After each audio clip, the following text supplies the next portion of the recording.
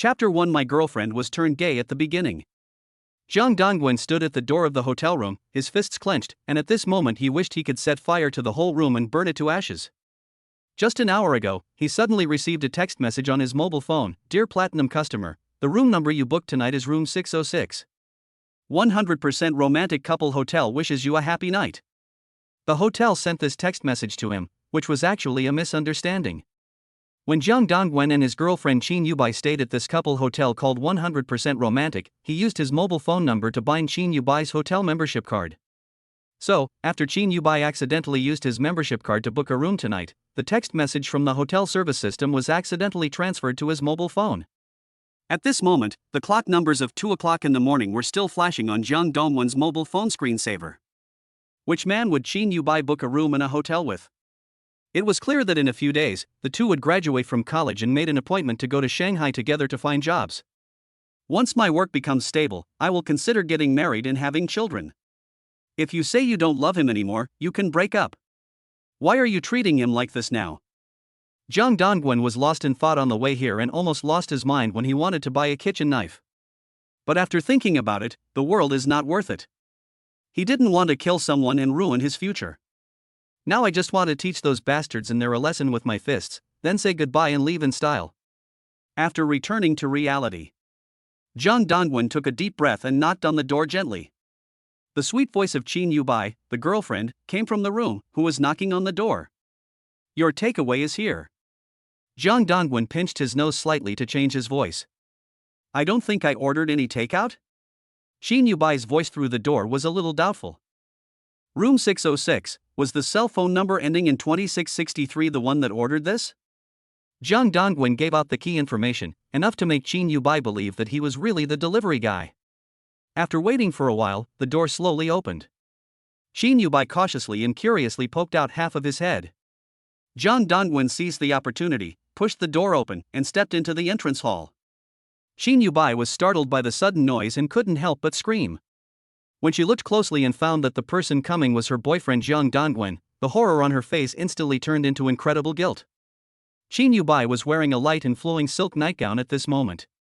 She had a petite figure, and her soft, white skin seemed a little flushed. Qin Yubai, as the most beautiful Lolita girl in the university, once made Zhang Dongwen fall madly in love with her. Unfortunately, love is gone now. Brother, why are you here? Qin Yubai covered her heart with both hands. Her hair was a little messy. Zhang Dongwen ignored her and rushed in aggressively. Qin Yubai looked nervous and quickly reached out to stop him, hoping that Zhang Dongwen would listen to her explanation. Qin Yubai, get out of my way. Zhang Dongwen thought Qin Yubai wanted to protect the adulterer hiding in the room, so he pushed her away with one hand, clenched his fists, and went straight to the bed. The quilt on the bed bulged. The person hiding inside must be a man. Zhang Dongwen was so angry that he pulled back the quilt and raised his fist to hit him. However, his fist remained suspended in the air and did not fall. Zhang Dongwen's eyes widened. There is no man in the bed. The person curled up into a ball was clearly his good friend whom he had known since high school, Qin Yubai's best friend Gui Tongyao. She also has an honorary identity as the stunning campus beauty who has topped the list of campus beauties of all universities in the university town for 4 consecutive years. Brother Dongwen. I'm sorry, it has nothing to do with bye-bye. I turned her into a lesbian. Gui Tongyao burst into tears, her eyes red with shame. Her snow-white and plump body was exposed unreservedly to Zhang Dongwen's sharp gaze, and she was extremely beautiful. Zhang Dongwen felt that at this moment, he couldn't look directly at Gui Tongyao, and was so embarrassed that he wanted to pick his feet. There was no way he would punch such a delicate and beautiful woman, especially since she was his classmate from high school to college for almost 7 years and they had a strong friendship. Zhang Dongwen had no choice but to turn his gaze away and stare at Qin Yubai, who was trembling with fear. So you like women? I'm sorry. Please forgive me, okay? Qin Yubai kept apologizing to Zhang Dongwen, his adorable big eyes full of tears. Zhang Dongwen had mixed feelings. He has been cherishing his first love, Qin Yubai, all his life. He had a crush on her for 3 years in high school, and licked her for 4 years in college. He has been giving her unconditional love and being a bootlicker boyfriend. Now that my woman has fallen in love with another woman, who would believe it if I told others about it? As for his feelings towards Gui Tongyao, it was even more confusing. In fact, when he was in the first year of high school, he became good friends with the woman in front of him at school. Usually, the three of them, including Chin Yu-bai, attend classes together, discuss homework with each other during breaks, and often play together on weekends. They are very good friends. So much so that when filling out their college applications, the three of them agreed to apply to the same university. Unexpectedly, the god of destiny really succeeded in arranging them. After Jiang Dongwen was admitted to university, he mustered up the courage to confess his love to Chin Yu-bai, whom he had been secretly in love with for 3 years. Chin Yu-bai was very happy when she learned that Jiang Dongwen liked her, and she also said that she had always had a crush on him. At that time, he thought that this relationship would be a passionate two-way affair. It was not until I knocked on this door today that I realized that everything before was just a dream. I wish you happiness. Jiang Dongwen left a message and cut off contact with the two women after that night. After graduating from college, he drifted alone to an unfamiliar city and opened a BB business. But later I heard that Chin Yu-bai couldn't find me. He committed suicide the year after he left. Gui Tongyao also died with her for love. Because of this reason, Jiang Dongwen doesn't want to fall in love or get married, and his life is filled with depression. Perhaps because of his depression, more than 10 years later, when Jiang Dongwen had a physical examination, he suddenly found out that he had cancer. When he was lying in the inpatient department in his hospital gown, an old friend who always liked to hang out in bars and flirt with girls came to visit him. Jiang Dongwen couldn't help but confide his past with Chin Yu-bai to his old friend. You shouldn't have left at that time. You might as well seduce that beautiful schoolgirl named Gui Tongyao to break the situation. The old friend sighed. I go to seduce Gui Tongyao? Chin Yu-bai will definitely not agree. Jiang Dongwen said absent-mindedly. Dude, are you still living in a dog-licking mentality? You don't care whether Chin Yu-bai agrees or not, the worst that can happen is that we break up. If she also agrees to a threesome, then congratulations. You will have 2 girlfriends. After hearing what his old friend said, Jiang Dongwen suddenly realized and felt filled with remorse. But the end of life has come here. There is no medicine for regret, and the only thing left is sleeping pills. After his old friend passed away, Jiang Dongwen suffered from his illness for several months. Finally, he could not help but took out a bottle of sleeping pills that had been prepared on the bedside table and swallowed it. I wish I could live my life over again. I don't want to be Chin Yu-bai's licking boyfriend anymore. I want Gui Tongyao to be straight. I want both women to belong to me. Amidst the mumbling of regret, Jiang Dongwen fell into a deep sleep without realizing it. Jiang Dongwen felt a slow stinging pain in his head. Dude, stop sleeping. This is a library. If you want to sleep, go back to the dorm. Jiang Dongwen suddenly raised his head and saw a man hitting his head with a pen. Who are you? Jiang Dongwen vaguely felt that the man's face was familiar, but he couldn't remember it for a while. You don't have a fever, do you? It's me. Zhang Yuga. Zhang Yuga touched his forehead with his hand. Jiang Dongwen suddenly remembered that he wanted to start a BB business, so he looked for money from relatives and friends. Only a man named Zhang Yuga generously donated tens of thousands of yuan to him.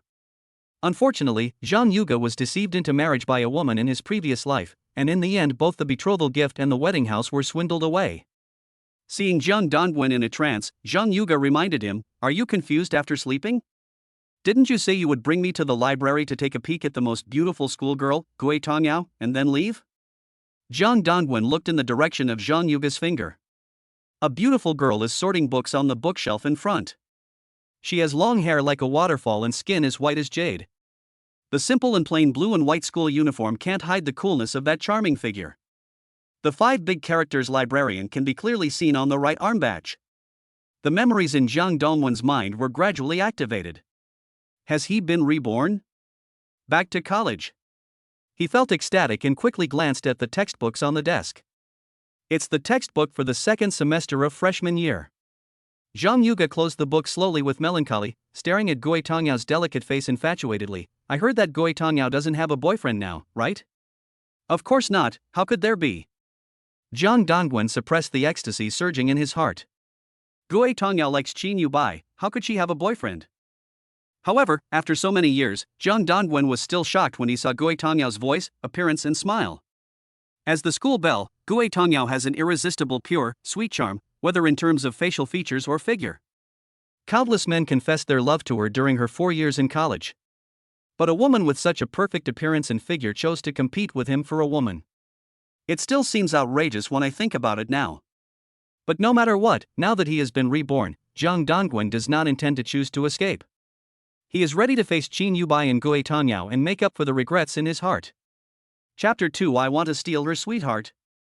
After Zhang Dongwen was reborn, he sat in the library and thought about life.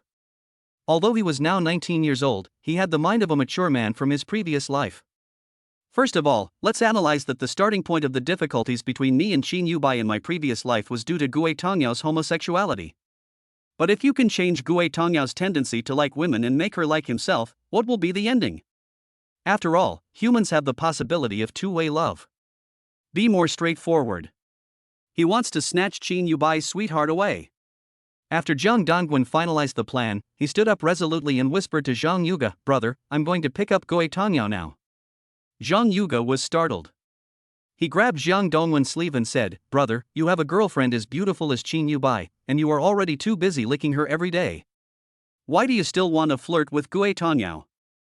Zhang Dongwen snorted coldly, "Who said I can only have one girlfriend? I have sealed my heart with cement, and I will never be anyone's bootlicker in this life."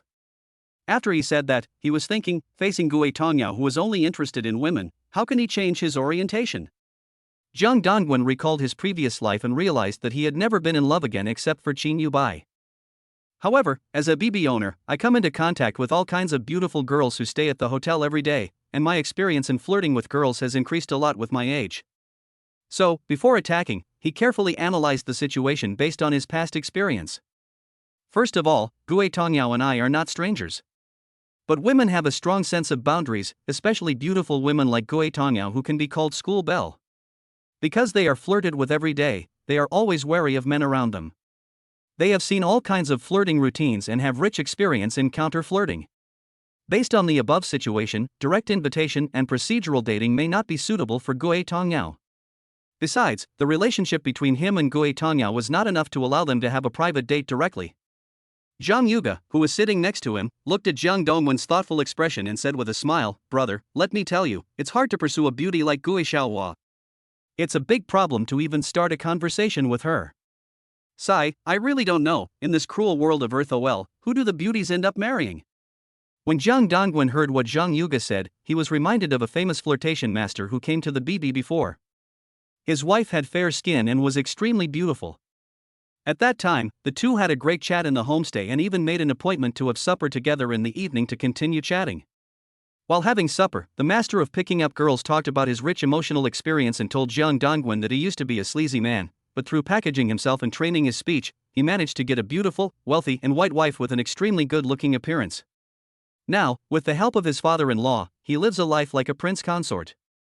Men, the key to flirting with girls is to be thick-skinned. Secondly, finding a way to create an environment where the two of you can be alone is the first step.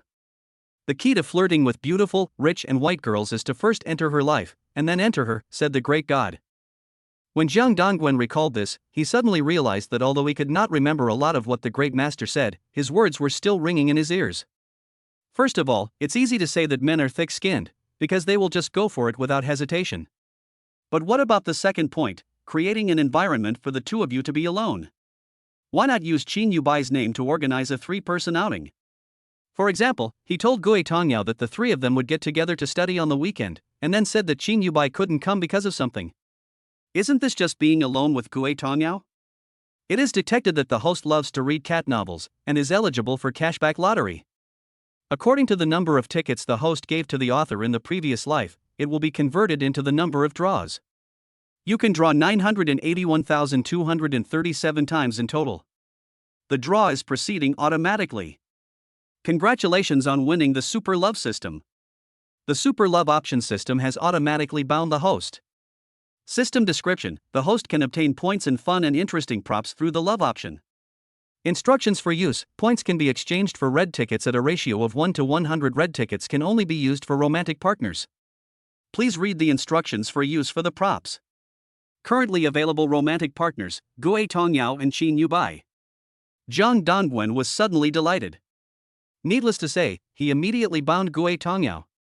System, please help me bind Gui Tongyao. Binding successful. Dating partner, Gui Tongyao. Charm value, 100. Endurance, 95. Intelligence, 78. EQ, 33. Relationship value, 41. Friend. Note, when the relationship value exceeds 100 points, it will be reset to 0, and the relationship name will be upgraded from friends to other relationship names. Jiang Dongwen checked the numerical description. Charm value, the ability to attract the same or opposite sex. Endurance value, commonly understood as physical strength. Intelligence value, commonly understood as IQ. Emotional quotient, commonly understood as EQ. After obtaining the system, Jiang Dongwen began to walk towards Gui Tongyao boldly. The system prompt sound suddenly refreshed his mind. Detection range of approaching target person. Trigger the love option, please choose your behavior carefully.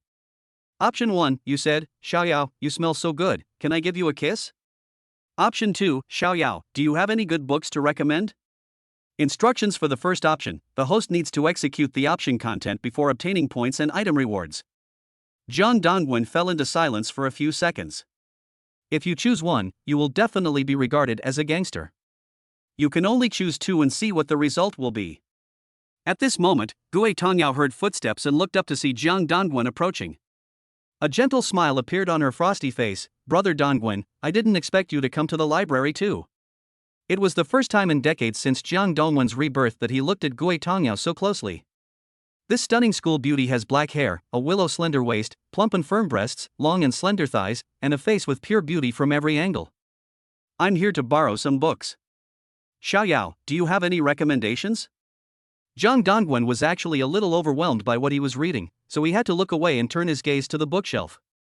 I recommend the detective stories of Sherlock Holmes. Gui Tongyao looked behind Jiang Dongwen curiously, as if she was expecting Qin Yubai to follow him. Option 2 was executed successfully. Get 30 points as reward. Obtained a primary mind-seeing device X1. Instructions for first use, you can eavesdrop on the other person's thoughts, and the effect lasts for 3 minutes. Gui Tongyao's relationship value increased from 41 to 42. Jiang Dongwen took a look at the numbers. Relationship value increased. I also got props, but unfortunately they can only be used once. He didn't hesitate and put it to use immediately. System, used the primary telepathic device on Gui Tongyao. Successfully captured Gui Tongyao's inner voice. Gui Tongyao, Brother Dongwen is so handsome, but why is his hair always messy? He would look better if he had a hairstyle. Jiang Dongwen touched his hair and then looked up at Gui Tongyao's tightly closed lips. She didn't say anything, but her voice came through.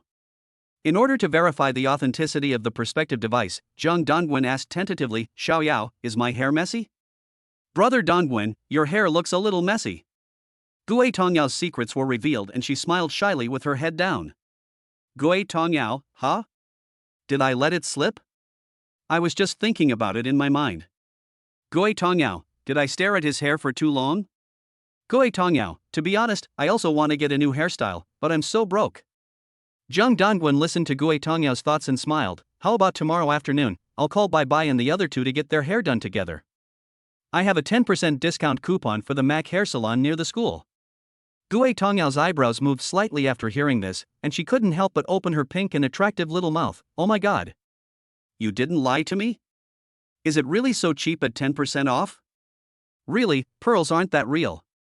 Jiang Dongwen smiled silently in his heart. Chapter 3, Getting Rid of the Shackles of a Licking Dog. Jiang Dongwen was feeling complacent and thought he had successfully fooled Gui Tongyao. Zhang Yuga suddenly sneaked up behind him and whispered in his ear, Brother, I saw Zhou Mali eavesdropping on you and Gui Tongyao talking behind the bookshelf. You're going to be in trouble when you go back later. When Jiang Dongwen heard the name Zhou Mari, anger suddenly flared up in his heart. Zhou Mali is Qin Yubai's roommate. She is ugly and has a bad heart.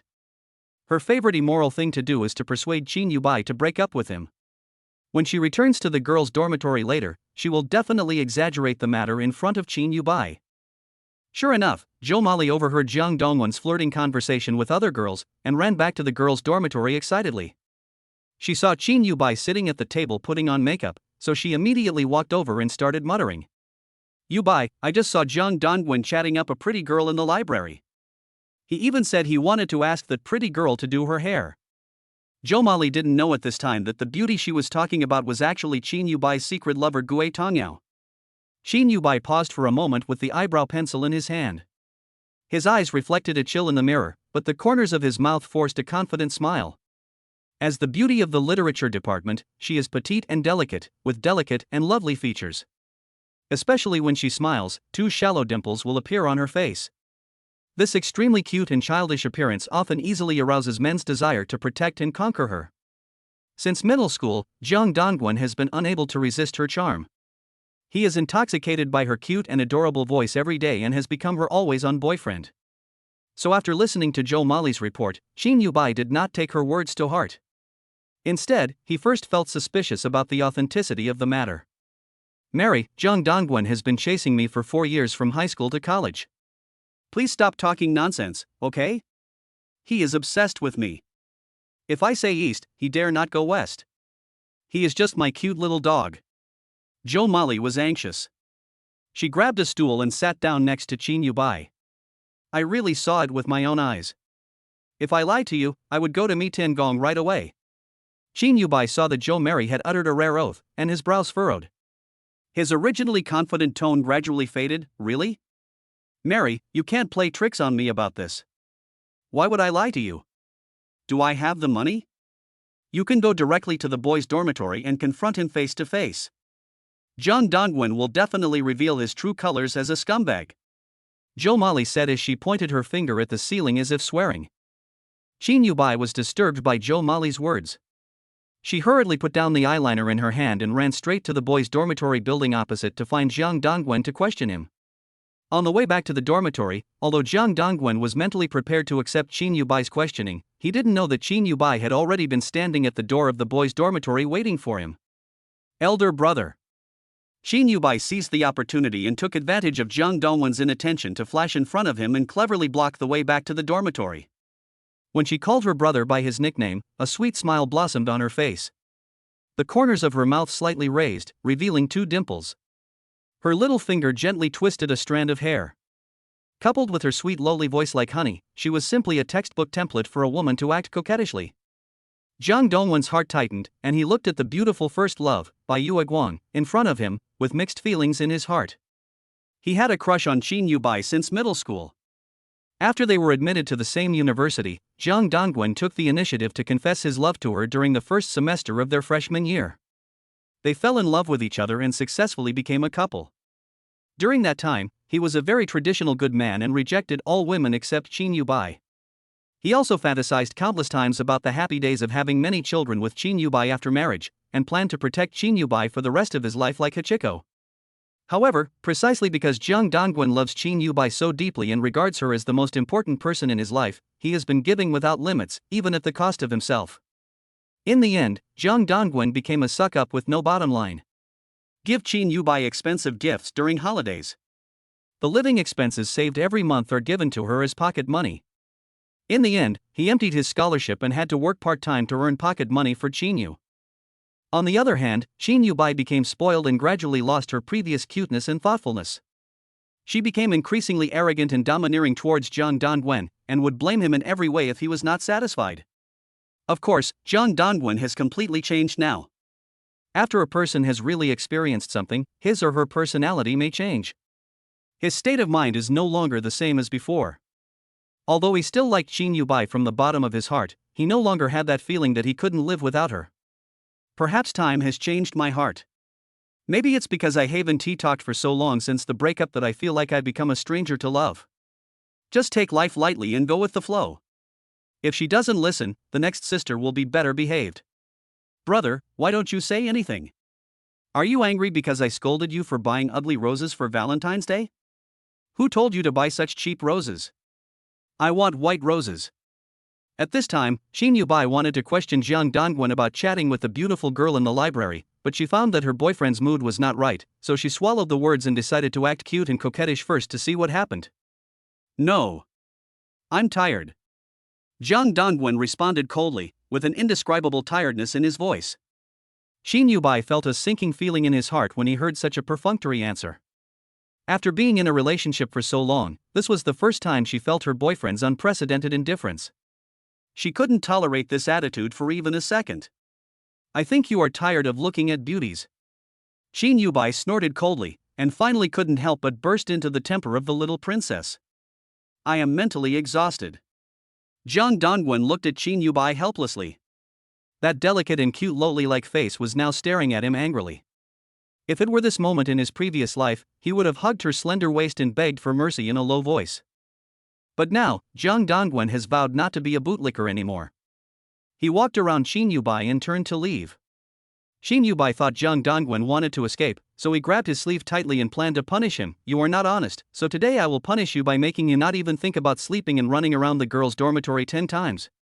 Every time Jiang Dongwen made her unhappy, she liked to use all kinds of perverted punishment games to satisfy her desire for control. For example, Jiang Dongwen was asked to run downstairs in the girls' dormitory, and she was responsible for counting the steps upstairs. Or ask Jiang Dongwen to write a self-criticism and post it on WeChat Moments, starting from 100,000 words. Jiang Dongwen was posted on WeChat Moments because he carried out Shin Yubai's perverted punishment game, and he couldn't hold his head up in front of his classmates. Because of Shin Yubai's reminder, Jiang Dongwen remembered the punishment game in his previous life. He was annoyed and replied coldly, if you don't believe Zhou Mary, forget it if you don't believe me. Although it was true that he did flirt with Gui Tongyao, Jiang Dongwen just didn't want to admit it. Why could Shin Yubai lie to him and get involved with Gui Tongyao, but he couldn't? If we want to be scumbags, let us be scumbags together. You're a grown man, how dare you do it but not admit it? Shin Yubai's tears began to well up in her eyes. She was always like this. When she couldn't win the argument with reason, she would show weakness and threaten Jiang Dongwen. The truth of the facts is not important to her, what she wants is Jiang Dongwen's attitude of admitting his mistakes. Unfortunately, after his rebirth, Jiang Dongwen no longer relies on this CPU. Jiang Dongwen was instantly ignited with anger, his eyes widened, and the decibel of his roar suddenly increased. What others say is what it is. You have no judgment. Do you believe me or Zhou Mali? You always open your mouth, Zhou Mali, close your mouth, Zhou Mali, is she your mother? This was the first time in his life that he spoke loudly to Shin Yubai. Shin Yubai was so shocked that he took several steps back. You dare to be mean to me? Jiang Dongwen, I want to break up with you. Her voice trembled, she bit her lower lip tightly, and tears flashed in her eyes. Let's divide it. Jiang Dongwen gritted his teeth and fought back without hesitation. He stared at Shin Yubai's shocked expression, and an inexplicable pleasure surged in his heart, as if he had finally gotten rid of the shackles of being a bootlicker in his previous life. After finishing speaking, Jiang Dongwen walked away quickly, leaving Shin Yubai standing there in a daze. When Shin Yubai watched Jiang Dongwen's figure disappear at the end of the dormitory corridor, he realized that he was not hallucinating. She covered her sour nose tightly, trying to suppress the pain that was rushing out from her nasal cavity, but what came with it was an unprecedented, indescribable fear. Shin Yubai couldn't understand why her boyfriend Jiang Dongwen, who used to obey her every word, suddenly became so cold. Could it be that he is just too tired today? He wouldn't dare to really break up with me, right? Shin Yubai bit her lower lip and couldn't help but speculate. Chapter 4. You've changed. You're mean to me. You're not gentle anymore. Shin Yubai's eyes flushed red as he returned to the empty dormitory with a gloomy look. She fell headfirst onto the bed, her tears soaking the pillowcase. Logically speaking, with her beauty that she is so proud of, she is undoubtedly one of the top beauties in the university. Which boyfriend would not dare to hold her carefully in his hands and protect her for fear that she would melt? Moreover, the two were each other's first love as early as high school. How many couples know each other as first love in middle school, then confess their love to each other after being admitted to the same university? Shin Yubai choked up and looked up at the photo of herself and Jiang Dongwen hanging on the bedside. Other girls hung posters of TF boys, but she only hung a photo of Jiang Dongwen, which shows how loyal she is. Brother! You don't know how to cherish a girlfriend like me, woo. You will regret it for the rest of your life. Shin Yubai considers herself to be a very insecure woman. She really likes the clingy and caring attitude of a doggy boyfriend like Jiang Dongwen. Because it can satisfy one's need for security. When she is sad, cheer her up. When she is lonely, play with her. When she squanders, give her money to spend. Anyway, it would be best if Jiang Dongwen could accompany her 24 hours a day and stay by her side all the time. Shin Yubai suddenly realized at this moment that breaking up with Jiang Dongwen was impossible. How could she easily give up such a good man who perfectly met her needs for clinginess and let other women get the upper hand? Besides, she had already developed a physical dependence on Jiang Dongwen's licking. Saying good morning, saying good night, picking up express deliveries, doing laundry. In short, Jiang Dongwen takes care of almost everything, including food, clothing, housing, and transportation. Xin Yubai bit her pink lips and looked at the balcony where a day's worth of unwashed clothes had accumulated. If they hadn't broken up, Jiang Dongwen would have brought the bucket and helped her wash the clothes by hand. Now he dares to be so arrogant that he ignores her for a whole day. It's obviously just a little Wang. Xin Yubai lay on the pillow with a sad face, kicking her white jade-like feet up and down. She felt that her life in college was really unbearable. We must find a way to make Jiang Dongwen continue licking. She looked out the window at the balcony again and gradually fell into reflection.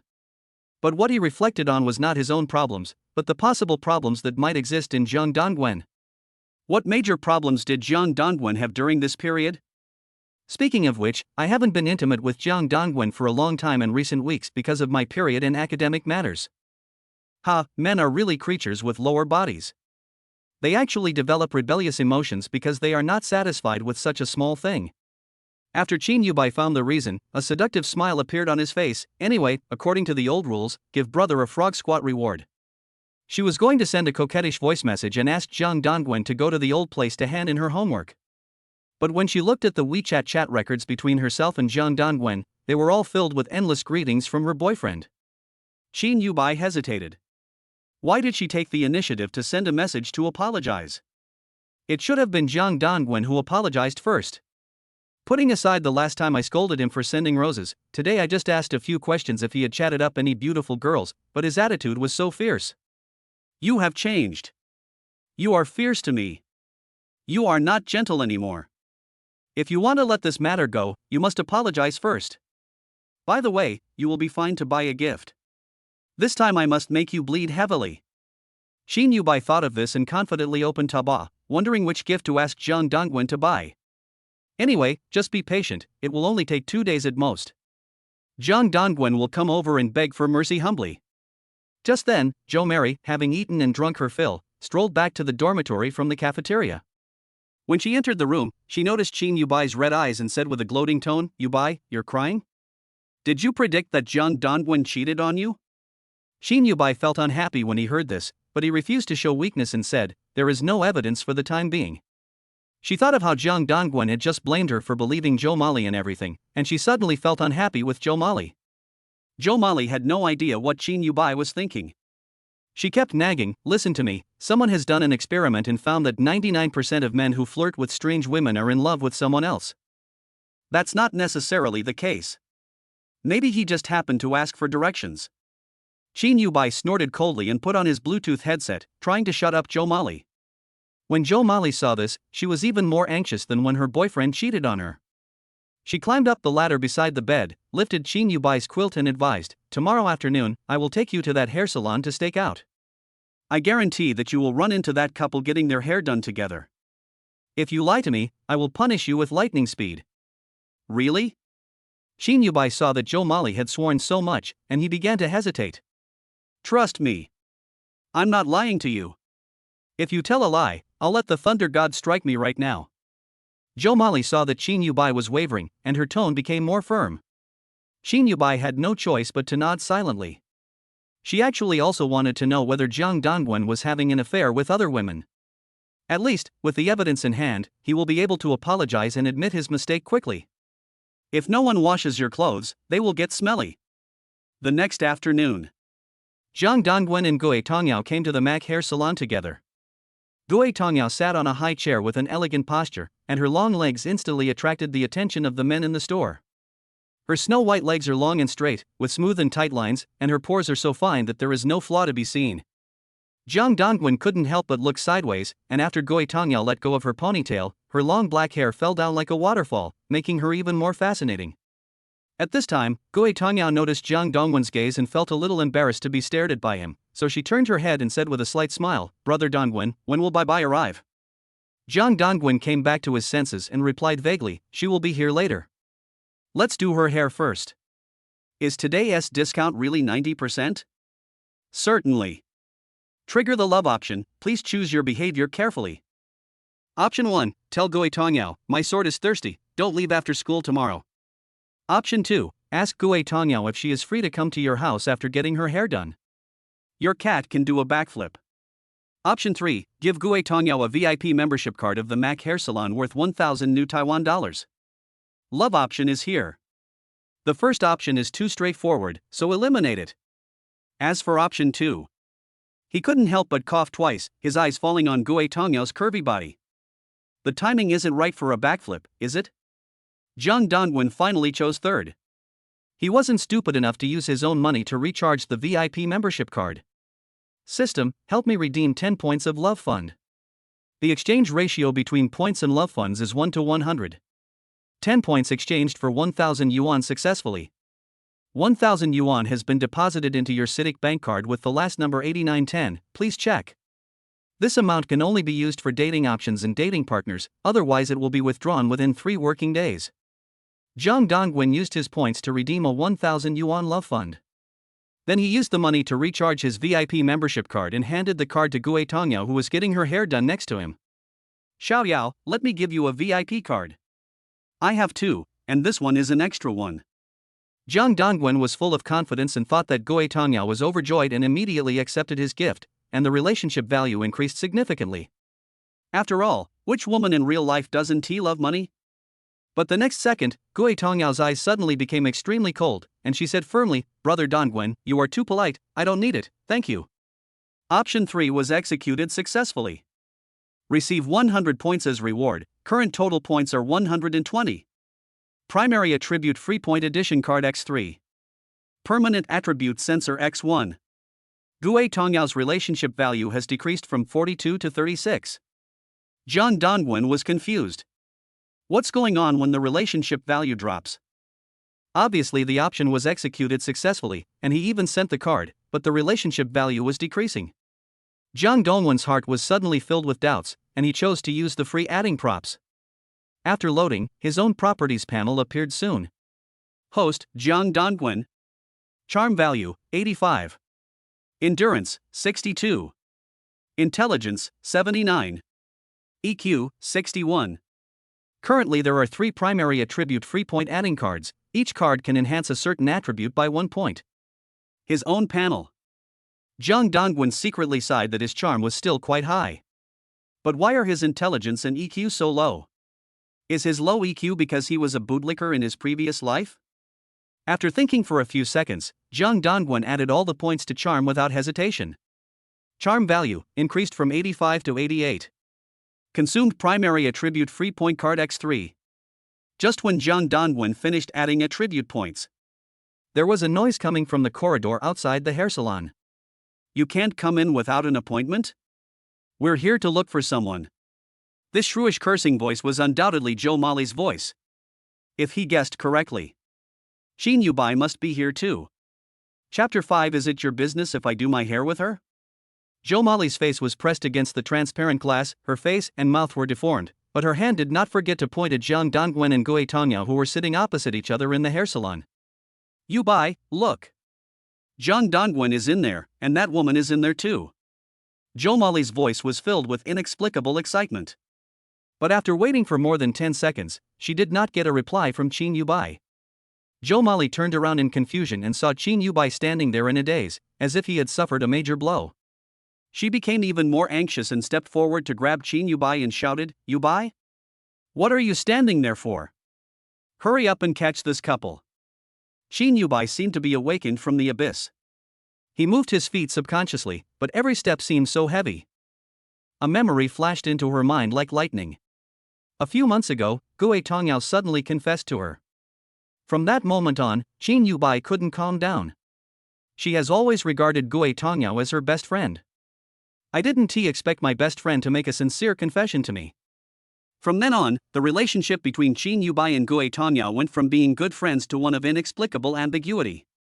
Qin Yubai gradually felt that something was wrong in her daily contact with Gui Tongyao, and began to have strange thoughts about this former best friend. We usually hold hands while shopping, but my palms are actually sweating. When the two looked at each other, she felt the affectionate gaze in Gui Tongyao's eyes, and her heartbeat actually accelerated. Could this be the legendary being turned gay? So, when she saw Jiang Dongwen and Gui Tongyao sitting side by side, she felt inexplicably guilty. How could she like a woman other than Jiang Dongwen? No, it doesn't seem like it's a problem for my brother to like women, right? Anyway, it doesn't affect his homework. Let's not go in. Let's go. Xin Yubai was struggling fiercely in his heart, his voice trembled slightly, and he seemed a little flustered. She turned around and tried to escape, waiting until she figured out how to deal with the situation. Zhou Mali was puzzled and held Xin Yubai's wrist tightly. I'll take you in, don't be afraid. Follow me. She thought Xin Yubai was timid and didn't dare to face her boyfriend's cheating, so she dragged Xin Yubai and strode into the store. The clerk in charge of guarding the door immediately stopped the two and reminded them to make an appointment, but Zhou Mary used her unique boldness to force the clerk to let them pass. Finally, Xin Yubai and Zhou Mali came in front of Jiang Dongwen with murderous intent, and took up their positions one in front and one behind. Jiang Dongwen had already seen everything through the glass window in the store at this time, and couldn't help laughing to himself. For this upcoming show, he wanted to see how the two women performed. First of all, there is the lesbian relationship between Qin Yubai and Gui Tongyao. Assuming Qin Yubai said that Gui Tongyao seduced him, the theory would not hold water at all, because Gui Tongyao likes women. Qin Yubai must be aware of this, so he would never attack Gui Tongyao. It would be better for him to gradually express his love for Gui Tongyao, which would definitely make their relationship fall into suspicion and freezing point. The so-called love between best friends will also be destroyed in Qin Yubai's jealousy. Yubai, it's her. Zhou Mali gritted her teeth and shouted as if she saw an enemy. Qin Yubai and Gui Tongyao's eyes met in the air, and then they seemed to lose the ability to speak, leaving only awkwardness and silence in the air. Qin Yubai was initially afraid that Gui Tongyao would accidentally reveal the secret that she liked him. But when she saw Gui Tongyao's embarrassed expression and quickly realized that her best friend would keep her mouth shut, she finally felt relieved. Seeing that Qin Yubai didn't say anything, Zhou Mali took advantage of Qin Yubai behind her and shouted at Gui Tongyao, "What's your name? You stole my roommate's boyfriend. Do you have any sense of propriety or shame?" Her voice echoed in the hair salon, attracting the surrounding crowd to gather around, curious about who the lucky scumbag was. Gui Tongyao looked at Zhou Mali's angry face and was confused for a moment. Whose boyfriend did I steal? She thought Qin Yubai was called by Jiang Dongwen to do her hair together. Why did the fat woman she didn't know suddenly show up and yell at her? When Gui Tongyao looked at Qin Yubai in confusion for an answer, Qin Yubai remained silent. She was struggling inside at the moment. Because of the ambiguous relationship with Gui Tongyao, she is unable to display her skills of acting like a spoiled child at this moment, and is immersed in the discussion of the proposition whether my liking for a woman will affect my brother's homework. He. Zhou Mali looked back at the silent Qin Yubai and felt even more indignant. She put her hands on her hips, pointed at Gui Tongyao's nose and continued to scold, "How dare you, mistress, be so arrogant? Watch out. The beautiful woman behind me and the handsome guy next to you are a couple. How dare you seduce someone else's boyfriend in broad daylight? Do you have any shame?" After she finished speaking, she pulled Qin Yubai forward and said, "Yubai, say something." Gui Tongyao was stunned after hearing this. She turned to Qin Yubai, her eyes flashing with a signal for help. Qin Yubai took a deep breath, mustered up the courage to look up and glance at Gui Tongyao, and finally his eyes fell on Jiang Dongwen. She decided to start with her boyfriend who was a bootlicker and hold him accountable. "Jiang Dongwen, why are you doing your hair with Xiao Yao? Don't you need to report to me? Do you have feelings for Xiao Yao?" The contemptuous smile on Zhou Mali's face suddenly froze. She stared at Qin Yubai with wide eyes. "Yubai, do you know each other?" "Gui Tongyao is my best friend and high school classmate." Qin Yubai explained to Zhou Mali in brief words, then cast a vicious look on Jiang Dongwen, waiting for his answer. Jiang Dongwen looked at Qin Yubai's angry expression and a smile appeared on his face. The two women acted well, and there was drama in their eyes and outside. "You must win the Oscar. However, since I want to act, I don't want to miss the Best Actor award." He frowned slightly, pretending to be a ruthless man. "Qin Yubai, I broke up with you, why are you still entangled? And although Xiaoyao is your best friend, she is also my old classmate. She and I just came out to get our hair done together, is it your business? Separate?" When Gui Tongyao and Zhou Mali heard this word, they were so shocked that they looked at Qin Yubai. Qin Yu's fair and tender face suddenly turned blue with anger. "Jiang Dongwen, are you serious about breaking up?" Her tone was filled with anger. "Qin Yubai, do you think I'm joking? Zhang Dongwen asked jokingly, not caring about the sour-faced Qin Yubai made at all. Qin Yubai was overwhelmed by Zhang Dongwen's determination. She originally thought that Zhang Dongwen was just being naughty. The condition for reconciliation is just to wear black stockings to seduce him and make him do his homework once. At most, she can give him 2 more candies and he will be trained again and continue to lick her obediently in the future. But Zhang Dongwen was obviously competing with her. How dare you take advantage of me? Zhang Dongwen. I'm telling you now, no matter how much you try to coax me, I will ignore you. I'm going to block you on WeChat. I'm going to block your phone number. You won't be able to find me again. You'll regret it for the rest of your life. Qin Yubai's eyes gradually turned red. She uttered some harsh words and made a gesture as if she was ready to leave, but she was hesitant in her movements, which was obviously a way for Zhang Dongwen to admit his mistake and beg for mercy. Zhang Dongwen didn't want to back down at all. There was not much turmoil in his heart at the moment. In the past, he might have succumbed to Qin Yubai's strong threats and become a bootlicker who wrote a 100,000-word apology and posted it on WeChat Moments. But now? Zhang Dongwen sneered and looked at Qin Yubai with contempt. Let's block each other now and delete each other. Qin Yubai looked at Zhang Dongwen in astonishment, obviously not expecting him to be so decisive. The grievances in her heart surged up like a tide, and her eyes were red. Scumbag! Zhang Dongwen, I misjudged you. You are not a human. You are really a dog. Qin Yubai gnashed his teeth and cursed in a crying voice, then covered his face and ran out of the hair salon. Seeing that the person involved had already run away, Zhou Mali glanced coldly at Zhang Dongwen and Gui Tongyao, and chased after Qin Yubai. Brother Dongwen, hurry up and chase him out to explain to Bye-Bye. Gui Tongyao tried to stand up and chase Qin Yubai, but teacher Tony held her shoulders and reminded her that her hairstyle was not yet finished. Zhang Dongwen waved his hand at the anxious Gui Tongyao, don't worry about her, just let her be. It's all my fault that I spoiled her before and she became unreasonable. You don't have to take it too seriously. Besides, what's wrong with us 2 high school classmates getting our hair done together? After hearing this, Gui Tongyao's face suddenly turned slightly red, and she looked at her beautiful self in the mirror thoughtfully. Chapter 6 Men get tired of eating and like to change the taste. Zhang Dongwen, you will always be on my blacklist. Don't come downstairs and shout at me, no one will pay attention to you even if you shout at the top of your lungs. Qin Yubai lay on the bed, tears rolling down the corners of her eyes, wetting the pillow, and she cried like a lark. After cursing, she dragged Zhang Dongwen's profile picture into the blacklist with shaking fingers.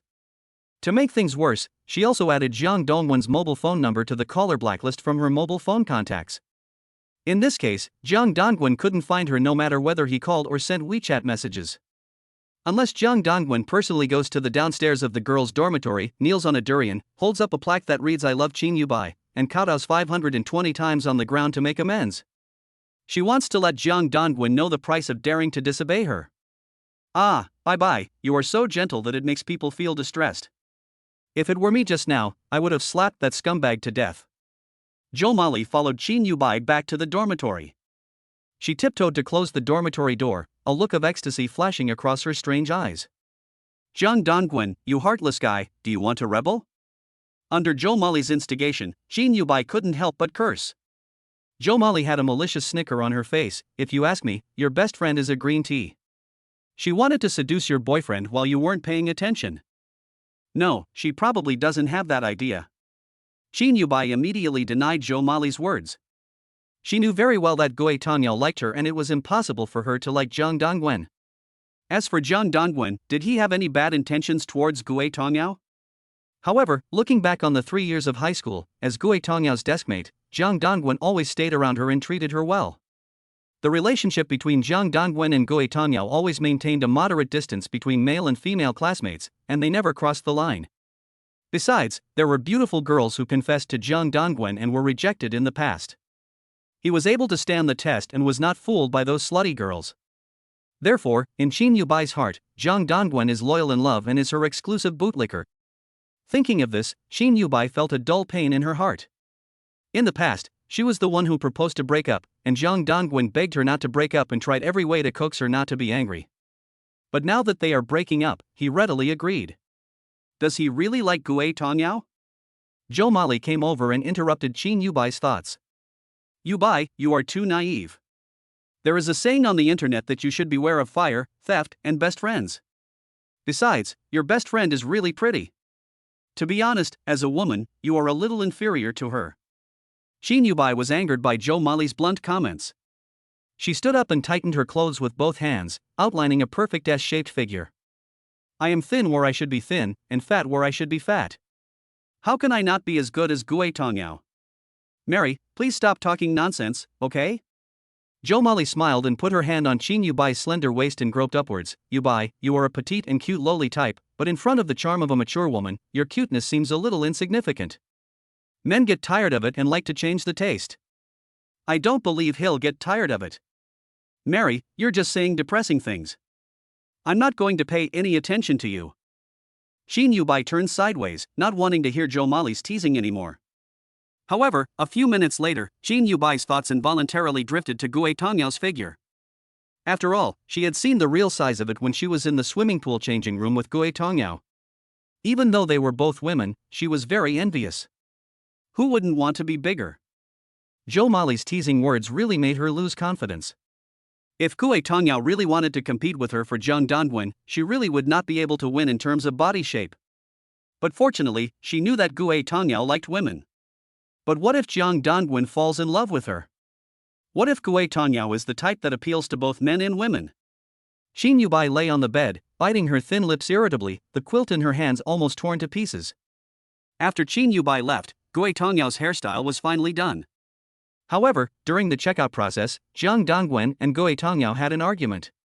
We can't let you pay, brother Dongwen, how about we split the bill? Gue Tongyao gently pushed open Zhang Dongwen's VIP membership card and quickly showed her payment QR code to the clerk. Zhang Dongwen reached out to stop Gue Tongyao, handed his VIP membership card to the clerk, and said with a smile, today's incident was caused by me. I'm sorry that you have been wronged. Let me pay the bill. 10% discount, right? He had already privately informed the clerk that there was a 10% discount when checking out. The clerk nodded quickly and said it was 10% off. She also took Zhang Dongwen's VIP card and swiped the card skillfully to assist. Miss, the handsome guy is paying for you, so don't refuse. You have spent 988 yuan with your VIP membership card at the Mac Luxury Hair Salon. Thank you for your patronage. This time the hair salon's cash register system issued a voice message. Is it still so expensive at a 90% discount? I'm so sorry, brother Dongwen, why don't I just return the money to you? When Gue Tongyao heard the expensive bill, panic flashed in her eyes, as if she felt guilty for spending other people's money. Although she comes from a poor family, she has worked diligently and frugally since entering college, and has lived a life that relies on her own hard work and paying for her own bills. Only this kind of lifestyle can make her feel at ease. How about this, you can treat me to a meal next time. This time it's on me. Zhang Dongwen didn't want to get entangled with her, so he said this, and in this way he also arranged the next date. Gue Tongyao had no choice but to nod and thank Zhang Dongwen. Brother Dongwen, you spent a lot of money. Next time I will treat you to a meal to repay you. Trigger the love option, please choose your behavior carefully. Option 1, you said, what's the point of eating a meal? Why not pay it off with meat? Option 2, you compliment her on her new hairstyle. Option 3, invite her to go to the amusement park and let her be your companion to pay you back. Zhang Dongwen examined the three options and decisively chose the second one. Xiaoyao, your new hairstyle looks so good.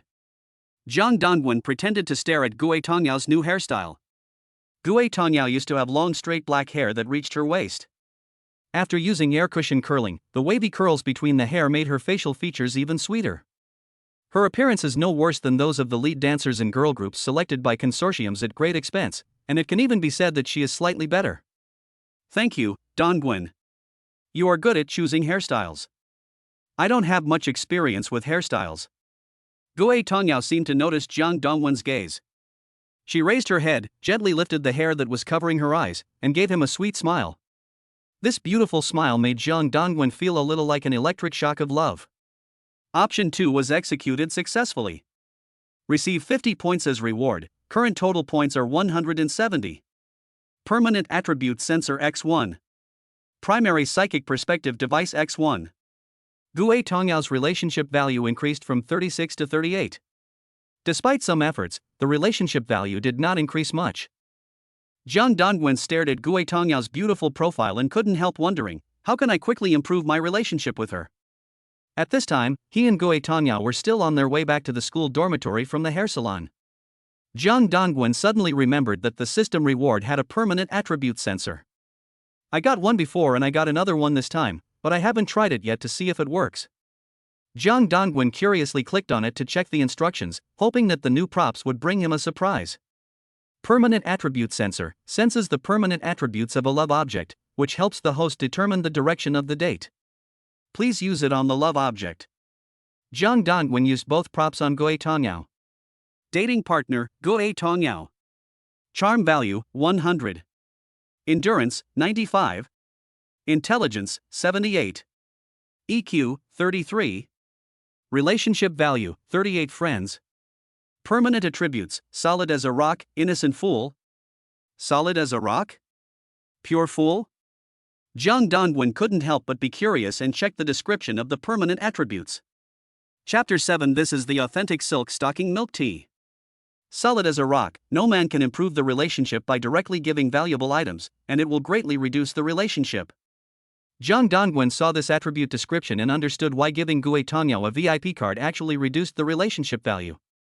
But logically speaking, Goe Tongyao's family is not rich, so why is her personality so stubborn? This kind of pride is truly precious. At least she is much better than his ex-girlfriend Qin Yubai. He went on to check another permanent attribute of Goe Tongyao. Innocent fool, once she falls in love with you, she will never leave you and will be your forever follower. And she will do all kinds of ridiculous and stupid things just to be with you. But then again, to say that she was a fool was quite apt. Goe Tongyao is a little silly, especially when there is no smile on her face.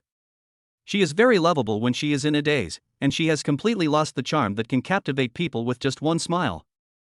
Jiang Dongwen couldn't help but curl up the corners of his mouth when he thought of this. He looked up and continued to look at Goe Tongyao, and coughed lightly twice. At this time, the two had finished their hair and walked back a few hundred meters along the commercial street near the school. As they talked about Qin Yubai's troubles, Jiang Dongwen felt his throat was a little dry. I'm a little thirsty, why don't I go to that store and buy a cup of milk tea? After Jiang Dongwen finished speaking, he walked alone to a milk tea shop on the street. What do you want to drink? Goe Tongyao followed immediately and quickly took out her cell phone. Brother Dongwen, let me treat you this time. Just order whatever you want. Jiang Dongwen did not refuse. He knew that asking women to pay money, even if it was just a small cup of milk tea, was a way to make them more devoted to love. Because when a woman spends money on you, she is not only paying money, but also paying for her feelings. Only when a woman really pays for you, it means that she loves you more. In the past, he was too stupid and naive. Whenever he went out with Qin Yubai, he would rush to pay for everything. Eventually, he became a bootlicker that no one looked down upon. Then, while waiting for Goe Tongyao to order, Jiang Dongwen sat in a leisure chair at the door of the milk tea shop, looking indifferently at the passers-by around him, looking relaxed and comfortable. Goe Tongyao paid the money and was still waiting in a long line for milk tea. Jiang Dongwen suddenly felt like he had turned the tables and became the master. After waiting for a while, Goe Tongyao finally received 2 cups of brown sugar pearl-flavored milk tea from the clerk. She walked over to Jiang Dongwen, handed him milk tea and comforted him. Brother Dongwen, please go back and apologize to Bai. You've been pursuing her for 4 years, you can't give up halfway. Jiang Dongwen suddenly felt a warm current in his heart. He took the milk tea from Goe Tongyao and took a sip. At this moment, he couldn't figure out how much truth or falsehood Goe Tongyao said. Are you teasing him? In his previous life, he broke up with Qin Yubai because of you, Goe Tongyao, who was causing trouble. Now you come here to persuade them to get back together? What do you think if I break up with her? Jiang Dongwen looked at Goe Tongyao with a playful look, trying to test her reaction. Goe Tongyao's reaction was unexpectedly intense. She suddenly put down her milk tea and stood up, her expression extremely excited. Bai loves you so much. Brother Dongwen, how could you break up with her?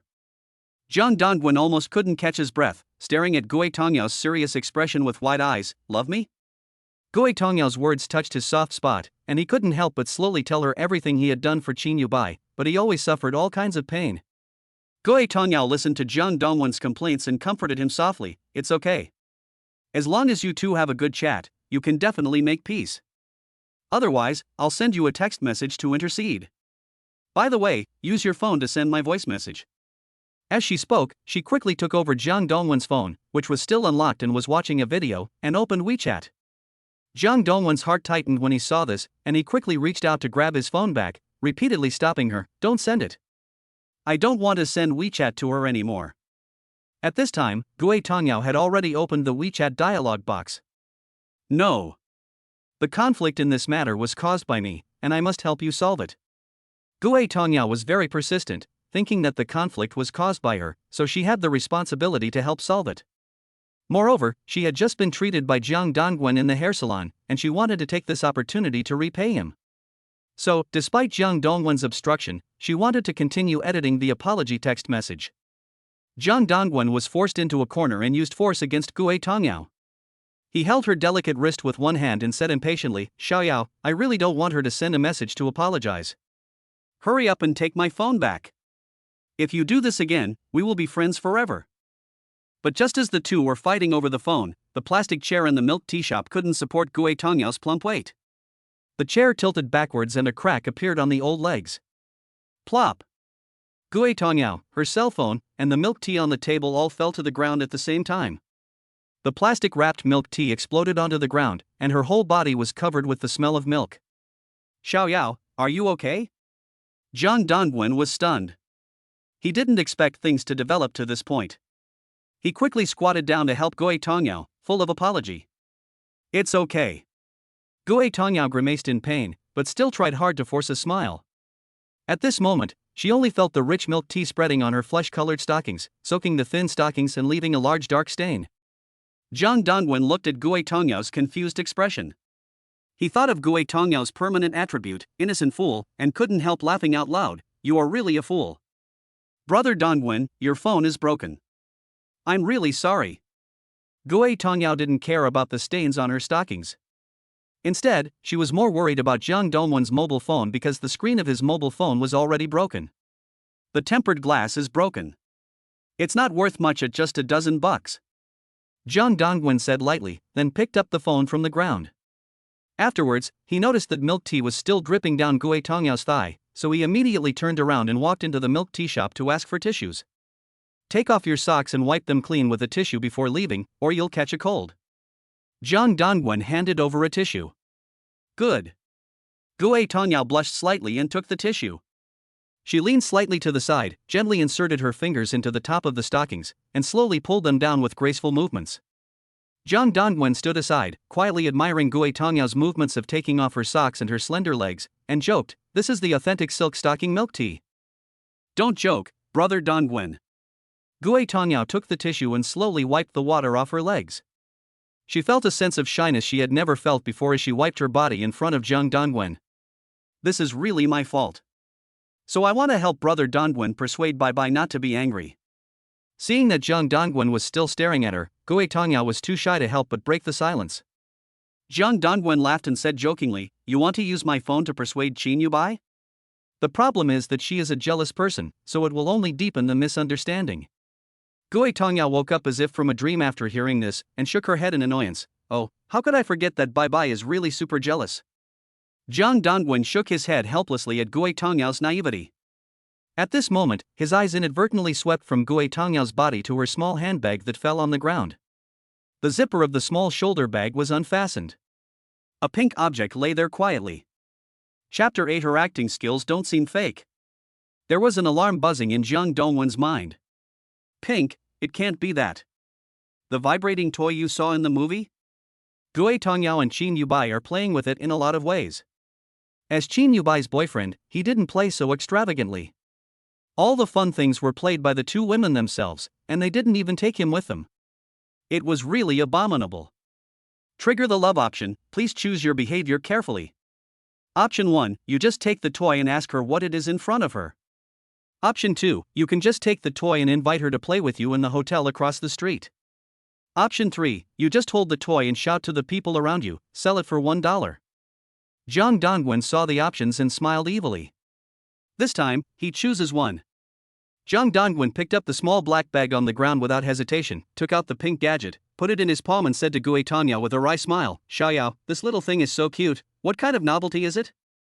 Now, he has only one goal. Gue Tongyao must be so ashamed that she has no face to show herself in public. Gue Tongyao took the pink gadget from Jiang Dongwen's hand with doubt, took a closer look, and said in surprise, "Oh, my facial cleanser fell to the ground and got dirty." Jiang Dongwen was so shocked by the unexpected answer that he almost vomited the milk tea in his stomach. He stared at Gue Tongyao's serious expression in disbelief and confirmed again, "Is it really a facial cleanser? Do you use it to clean your face?" "It's a facial cleanser. I bought it on Taobao for 9.9 yuan. The quality is okay." Gue Tongyao nodded innocently. Seeing that Jiang Dongwen didn't believe her, she pressed the switch of the facial cleanser. The cleansing device made a buzzing sound of motor vibration. This confused Jiang Dongwen. He looked carefully at Gue Tongyao's clear eyes. Amazing. This kind of acting is really not something that can be faked.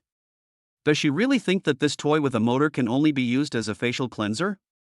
Option 1 was executed successfully. Receive 100 points as reward, current total points, 270. Get Psychic Perspective Device X1. Primary Attribute Free Point Edition Card X3. Gue Tongyao's relationship value increased from 38 to 40. No, that's impossible. She must be hiding something. Jiang Dongwen decided to use the telepathic device on Gue Tongyao, and currently has 2 in stock.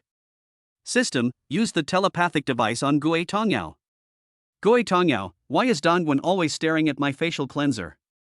I have never heard of a boy using a facial cleanser.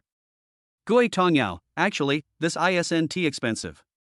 Since he asked me to do his hair, I might as well buy him one. The top model is only 99 yuan. He seems to like it very much. Gue Tongyao, but after I buy it, my food allowance for next week will be less, and I may not be able to afford meat, woo-woo. Jiang Dongwen listened to Gue Tongyao's inner thoughts for 3 minutes, and only heard her repeatedly struggling between eating a few more bites of meat or buying a top-of-the-line facial cleansing device. Brother Dongwen, I'll buy you a facial cleansing device. I see you like it very much. After a fierce ideological struggle, Gue Tongyao gritted her teeth and made the decision. Jiang Dongwen couldn't help laughing out loud after hearing this ridiculous answer. Gue Tongyao's serious look was so silly and cute. I completely overestimated her. It seems that this pink thing is indeed a facial cleansing device. As a grown man, he really doesn't know much about girls' things. It's okay. I can buy it myself. Jiang Dongwen rejected Gue Tongyao's suggestion. He gently tore off the broken tempered glass film on the phone, and the original screen was intact. But when he swiped away the screensaver on his phone and opened the WeChat dialog box with Qin Yubai, he found that Gue Tongyao had sent him a happy emoticon package. However, the dialog box shows the message has been sent and has been rejected by the other party. Qin Yubai actually blocked him. Jiang Dongwen was unexpectedly calm at this moment. Since Qin Yubai wants to block him, it will save a lot of trouble. After he deals with Gue Tongyao, he can come back to deal with her. After Jiang Dongwen bought another cup of milk tea, he walked parallel to Gue Tongyao on the way back to the dormitory. While chatting and laughing, his eyes inadvertently fell on Gue Tongyao's simple pair of canvas shoes. These cheap canvas shoes only cost a dozen yuan a pair at a roadside stall. He had learned from Qin Yubai before that Gue Tongyao's family was poor and that her tuition for college was raised by her single mother working as a farmer in her hometown. However, it is said that Gue Tongyao's tuition was funded by Qin Yubai's father. No wonder these two besties have such a good relationship. Is your mother still in her hometown? Jiang Dongwen couldn't help but ask with concern. Gue Tongyao nodded gently, yes. She is farming alone in her hometown. When talking about her mother, Gue Tongyao's eyes showed a hint of inferiority. Jiang Dongwen saw the uneasiness and inferiority in her heart, and he continued to ask, she can't make much money by farming in her hometown, why doesn't she do something else? Gue Tongyao's eyes became a little gloomy.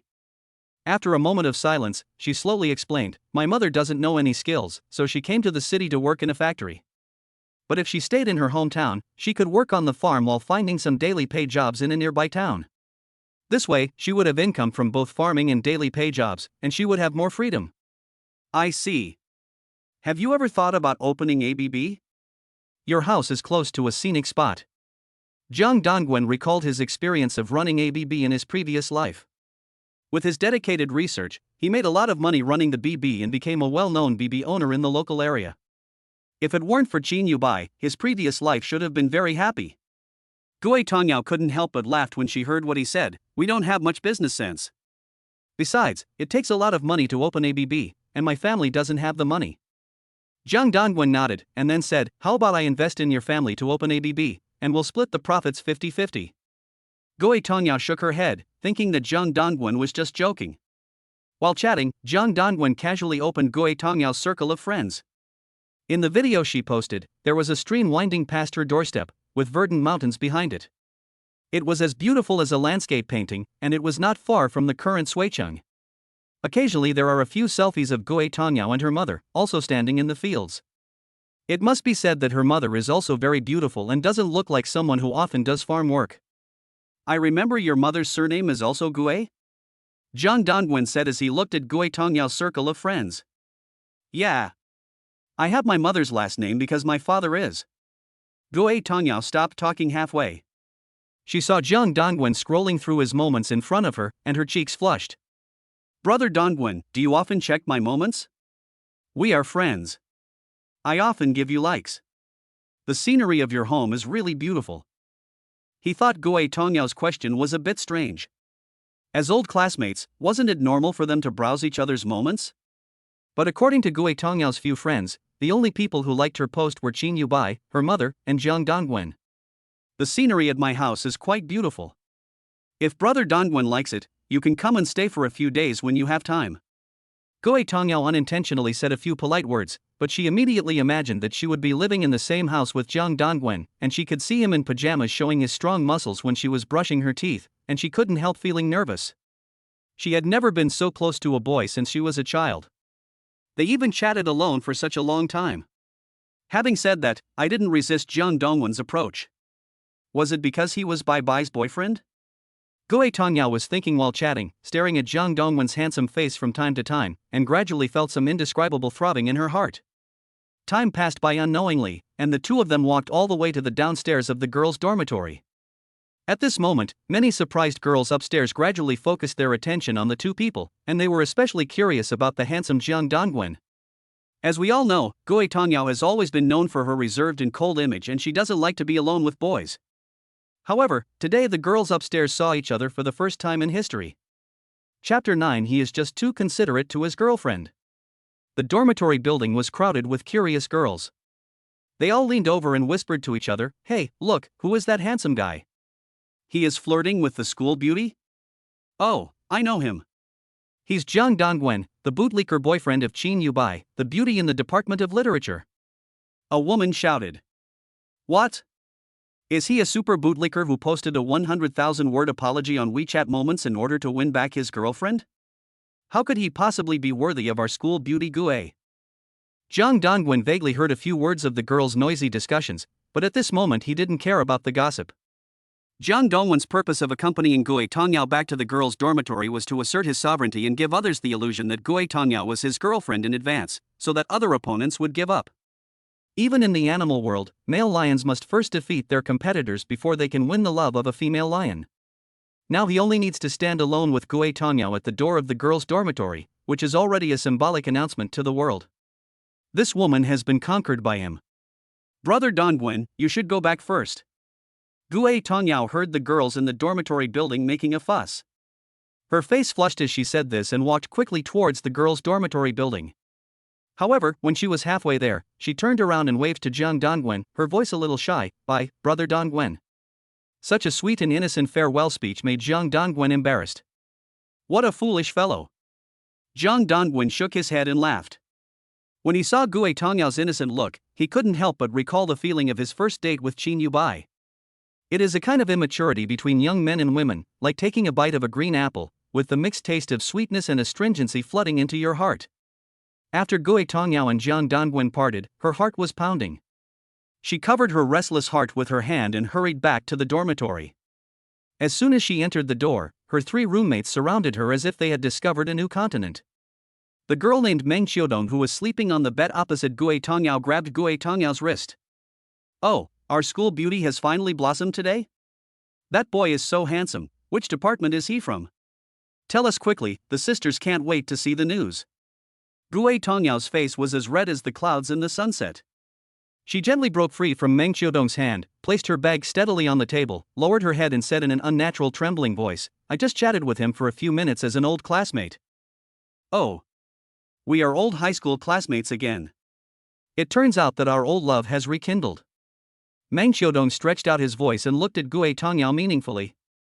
Meng Xiaodong was quite dissatisfied at this time. She came from a wealthy family, she was pretty, and her clothes were not as shabby as Gue Tongyao's, all of which were cheap goods. How could Gue Tongyao seduce Jiang Dongwen, who was more handsome than her boyfriend? Her current boyfriend also fell in love with Gue Tongyao and pursued her like a stupid dog for a whole semester, but was eventually coldly rejected by Gue Tongyao. The key point is that Meng Xiaodong's handsome rich second-generation boyfriend only started pursuing her this year, and it only took him one day to win her over. This matter also spread in the school. From then on, many people thought that Meng Xiaodong was a cheap woman. In comparison, the aloof school beauty Gue Tongyao has a broad mind and knows how to be reserved. She is the true flower of the school. This incident destroyed Meng Xiaodong's reputation overnight. As a result, the relationship between the two in the dormitory took a sharp turn for the worse. Oh my god, it turns out that our Tongyao is the kind of person who likes to reminisce about the past. Has she already checked into a hotel and had sex with him? Meng Xiaodong recalled old and new grudges, and spared no effort to mock Gue Tongyao. Gue Tongyao faced Meng Xiaodong's malicious teasing with a cold look, and changed into cheap cartoon pajamas without taking it seriously. "Don't talk nonsense, he already has a girlfriend. We are really just old classmates." As soon as the words fell, Meng Xiaodong seemed to have caught some explosive news, and his tone of sarcasm became stronger. "He already has a girlfriend? Wow, this is interesting. Are you trying to poach her? I didn't realize that. Gue Tongyao, you are quite capable." The other two roommates couldn't help but gossip. "Who is his girlfriend? Tell me." Hey, I remember now. Isn't that handsome guy the boyfriend of Qin Yubai, the beauty in the literature department?" Hearing his roommate's comments, Meng Xiaodong was like a shark that smelled blood, his eyes gleaming, and he continued to poke at Gue Tongyao's sore spot without mercy. "Now that you mention it, I remember it too." He wrote a 100,000-word letter of repentance and posted it on his circle of friends. He is definitely a lowly dog licker. "Gue Tongyao, is your brain out of control? How could you fall for this kind of stuff?" Gue Tongyao couldn't hold it in any longer. She retorted, "Brother Dongwen is not a bootlicker. He is just a little too considerate to his girlfriend." Meng Xiaodong burst into laughter. "Look, he's even starting to defend himself. Gue Tongyao, what do you think of him now? Are you his mistress, or just a spare tire?" "Ha ha ha." She smiled, her eyes inadvertently passing over Gue Tongyao's new curly hair, and she exclaimed as if she had discovered a new world, "Sisters, look. Gue Tongyao has permed her hair. Amazing. This must have cost several hundred yuan. Sister Tongyao, your family is so poor, where did you get the money? Could it be that your brother Dongwen generously donated money? Please stop meddling in other people's business. You are such an annoying person. Do you know what it means to shut up?" Gue Tongyao felt her self-esteem was hurt. She didn't want to get entangled with Meng Xiaodong, so she pushed her away forcefully and then buried her head in the quilt. Meng Xiaodong was furious. She put her hands on her hips and mocked Gue Tongyao loudly in bed. "Alas, a beautiful woman like you, Gue Tongyao, whose family is poor, will either sell herself or become someone's mistress after graduating from college. In any case, the child must be born by a coquettish bitch. Even rabbits will bite when they are cornered." Meng Xiaodong's insulting words completely trampled on Gue Tongyao's bottom line. Her beautiful eyes suddenly widened. She jumped off the bed, nimbly pulled out a shiny fruit knife from behind the table, and rushed straight towards Meng Xiaodong. The blade is as sharp as snow and the cold is overwhelming. Meng Xiaodong was frightened by the sudden knife tip and fled to the dormitory door in panic. The two roommates were so scared that their faces turned pale, but they reacted quickly, hugged the excited Gue Tongyao tightly, and tried to carefully take the knife from her hand. "Tongyao, calm down. Don't bother with her. Xiaodong just speaks without restraint. You don't have to take her words to heart." A roommate comforted softly. "Yes, we are all roommates, so don't ruin the relationship because of a single word." Another roommate echoed. Seeing Gue Tongyao holding the fruit knife tightly, Meng Xiaodong turned pale with fear and screamed, "Oh my god! Murder! Murder!" But when she saw Gue Tongyao's two roommates snatch the knife away, she regained her arrogance and sneered, "Huh, Gue Tongyao, what are you so proud of? You don't even want people to say what you did. Gue Tongyao's eyes were red and tears welled up in her eyes. She waved her fists in anger and said in a choked voice, "It doesn't matter what you say about me, but you are not allowed to insult my mother." Meng Xiaodong didn't take it seriously, and put her hands on her hips. "Oh, you're still anxious. Who do you think you are? My family is much richer than yours, why are you pretending to be a spoiled brat?" Seeing the conflict escalate, the roommate who hugged Gue Tongyao finally couldn't stand it anymore. She grabbed the pillow on the chair and threw it at Meng Xiaodong's face, shouting, "Meng Xiaodong, please stop talking. Do you really want to make it so that the sisters can't live in the same dormitory? We are all good friends." Gue Tongyao gradually calmed down under the gentle comfort of another roommate. She raised her head and glanced coldly at Meng Xiaodong. "She and I can never be friends in this life." Gue Tongyao knew that although she was the most beautiful woman in the dormitory, her family's economic situation was the worst, so she often felt unintentional contempt from her roommates. Meng Xiaodong is just the most obvious one. The friendship between women may seem calm on the surface, but secretly it is turbulent, full of comparisons and jealousy. Especially for a woman like her who was blessed with beauty by God, but whose family background is that of a peasant girl, she has nothing except her beauty. The three roommates had just entered university. Some of their parents had already prepared a dowry house for them, some had directly bought them luxury cars, and some had even reserved a lucrative job within the system. However, when it comes to beauty, none of the three can compare to 1/10 of Gue Tongyao. Especially Meng Xiaodong, who has a high opinion of himself, feels jealous when facing Gue Tongyao, who is far more beautiful than himself but has a worse family background.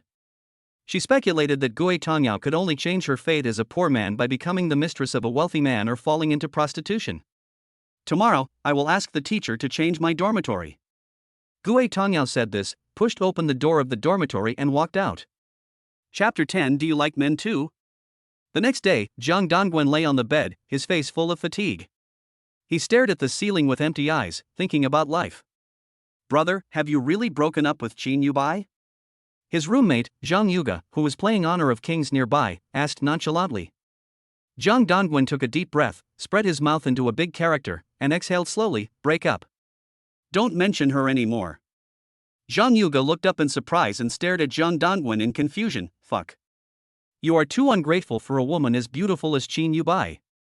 Zhang Dongwen was amused by Zhang Yuga's words. He smiled and asked, "Who do you think is prettier, Gue Tongyao or Qin Yubai?" "Gue Tongyao." Zhang Yuga answered without hesitation. "That's it. Don't mention Qin Yubai anymore." Zhang Dongwen was just about to cover himself with the quilt and fall asleep when he was interrupted by Zhang Yuga's hesitating voice. He frowned slightly, looking at Zhang Yuga, hesitant to speak, as if he had something to hide. "What's wrong?" Zhang Dongwen was a little curious. Zhang Yuga scratched his head and said hesitantly, "I was browsing my friend's circle recently and someone said she has violent tendencies." "What violent tendencies are you talking about?" Zhang Dongwen sat up suddenly and looked at Zhang Yuga with wide eyes. Seeing Zhang Dongwen's reaction, Zhang Yuga showed him a woman's circle of friends. What caught my eye was a picture of a fruit knife, with the caption, "There is a murderer living in my dormitory. She is the school beauty in your mind." Next to the picture of the fruit knife, there is also a real photo of Gue Tongyao. Who posted this on WeChat Moments? Zhang Dongwen became interested, but his brows were furrowed. It is hard to imagine that the usually gentle and lovely Gue Tongyao is associated with a fruit knife. This matter is not simple. Zhang Yuga blinked and said, "The woman who posted on WeChat Moments is called Meng Xiaodong. I heard that she and Gue Tongyao were roommates, and after a conflict between the two, Gue Tongyao pulled out a knife." Zhang Dongwen thought of Gue Tongyao's usual style of doing things. The summary is very low-key. Unless something really pushed her to the limit. How could a woman who usually speaks in a gentle and polite manner and never uses a curse word suddenly resort to knife attacking her roommate? He opened his phone and found Gue Tongyao's WeChat profile picture.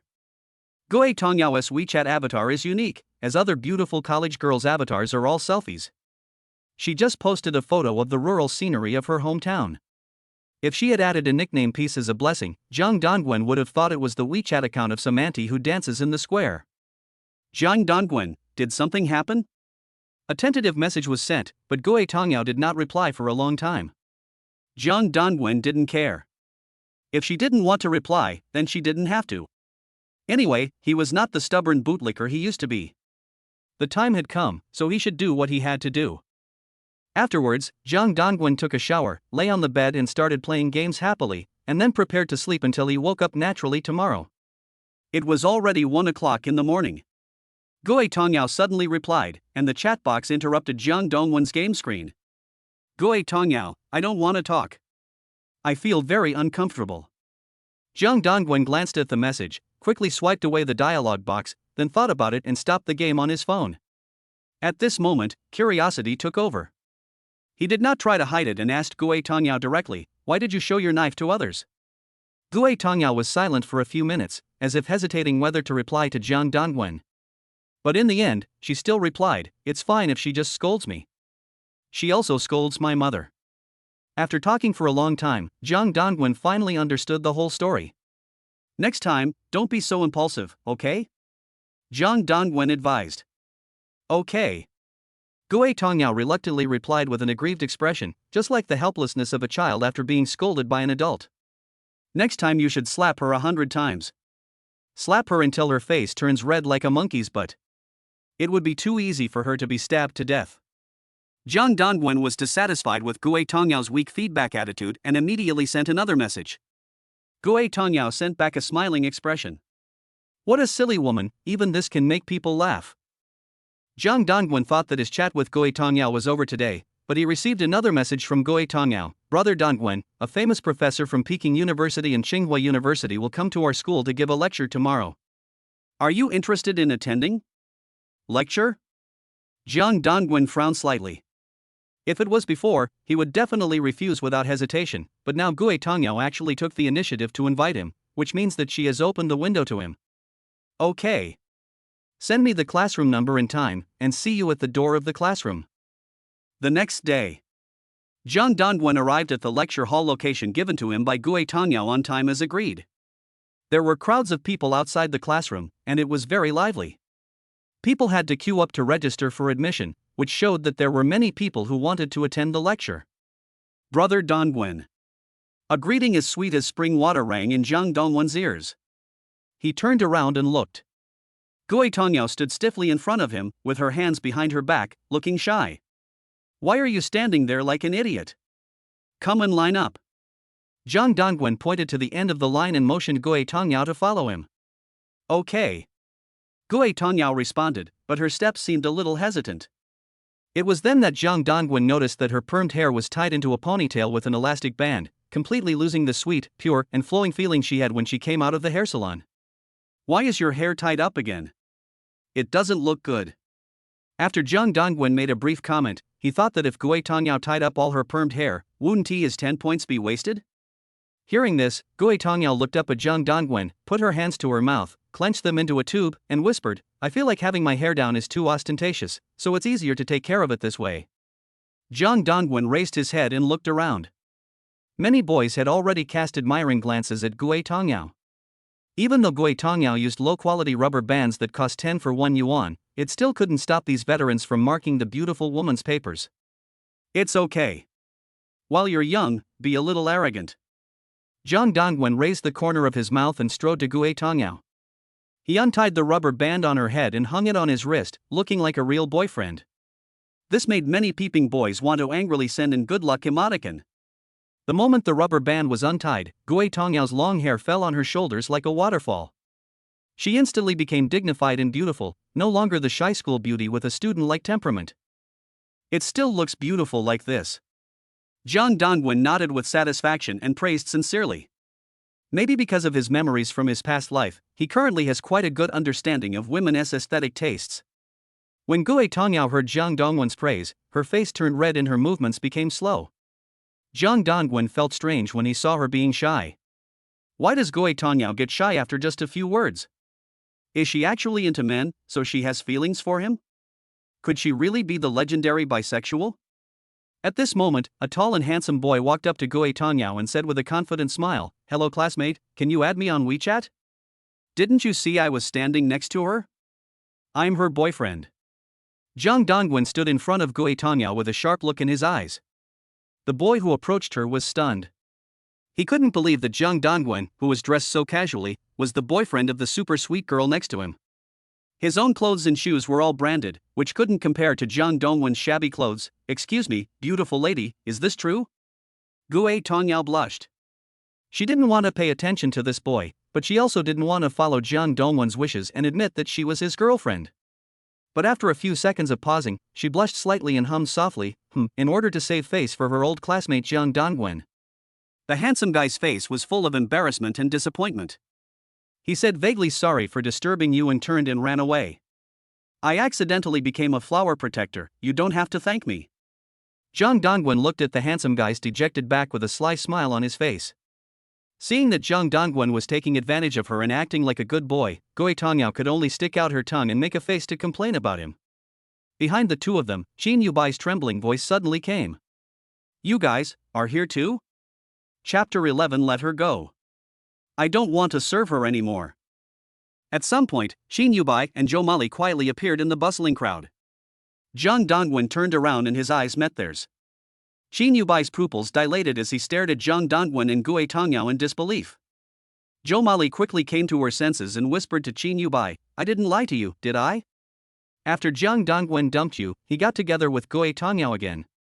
After hearing Zhou Mali's provocation, Qin Yubai turned his gaze to Jiang Dongwen, as if hoping to get an explanation from his expression. Even if Jiang Dongwen said, "We just happened to meet each other," she would be willing to believe it. However, Jiang Dongwen's eyes were surprisingly calm. He did not avoid Qin Yubai's scrutiny, but instead looked at him calmly. "Trigger the love option, please choose your behavior carefully. Option 1, tell Qin Yubai that Gue Tongyao is your girlfriend. Option 2, you kiss Gue Tongyao secretly in front of Qin Yubai. Option 3, you just drag Gue Tongyao and run to the classroom and ignore Qin Yubai." This time, Jiang Dongwen was satisfied with both options. But he was worried that Gue Tongyao would resist, so what was the best way? A secret kiss to Gue Tongyao caused an irreversible fact. Then, he moved closer to Gue Tongyao's face, wanting to steal a quick kiss. Gue Tongyao seemed to have predicted his intention. She quickly turned her head and cleverly avoided Jiang Dongwen's kiss. "This silly girl is totally uncooperative. What are you going to do, brother Dongwen?" Gue Tongyao widened her eyes, her face flushed, and looked at Jiang Dongwen in panic.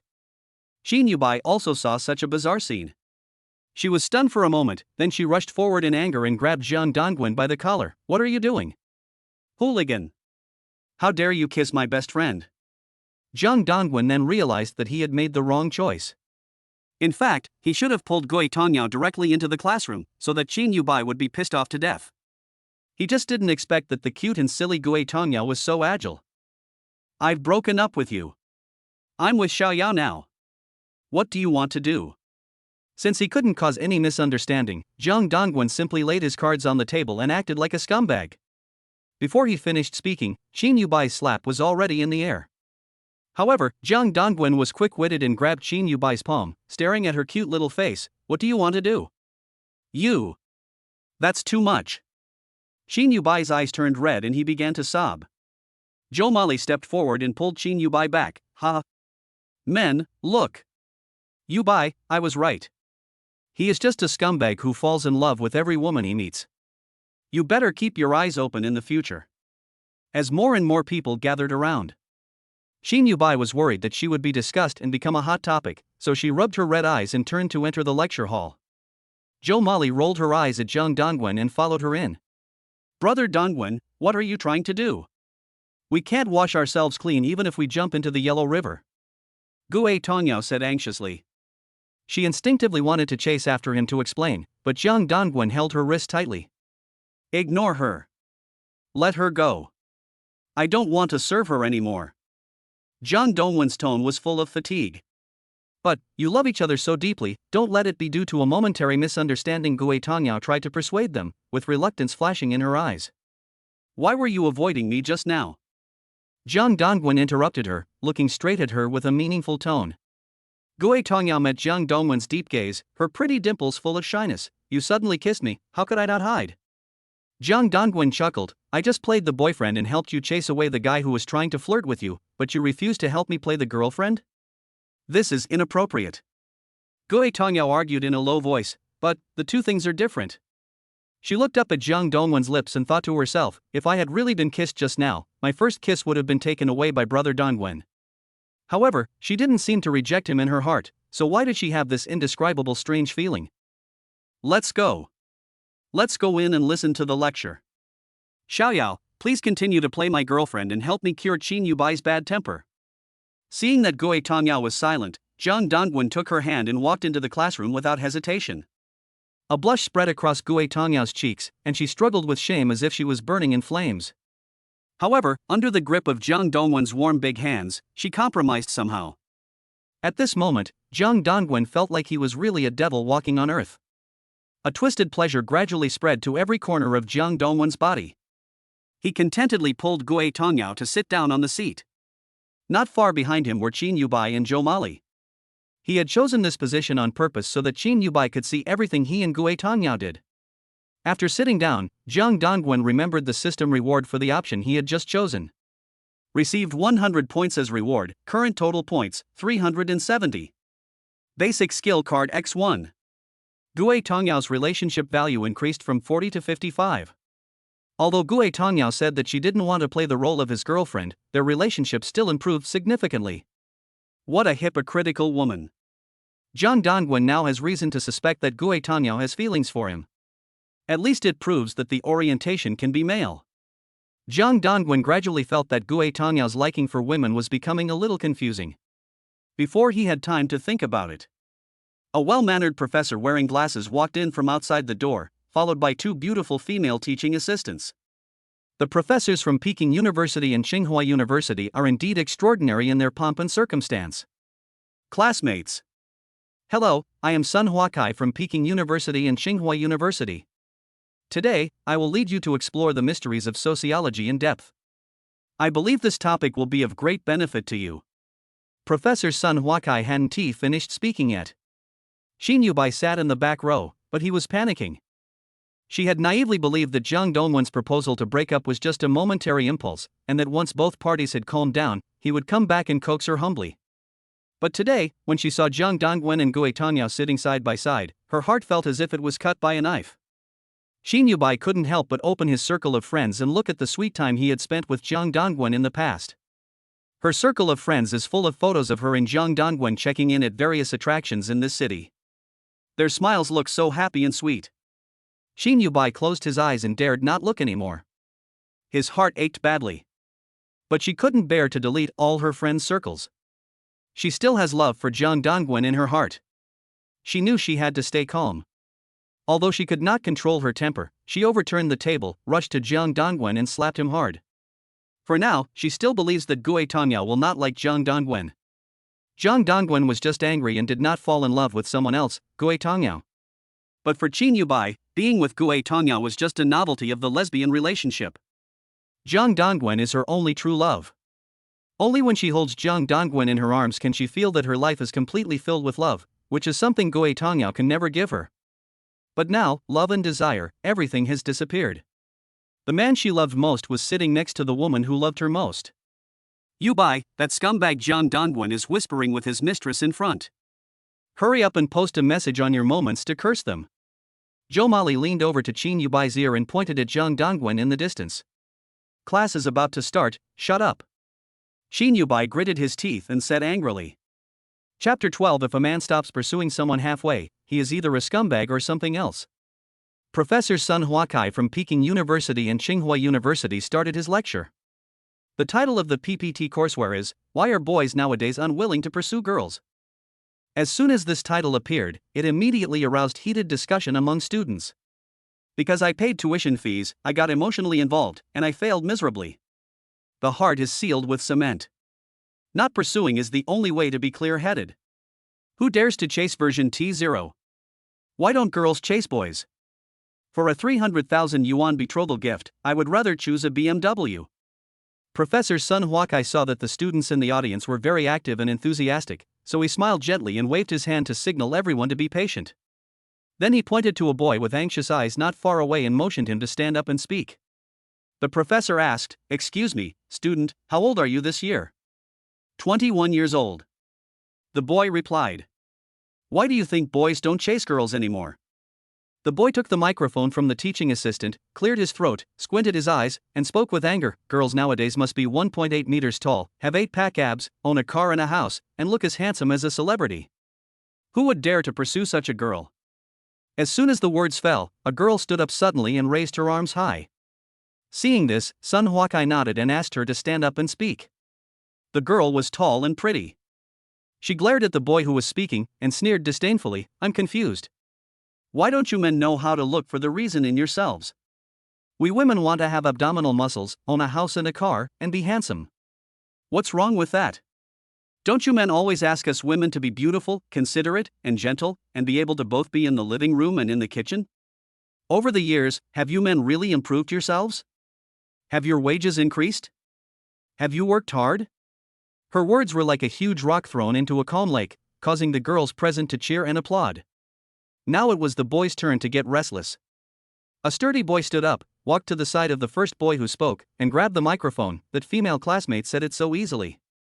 "Ladies and gentlemen, let me confess first that I am a bootlicker. I am a senior this year, and I have been pursuing a girl for 3 years while in school. It was her birthday last month, but I forgot to send her a birthday red envelope because I was busy writing my graduation thesis, and I was immediately blocked. So the old saying is true, once the transfer stops, the relationship is back to zero. Which woman still talks about love with you now? It's all because of money, to make her love me. Without money, there is no love." The sturdy boy spoke, and the boys around him nodded in agreement, and some even cheered uncontrollably. At this moment, Jiang Dongwen also felt the same way. He recalled the various situations when he was in love with Qin Yubai in his previous life. Giving gifts on holidays and birthdays seemed like a life-threatening test. Boys giving gifts to girls is supposed to be a way of expressing love. However, in an era of consumerism, gift-giving, which should be a simple act, has become increasingly complicated. Men must always pay attention to changes in their girlfriend's preferences, pay attention to her daily words and deeds, and even try to figure out her thoughts, in order to find a gift that will make her feel thoughtful. However, Jiang Dongwen almost never received any gifts from Qin Yubai. Once, it was his birthday, but Qin Yubai suggested going out to a restaurant for a meal. In the end, he was the one who paid the bill. When Jiang Dongwen raised his head from his thoughts again, the scene in the classroom was a little chaotic. Men and women scrambled for the microphone to speak, accusing each other of logical loopholes, just like a debate contest. Professor Sun Huakai on the stage frowned slightly, obviously realizing that if free speech continued like this, the scene would become chaotic. He made a new decision, waved to the teaching assistants, and asked them to help take back the microphone and change the speaking rules. Next, Sun Huakai called on everyone to speak. His eyes quickly locked onto the pretty and lovely Qin Yubai. Sun Huakai thought that such a cute and innocent-looking girl must have rich emotional experience, so she called out to her, "Female student, please stand up and express your opinion." Qin Yubai was stunned. She is actually a bit socially anxious and afraid to speak in front of many people. So after entering the venue, she deliberately chose a seat farthest from the professor, hoping to avoid the questioning session. Just as Qin Yubai was about to refuse, Jiang Dongwen turned around and gave her a cold look. This time, Qin Yubai's anger value was raised to the maximum. She stood up slowly, holding the microphone tightly with both hands, a blush appeared on her face, her pink lips moved, and she finally spoke. "Professor Sun, I think that boys nowadays would rather hide in the dormitory and play games than chase girls. This is a negative behavior and also an act without social responsibility. Do they still want us girls to actively chase boys? Don't boys desire love anymore and just want to muddle through life? Moreover, many boys nowadays are scumbags. They fall in love with every girl they meet, and they are purely animals who think with their lower body." As she spoke, she glanced coldly at Jiang Dongwen, as if to indicate that she was talking about him. But Jiang Dongwen was very angry. Playing games? Did she know that I was playing games?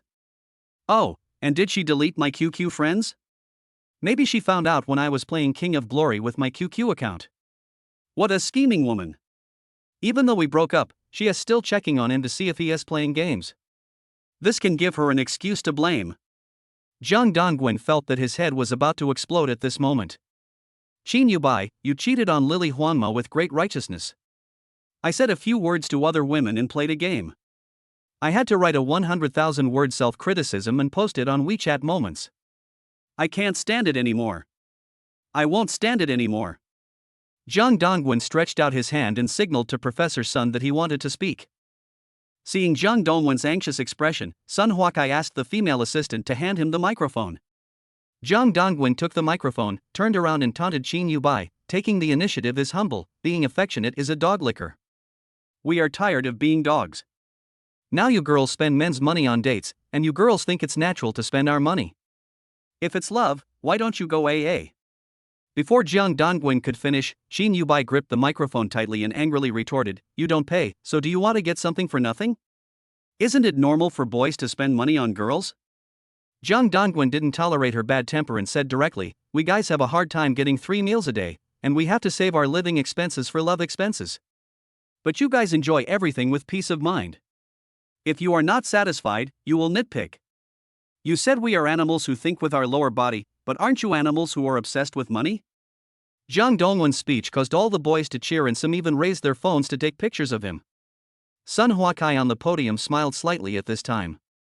He wanted to ask the teaching assistant to take back the microphone and let the next person speak.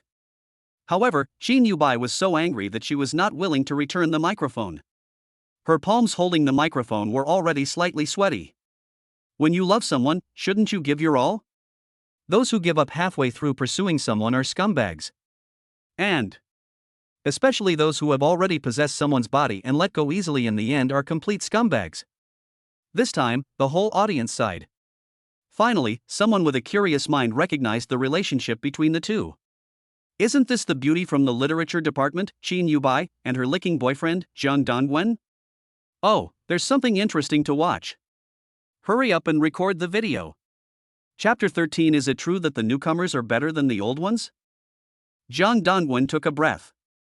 Qin Yubai's unreasonable words caused a surge of anger into his brain.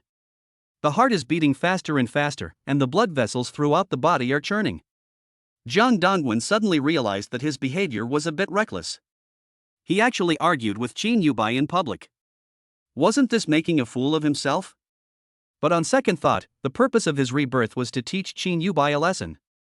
I have to calm down and think of ways to refute this bad-tempered little princess. He suddenly remembered that he had not used the skill card rewarded by the system. The skill card seems to be able to temporarily enhance personal skills, so why not take it out and take a look at it first? Primary skill card, you can choose any basic skill to improve your ability, including running, pull-ups, swatting flies, mixing juice. The skills that can be upgraded by skill cards are varied and carefully categorized, even skills like cleaning toilets are available. Zhang Dongwen quickly selected the skill of debate. This skill was really appropriate for the situation. He was worried that he was at a loss for words and could not continue to refute Qin Yubai.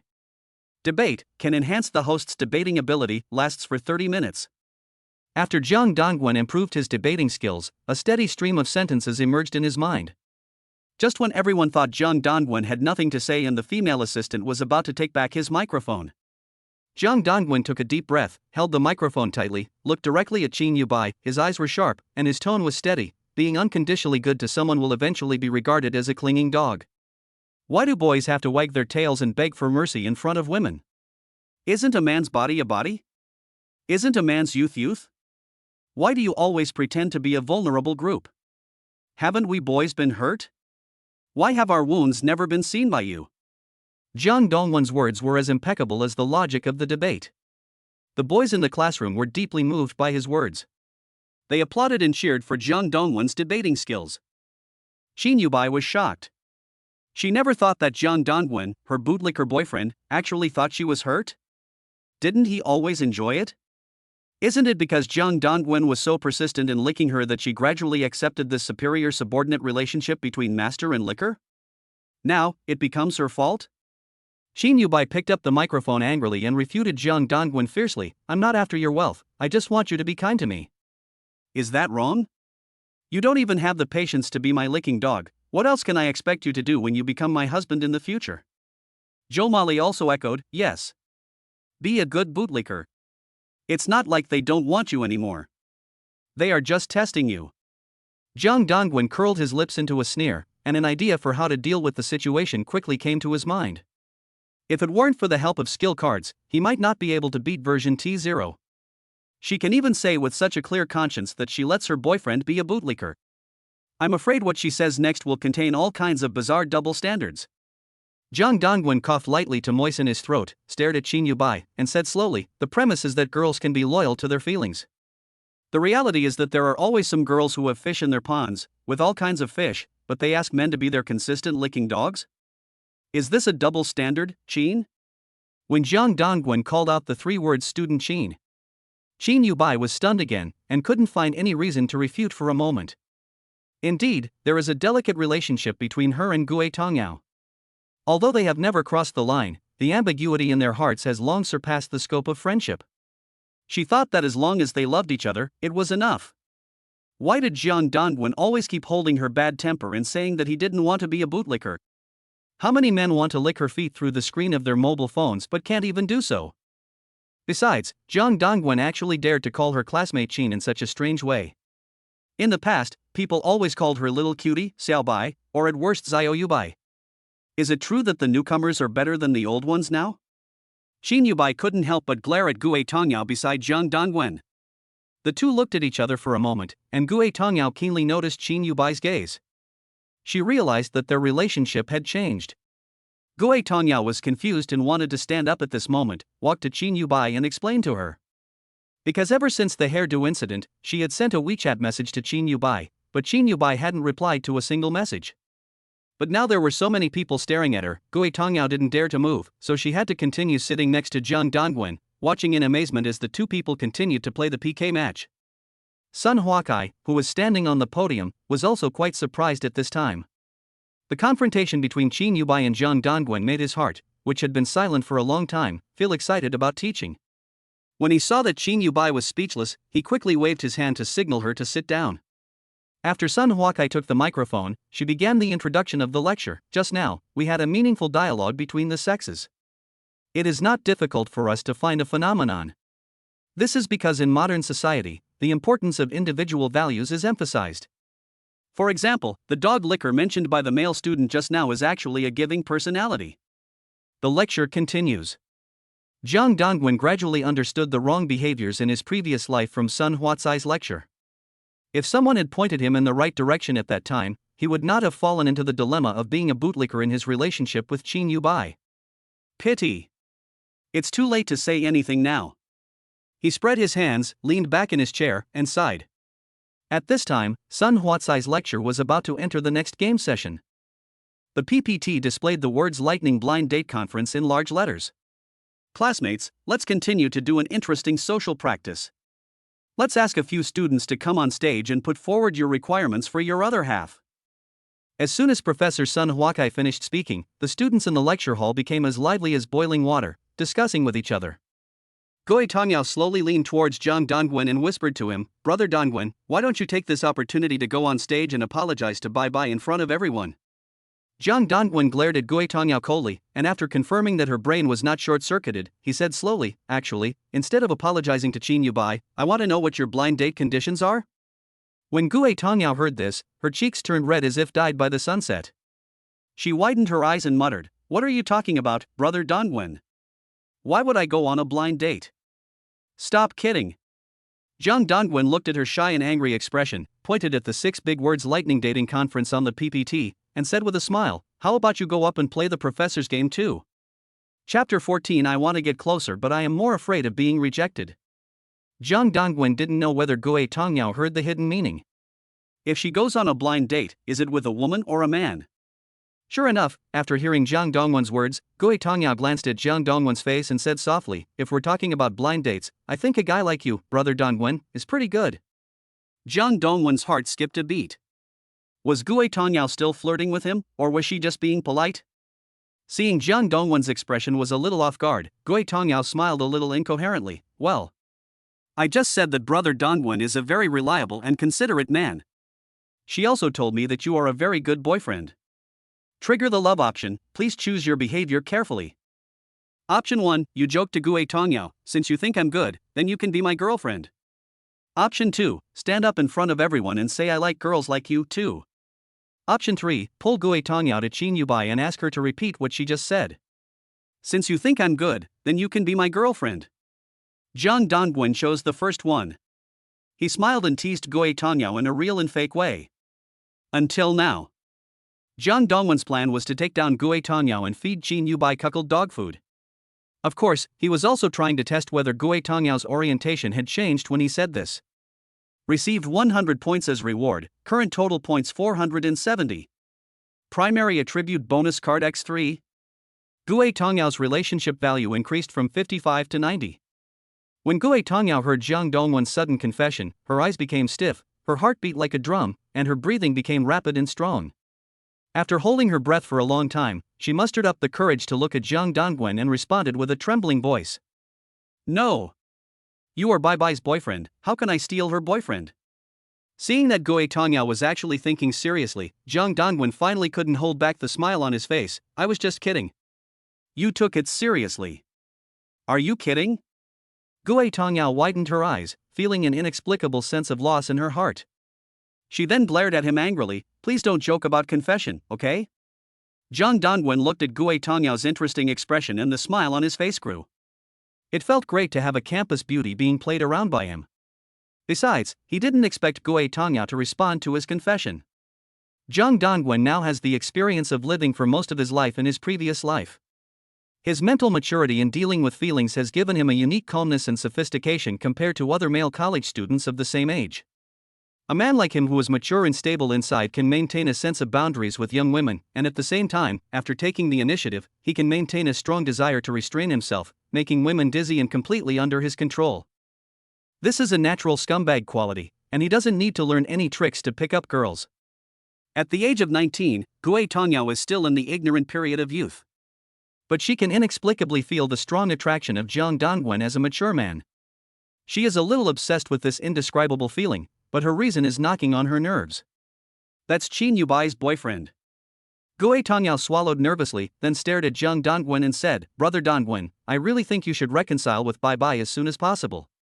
Jiang Dongwen's heart moved, and he wanted to restrain his teasing, but looking at Gue Tongyao's cute and serious look, he couldn't help but want to continue teasing her.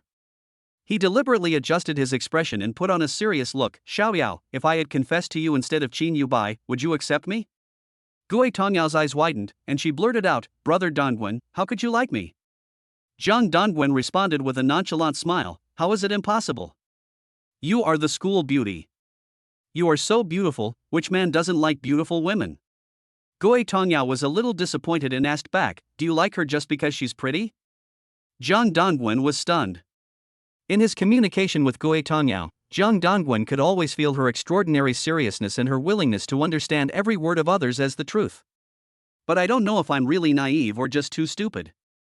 This serious attitude makes her seem a little too persistent at her age, which should make her playful. Jiang Dongwen lowered his head and thought for a while. He answered her according to his experience in his previous life. Of course, if you like someone, it's not just about appearance. The three views of each other are also very important. I think so. Gue Tongyao answered immediately, her eyes a little excited. She looked up at Jiang Dongwen who was so close to her, her heart full of contradictions and struggles. She didn't know what was wrong with her. She clearly wanted to get close to Jiang Dongwen, but she was more afraid of being rejected, and even more afraid of taking away Qin Yubai's boyfriend. But when Gue Tongyao thought back to the first time she sat at the same table with Jiang Dongwen, she couldn't help but glance at him, wondering if he was looking at her. However, Jiang Dongwen just followed Qin Yubai every day, serving him tea and water, acting like a bootlicker. Since then, she has envied Qin Yubai. In the next social practice session, students will go on stage for lightning blind dates by raising their hands. I hope everyone will actively participate. Professor Sun Huatsai's blind date game session interrupted their conversation. Wave after wave of men and women walked up to the stage, ready to express their blind date conditions, and among the girls were Meng Qiudong and Zhou Mali. Please state your blind date requirements in order. Sun Huakai walked up to Zhou Mali and pointed the microphone at her. My classmate, what kind of husband do you hope to find in the future? Zhou Mali's face was greasy. Her face was round at the moment, with an obvious double chin, and her eyes were squeezed by the fat to a slit. She coughed, took the microphone from Sun Huakai, took a step forward, and shouted to the hundreds of classmates in front of her, I want to find someone who is handsome and rich. As soon as the words fell, everyone was shocked. With her conditions? She wants to be rich? And she wants to find a handsome guy? It's gilded, right? The inside is also gilded. Is your gift calculated by kilogram? The boys were shouting, laughing, and cursing, mocking Jo Molly. When Jo Mary heard the ridicule from the boys in the audience, she immediately became angry. She waved the microphone in her hand and sneered at the boys. "We girls are all on the road to independent growth. I hope that the majority of boys can know themselves and open their eyes to the world. Don't say that we girls are hard to pursue. In fact, it's your own bad mentality. And the scumbag deserves death." As soon as Jo Mary finished her declaration, the audience exploded as if a nuclear bomb had exploded. Many boys couldn't help but rush to the podium to hit her. Chapter 15: Drought Kills People, Flood Kills People. The students at the scene were in an uproar over Jo Molly's speech. The place was filled with noise and chaos. However, in the chaos, Sun Hwakai had a faint smile on her lips. This is exactly what he wants to practice. Every student is free to express their opinions. This is the most perfect social observation class. Next one. Sun Hwakai did not stop the game session of the lightning blind date. Instead, he handed the microphone to Meng Chiodong, who was sitting next to Jo Molly. Meng Chiodong wore high heels, and her long legs looked charming against the half-hollowed black fishnet stockings. Her makeup was also very delicate. The foundation had completely covered her original skin color, and her eyes were covered with false eyelashes, and her temperament was like a KTV princess.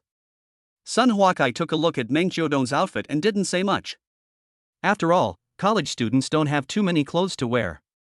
Although such overly revealing clothes are not very elegant, they are still within the scope allowed by the school. "Classmate, what are your requirements for your significant other?" Sun Hwakai asked. Meng Chiodong was quite confident about her figure, so she took a step forward, deliberately showing off her legs and said, "My condition is that after graduation, he must be a male with a monthly salary of more than 2.5. 2.5? Is that a monthly salary of 2,500? Sun Hwakai asked curiously. 25,000. Meng Chiodong's words were like a death bomb dropped into a calm lake. When Sun Hwakai heard this, she put on a mask of pain. "Are your conditions a bit difficult for a boy who just graduated?" "Not at all."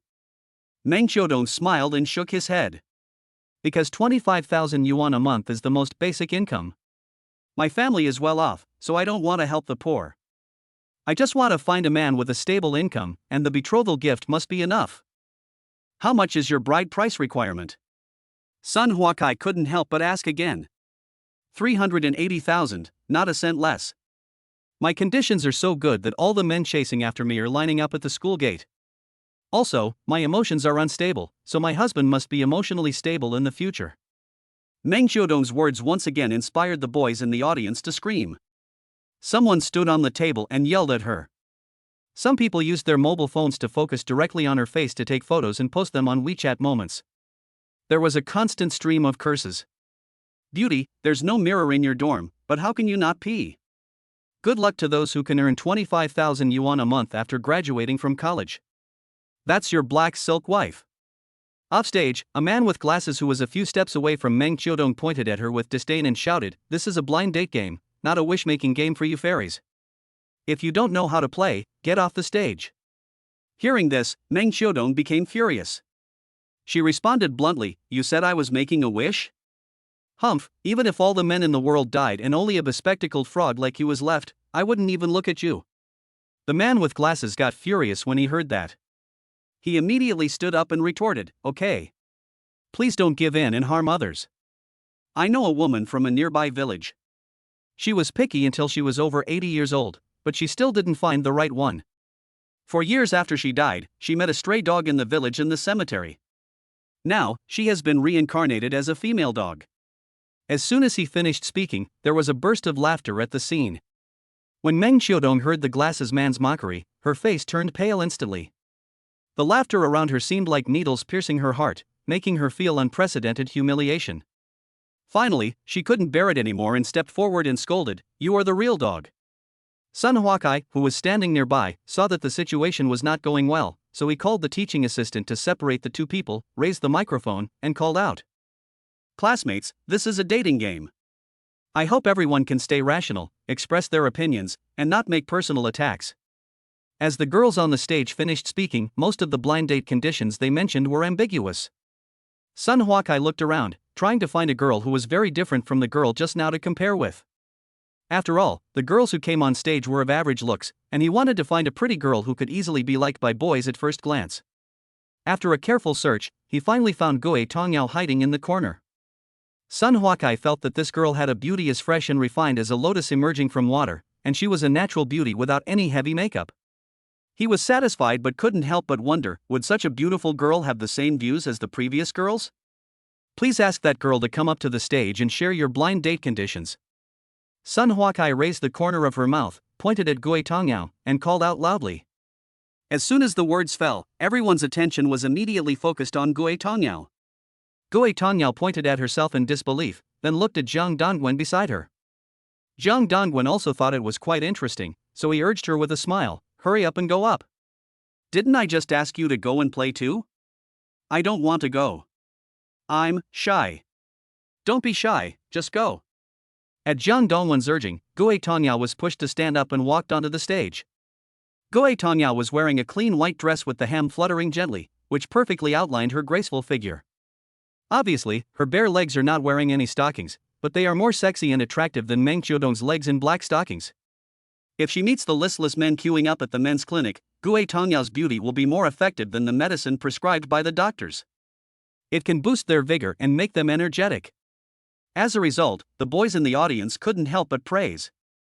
This kind of beauty is the standard for a 380,000 yuan dowry. I'm willing to pay a few 100 million more for her. I don't know whose wife I will be in the future. Some will die of drought, some will die of floods. Meng Qiudong saw her despised enemy Gue Tongyao walk up to the podium and immediately sucked away her popularity. She couldn't help but sneered in jealousy, Gue Tongyao, your clothes must be from a few years ago. Gue Tongyao ignored her provocation and retreated to the least noticeable corner.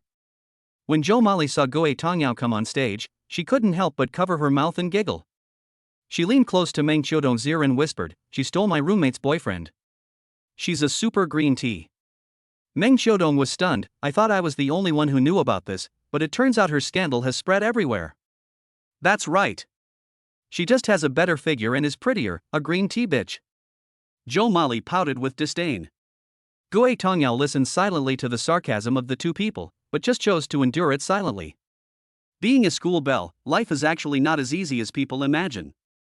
Her same-sex members are jealous of her, and the opposite-sex members flatter her and want to get her body. If you are not careful, you will encounter various kinds of cold violence, or even more terrible dangers. But after years of loneliness and keeping herself clean, Gue Tongyao's psychological endurance has improved a lot. These people can slander her in any way they want, as long as they don't curse her mother who works as a farmer in the countryside. At this time, Sun Huakai walked up to Gue Tongyao and handed her the microphone. My female classmate, what are your requirements for your future significant other? Chapter 16. Whether there is money or not, I am willing to work hard with him. When Gue Tongyao heard Sun Huatsai's question, she was shy and timid and hesitated for a moment. Finally, she mustered up the courage and took the microphone from Professor Sun. Gue Tongyao pursed her lips slightly, and her voice trembled slightly, as if she was afraid that someone would hear her voice.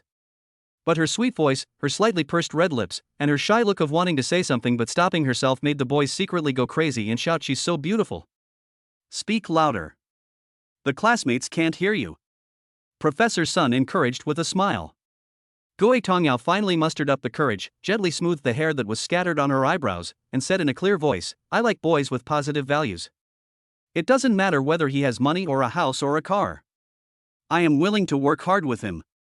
As soon as these words were spoken, the students in the audience were in an uproar and extremely excited. The boys shouted at Gue Tongyao. Beautiful lady, you are here to make a nest and cast a net.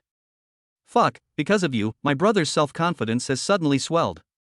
As long as it's a man, will it be okay? The copywriter is very flirtatious, chasing you and telling me to get out. My pretty classmate, please tell me the amount of the gift quickly, I'm so nervous. All the boys cheered and waved their hands to Gue Tongyao crazily, and some even whistled to express their admiration. Zhou Mali and Meng Qiudong were so furious when they saw this. When they went on stage to speak, not only were there applause and whistles, but some people even used rude words and swore at them. As for Gue Tongyao, she unexpectedly won unanimous praise from the boys, which was simply unbelievable to the two of them. In their eyes, these boys are simply a bunch of blind guys who don't know how to appreciate real beauties. In chaos. Sun Huakai walked up to Gui Tanyao and looked at her with interest.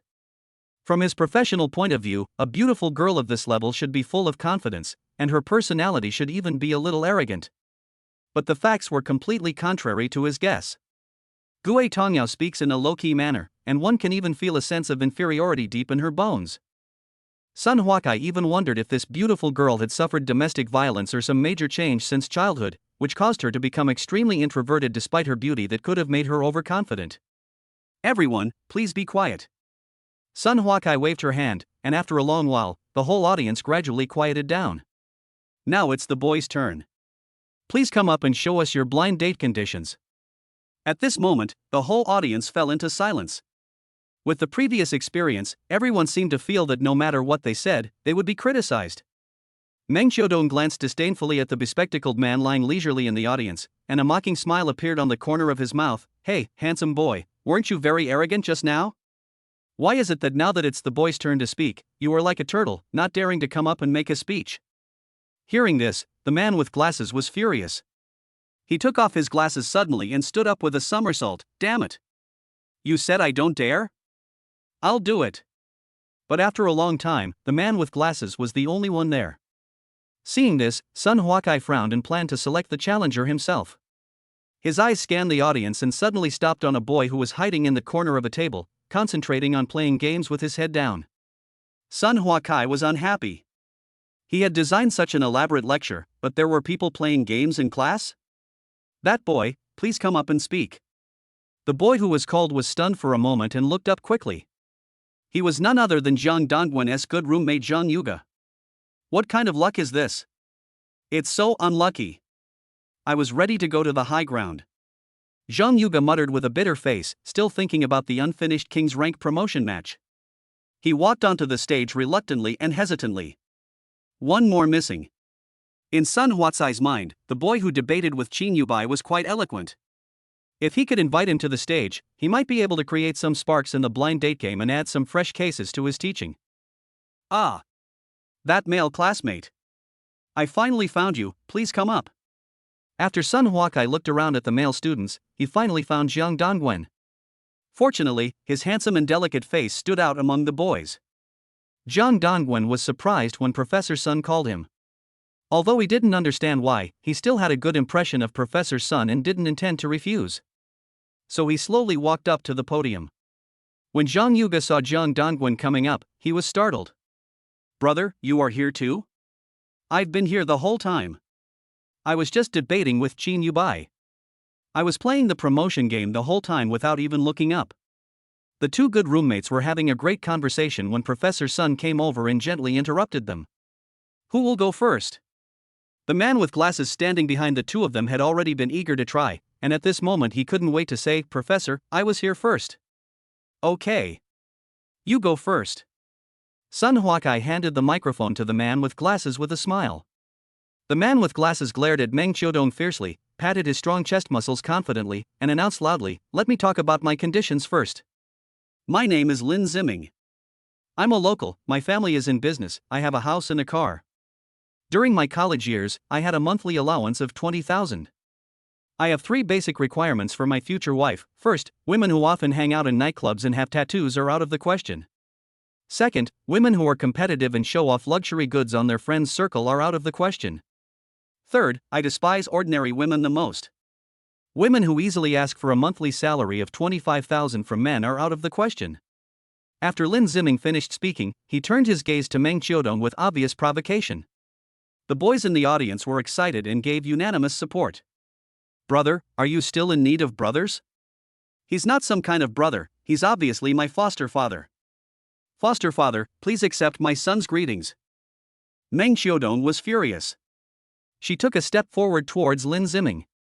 "I have a boyfriend. His family is much richer than yours. You are just a loser. 20,000 a month is nothing, my boyfriend's monthly living expenses are 100,000. Okay. Then tell me, what's your boyfriend's name?" "He's a handsome guy with a monthly living allowance of 100,000 yuan.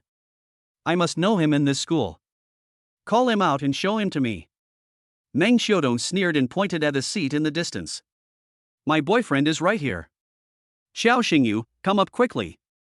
The boys looked around and saw a tall, thin boy being forcibly pushed onto the podium by several smiling boys behind him. Xiao Xingyu, why are you being so shy like a grown-up girl? Your girlfriend is being bullied, why don't you come over and help her? Meng Qiudong glared at Xiao Xingyu angrily.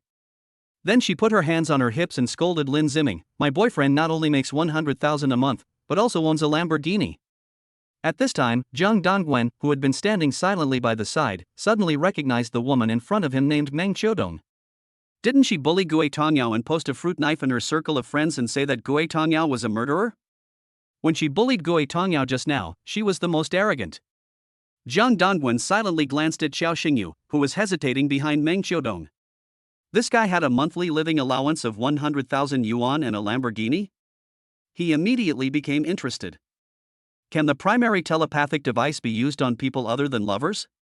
It just so happened that he had one last one left and could test the effect. System, use the primary telepathic device on Xiao Xingyu. Chapter 17. If you don't have money, don't pretend.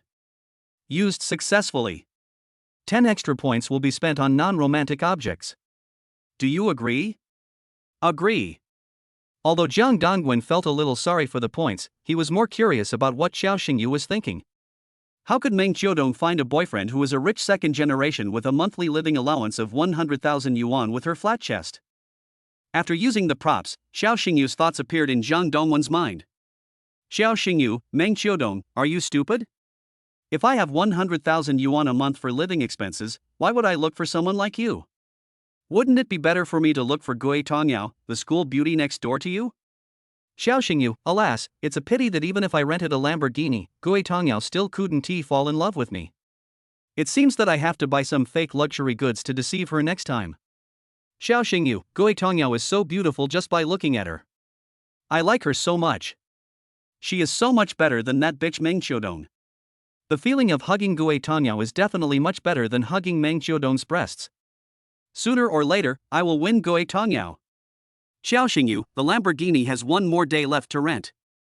I can't afford it tomorrow. I bargained with the owner and asked him to lower the rent, but he refused. I'm so annoyed. I have to go to the Crown luxury car rental shop in the city before 12 o'clock. Zhang Dongwen found Xiao Xingyu's thoughts quite interesting. Xiao Xingyu was able to get something for nothing and win over a gold digger like Meng Qiudong. But fortunately, Gui Tongyao has the rock-solid buff, which allows her to avoid a lot of scumbags.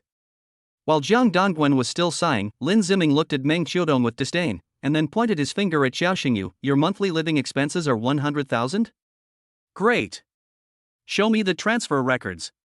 Xiao Xingyu trembled slightly when he heard this, but he quickly calmed down and said calmly, you can just look at my transfer records whenever you want? Wouldn't that be embarrassing for me? Lin Ziming was anxious and said unconvincedly, don't pretend to be rich if there is no transfer record. Ha! After a while, Xiao Xingyu and Lin Ziming started to curse at each other. Seeing that she had Xiao Xingyu's support, Meng Qiudong felt proud and turned her attention to Gui Tongyao, who was keeping a low profile and keeping silent. She snorted coldly, remembering that Xiao Xingyu had been Gui Tongyao's bootlicker for a year, and an inexplicable jealousy surged in her heart. Meng Qiudong immediately interrupted the argument between Xiao Xingyu and Lin Ziming and pulled him in front of Gui Tongyao and Zhang Dongwen. Honey, look quickly. Gui Tongyao is wearing something so tacky today.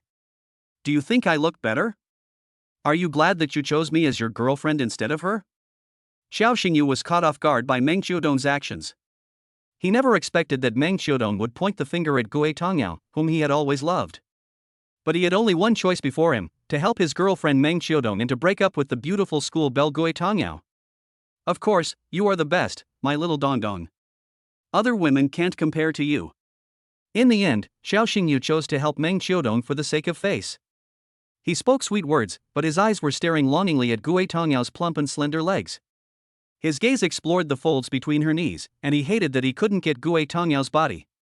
Afterwards, Xiao Xingyu looked at Zhang Dongwen next to Gui Tongyao with disdain, as if he was too disdainful to compare himself with him because of his rich status. Zhang Dongwen found it interesting and felt that the situation was almost under control. There was no need to continue to tolerate Xiao Xingyu's arrogance and domineering behavior. He put away his indifferent expression and sneered at Xiao Xingyu. Mr. Qiao, you have to return the Lamborghini you rented to the Crown luxury car store tomorrow, right? I advise you not to rent it if you don't have the money. When Xiao Xingyu heard this, he was stunned and even lost his composure. How did you know? My friend happened to rent a car at the Crown car rental store and he knows the boss. He knows a thing or two. How about I ask him to ask the boss to get your car rental receipt? Zhang Dongwen cleverly threw out a smokescreen. He deliberately mentioned vaguely that the documents could serve as supporting evidence. He guessed that when faced with strong evidence, Xiao Xingyu would definitely give up and would not dare to continue pretending. Meng Xiaodong could not tolerate such a situation. As a woman who combines beauty and intelligence, how could she accept that her boyfriend's luxury car was rented? Moreover, it was exposed in public, completely losing face. Tell me what you mean. Xiao Xingyu. Is it true? Meng Xiaodong stood up angrily and grabbed Xiao Xingyu's sleeve and collar. Xiao Xingyu's face also turned ugly. After all, he is a man. His girlfriend grabbed his collar in public, without any consideration for his feelings. Moreover, he has always attached great importance to face, especially in front of the woman he has admired for a long time, Gui Tongyao. In an instant, Xiao Xingyu's patience also collapsed. Originally, he and Meng Xiaodong were just playing around. Anyway, for him, Meng Xiaodong's body had been taken care of, it was no longer fun, and the cost of playing was expensive. It was time to change someone. Xiao Xingyu shook off Meng Xiaodong's entangled hands, straightened his collar, and said disdainfully, "Get lost. The car is rented, so what? Do you want to sit in it or not?" Meng Xiaodong was shocked and her expression collapsed. She asked in a trembling voice, "What about your 100,000 a month's living expenses?" Xiao Xingyu laughed out loud, his face full of sarcasm. "Ha! Stupid woman. Where do so many rich people come from in the world? I have a living allowance of 100,000 a month, why would I look for someone like you? Besides, the person I really like is not you. The person I like has always been Gui Tongyao." After he finished speaking, he looked at Gui Tongyao infatuatedly and begged, "Tongyao, I still like you. Can you give me another chance? I really love you. I am willing to give you everything. Will you promise to be my girlfriend?"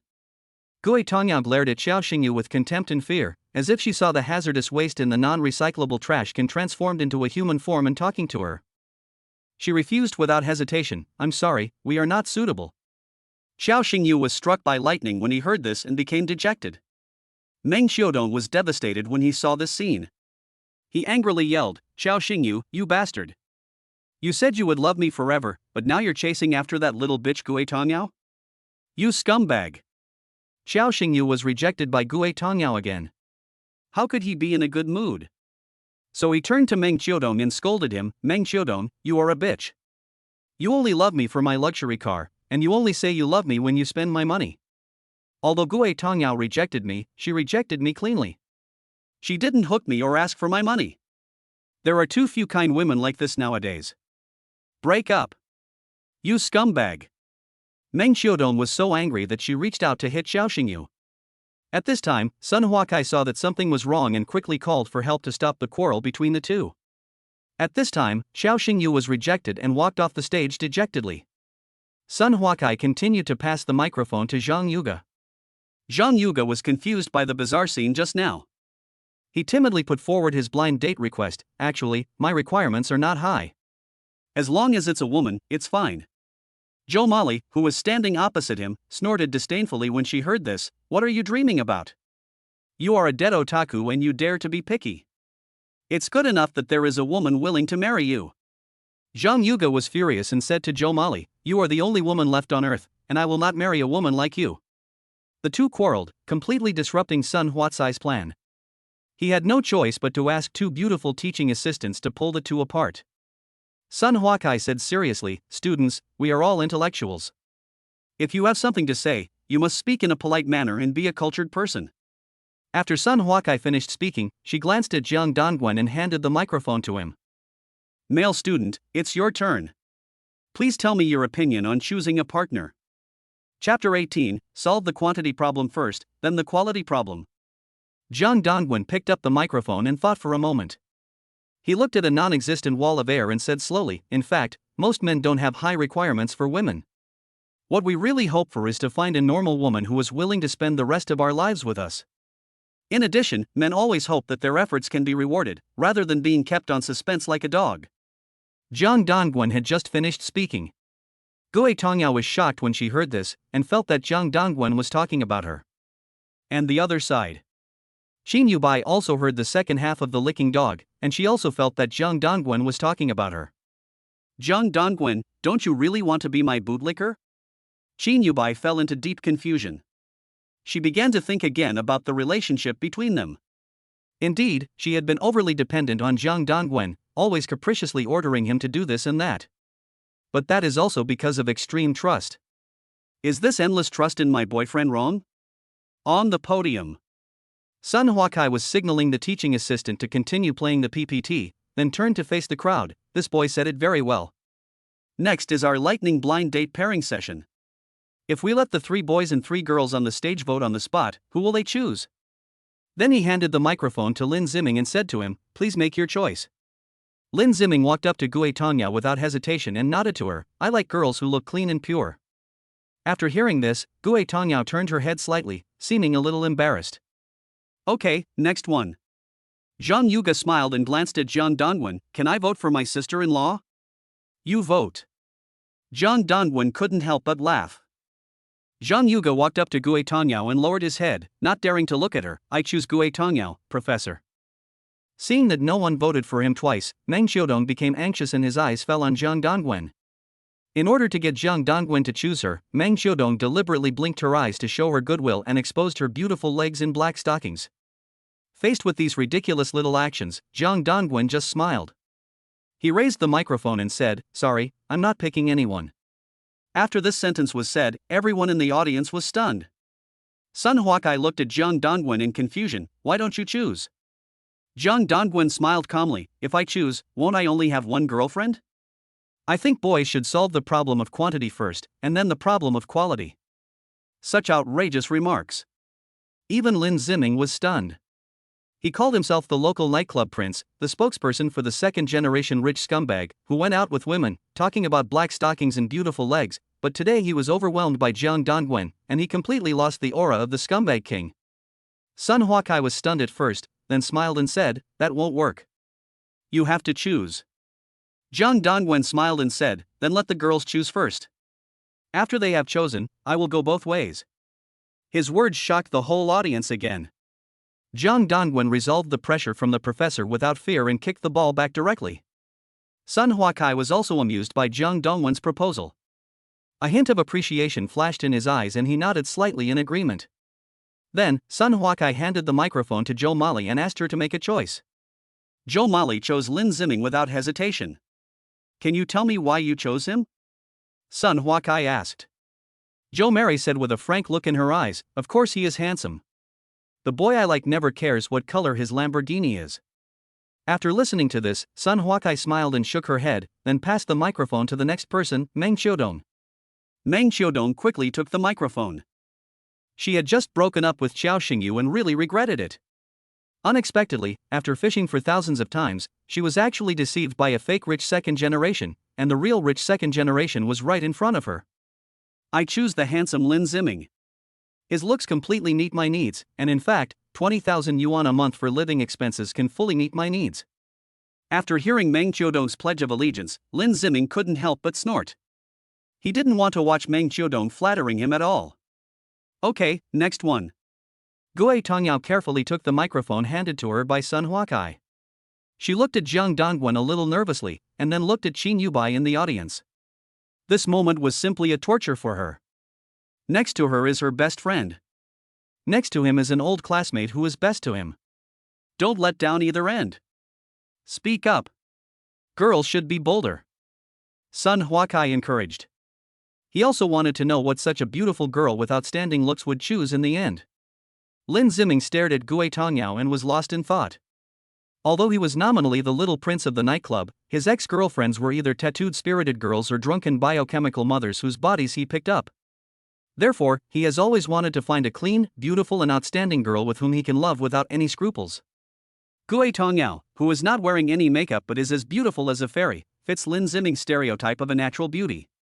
Now, if it weren't for the game session in the lecture, he would have bravely stepped forward and hit Gue Tongyao with money and cars until she fell deeply in love with him. So at the moment of voting, Lin Ziming inadvertently showed his luxury car keys to Gue Tongyao, hoping to touch her. However, Gue Tongyao didn't look at Lin Ziming at all. Her eyes stayed only on Jiang Dongwen. After hesitating for a few minutes, she said, "I can't choose." "Why?" Sun Huakai frowned slightly and stared at her in confusion. At this moment, the air in the classroom seemed to freeze. Jiang Dongwen was also stunned, unable to understand what Gue Tongyao was thinking. Gue Tongyao's cheeks flushed. She lowered her head and shyly avoided Jiang Dongwen's gaze like a girl who had just entered elementary school. "What I mean is that brother Dongwen has a girlfriend. So I can't choose him." The audience suddenly exploded and the students were talking about it. Sun Huakai smiled and consoled him, "This is a game session. We're not really asking you to choose, it's okay. It's just a game." Hearing this, Gue Tongyao hesitated and glanced at Qin Yubai in the audience, her mouth almost unable to speak. The pressure of the entire silence gradually weighed on her. Someone couldn't help but shout from the audience, "Choose quickly! Choose quickly! What are you dawdling for? If it were me, I would choose Lin Ziming. He's so handsome. So rich. Choosing Lin Ziming is like expressing your love for a rich second generation. You won't have to worry about food and clothing in the future." Sun Huakai continued to encourage Gue Tongyao with a smile, "Who do you like? Just choose him." Gue Tongyao finally couldn't help but took a step forward and stood in front of Jiang Dongwen. "Brother Dongwen, I choose you. Chapter 19, I just like you anyway." Jiang Dongwen was also made a little embarrassed by Gue Tongyao's sudden cuteness. "What are you doing? Xiaoyao, we are playing a blind date game, just make your choice directly, don't make it like you are confessing your love." He joked. "I'm too nervous. I'm sorry."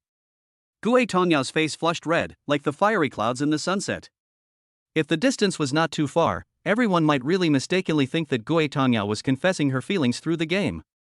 At this moment, Lin Ziming, who was standing next to Jiang Dongwen, was deeply shocked. Gue Tongyao's choice made Lin Ziming unbelievable. Why did she ignore him? Why? He, Lin Ziming, the little prince of nightclubs, handsome, rich, and elegant, has always been a man that women are chasing after. But why did his charm disappear in an instant in front of Gue Tongyao? Lin Ziming couldn't help but start to look at Jiang Dongwen carefully.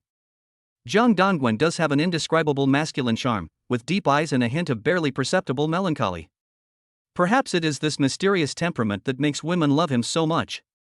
Lin Ziming suddenly felt jealous and clenched his fingers. "Thank you very much to the 6 students on the stage. Except for Jiang, everyone else can go back. By the way, female student, you just mentioned that Jiang has a girlfriend. Is she here today?" Gue Tongyao was stunned for a moment. Then he looked hesitant and said, "She is." "Who is it? What's your name?" "Qin Yubai, she's at the back of the classroom." "Okay, then next, let's move on to the last part of our game. The part where couples confess their love to each other. Please welcome Qin Yubai to the stage." Sun Huakai clapped her hands, and the students in the audience also applauded in unison. Jiang Dongwen was stunned by Sun Huatsai's amazing operation. What? A couple confessing their love? This was not a blind date game, it was simply a scene of purgatory. Jiang Dongwen wanted to go up to the professor and explain that he and Qin Yubai were no longer a couple. Gue Tongyao walked over quickly, pulled his arm and whispered, "Brother Dongwen, take this opportunity to explain our relationship to Bai Bai and coax her. You two should make peace quickly."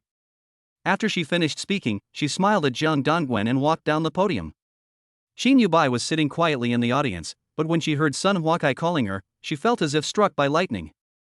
After thinking for a few seconds, she slowly stood up and walked towards the podium. Qin Yubai has always been petite and cute, and her eyes are particularly beautiful. On that innocent and cute face, her black eyes look big, and many people would think she wears cosmetic contact lenses, but that's not the case. The natural small bags under her eyelids match her face shape perfectly, and judging from the temperament of her face, it's easy to suspect that she is only about 14 years old. "Are you Jiang Dongwen's girlfriend?" Sun Huakai asked.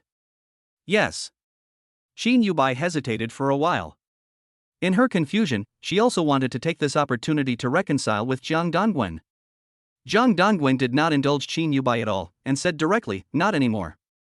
She is my ex-girlfriend." This sentence shocked everyone in the audience. How is it possible? The ultimate bootlicker Jiang Dongwen broke up with his literature beauty Qin Yubai? Impossible? This is absolutely impossible. Shin Yubai is tired of Jeong Dongwon, so he dumped him? Sun Huakai was stunned. He originally wanted to find a couple in the last segment and then explain why men and women are together, thus ending the lecture. But unexpectedly, the people who came on stage were a couple who had just broken up. Sun Huakai had to secretly admit that she had made a mistake, and then asked the two of them, who proposed the breakup. I. Jeong Dongwon and Shin Yubai said almost in unison. Why do you want to break up? Sun Huakai smiled helplessly. Shin Yubai lost his temper and attacked Jeong Dongwon first, because he is a scumbag. He falls in love with every girl he meets. I'm a scumbag, okay? I like Goe Tongyao and don't like you anymore. Isn't it normal for a scumbag to break up with you? Jeong Dongwon didn't intend to avoid it. You can't like her. After hearing what Jeong Dongwon said, Shin Yubai's heart suddenly shook, and his throat seemed to be blocked by something, and he couldn't utter a word. How could she tell everyone about her relationship with Goe Tongyao in public? Even if she had 100 courage, she wouldn't dare to say it. Besides, Shin Yubai felt that Jeong Dongwon was still angry. First, she hadn't given him candy for 2 weeks, and Jeong Dongwon might have been suppressed for too long and needed to find an outlet. As his girlfriend, she kept dangling him, which made Jeong Dongwon feel resentful. Second, she was indeed a little too harsh on Jeong Dongwon. Not only did she complain that the roses Jeong Dongwon bought were not good enough, she also played various punishment games. The conclusion is that the punishment may have been too excessive. Third, Shin Yubai admitted that he was indeed not gentle enough and treated Jeong Dongwon like a dog, which may have made him feel wronged. After reaching a conclusion, Shin Yubai thought Jeong Dongwon was just angry and didn't really want to break up. If I go up to Jeong Dongwon and hold his hand and act like a spoiled child now, maybe their relationship can be restored to what it was before. At this time, Jeong Dongwon looked at Shin Yubai jokingly while she was holding her breath, knowing exactly what she was thinking. So, he deliberately asked with a smile, why can't I like Goe Tongyao? I won't allow it. 2 lines of tears appeared on Shin Yubai's face. Jeong Dongwon laughed and said, You are not my mother? I still need your permission. At this time, the girls in the audience couldn't stand it anymore. They waved their hands and cursed Jeong Dongwon in indignation. Scumbag! Scumbag! Get off! Facing the accusations from the girls, Jeong Dongwon did not feel the slightest bit of guilt. Instead, he felt an indescribable joy in his heart. Finally, he completed the gorgeous transformation from a humble bootlicker to a romantic scumbag. Amidst the scolding, Sun Huakai sighed slightly. He originally wanted to ask a couple to come up and show them a successful love story, showing that men and women can have a successful love relationship. Unexpectedly, the couple mentioned by Goe Tongyao turned out to be a negative example. Next, he really didn't know how to continue his speech, otherwise he should let the two go first. But suddenly a flash of inspiration came to me. Since the two people were lovers, there must have been something that attracted each other in the first place. If we can explore the romantic relationships between men and women in modern society from this point of view, we may be able to make a breakthrough in the subject. Sun Huakai then took a step forward, walked between the two of them, and pointed the microphone at Shin Yubai. Since you are a couple, why did you like him in the first place? Shin Yubai was stunned. This question is too difficult to answer. All kinds of memories came to her mind, and she thought of how good Jeong Dongwon was to her. It seemed that she was greedy for his gentleness and thoughtfulness. Jeong Dongwon always replied to his messages immediately. Always treat her sincerely and never lie. Very clingy. Also handsome. Anyway, I feel at ease with him around. But if you ask for a concrete reason, Shin Yubai can't come up with anything. Every day, just seeing him, even if it's just his profile, makes him feel indescribably safe. As she thought about it, she couldn't help crying out loud. Anyway, I just like him. Chapter 20, Scumbag, are you going to give up on me just like that? The sadness in Shin Yubai's heart was like a flood that broke through a dam and he couldn't control himself. She covered her face and cried out I just like it on the spot, then turned and ran out of the classroom, leaving the whole place in stunned silence. Jeong Dongwon returned to his seat silently and turned a deaf ear to the rest of the lecture. His thoughts drifted far away. He had to admit that he was not indifferent to Shin Yubai's feelings. From other people's perspective, the relationship between him and Shin Yubai was that of a master and a dog.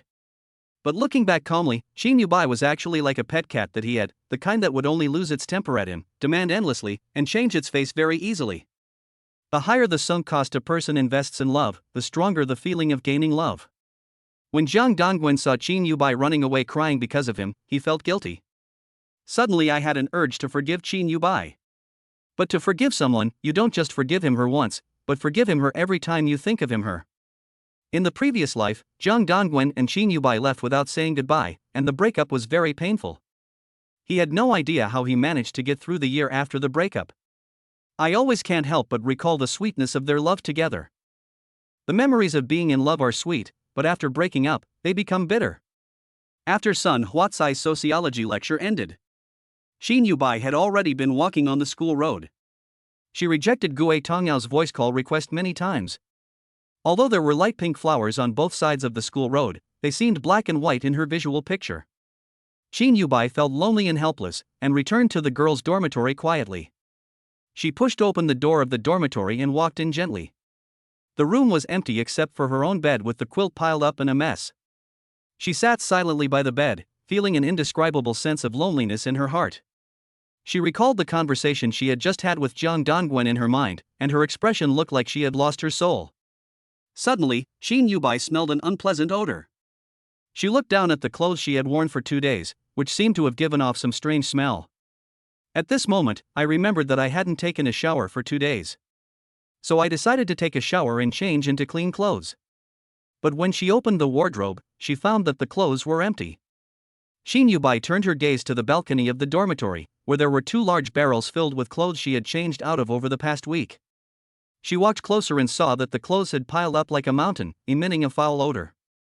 She stood there, pinching her nose, not wanting to use her fair hands to turn over the dirty clothes. But after thinking that if he didn't wash his clothes, he would have nothing to wear, Shin Yubai had no choice but to silently pick up the bucket and prepare to go outside to find a public washing machine. However, the public washing machines were already lined up in a long queue, stretching for more than 10 meters, with a girl standing next to each tub. At this rate, she won't be able to take a shower until evening. Shin Yubai was speechless. After a brief moment of daze, she realized for the first time how difficult it was to do laundry in college. How on earth had Jiang Dongwen persisted for almost 2 semesters, helping her do laundry day after day? She finally understood how difficult it was to live independently. When Shin Yubai returned to the dormitory and planned to wash the clothes by hand, he found that the detergent had been used up. Jo Molly usually liked to use her laundry detergent. Jiang Dongwen once said a few words about Jo Molly's shameless behavior of using her laundry detergent. Perhaps the 2 of them had a grudge from then on. No wonder Jo Molly always called Jiang Dongwen a scumbag in front of her. Shin Yubai thought for a while, looked at the pile of dirty clothes in front of her, and suddenly wanted Jiang Dongwen to come back, and couldn't help but shed a tear. Finally, she moved a small stool and sat alone on the balcony to wash clothes by hand. It was already 8 o'clock in the evening when I finished washing the first bucket of clothes.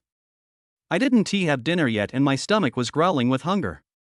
Shin Yubai touched his flat face and thought that at this moment, he just needed to call Jiang Dongwen. The hot meals would be packed and delivered to the downstairs of her dormitory. But after breaking up, don't think about it. Jiang Dongwen, you are such a scumbag. You said you would give up on me. Obviously, you only need to beg me and I will forgive you. You big idiot. Is it so difficult to coax a girlfriend? Do you know how to coax a girlfriend? Do you want me to teach you how to coax a girlfriend? Shin Yubai cursed and continued to wash the clothes in sadness and anger. Every time she scrubbed vigorously, ripples appeared in the water in the basin, and the splashing water droplets sparkled under the dormitory light. Suddenly, Shin Yubai felt a sharp pain in his fingertips. He looked down and found that his finger was accidentally cut by the zipper on his clothes. She had no choice but to stop, frowned and checked her fingers, and found that they were bleeding. Tears welled up in the corners of Shin Yubai's eyes, and the pain in her fingers was like a fuse. It ignited the long pent-up sadness in her heart. She stopped what she was doing, tears rolled down her cheeks and dripped into the laundry tub, where the detergent and tears finally mixed together. Gradually, Shin Yubai's sobs gradually overflowed from the depths of her throat. From the initial sobs to the subsequent loud crying, her sobs seemed to be telling everyone about her grievances. Jiang Dongwen, you bastard. You're a scumbag. You're so bad. I hate you so much. I'm going to punish you by making you kneel down and crush 1,000 durians. You're not allowed to get up until you break one less. Shin Yubai scolded Jiang Dongwen. But now that she and Jiang Dongwen have broken up, it is impossible for her to punish him by making him kneel on a durian. The depression in her heart that had not been relieved made her miss Jiang Dongwen's kindness even more. For example, every time Jiang Dongwen took her out to eat shrimps, he would silently help her peel the shells, dip them in sauce and put them in a bowl. Jiang Dongwen always carries an umbrella with him to protect him from the rain or strong sunlight. She enjoyed her boyfriend's thoughtfulness, but felt it was her due. She also scolded Jiang Dongwen for buying an ugly umbrella. Shin Yubai recalled various details of his life. For the first time, I felt that I had done a lot of things wrong, and maybe Jiang Dongwen was right to be angry. So after washing the clothes, she wiped her tears, ate some biscuits and water, and went into bed, not wanting her roommates to come back and see her red face from crying. In bed, Shin Yubai was put on the blacklist. After hesitating for a while, she removed Jiang Dongwen's mobile phone number and profile picture from the blacklist. Forget it, give him a chance. Remove the blacklist. But Shin Yubai thought for a while and realized that even if the blacklist was removed, Jiang Dongwen would not know.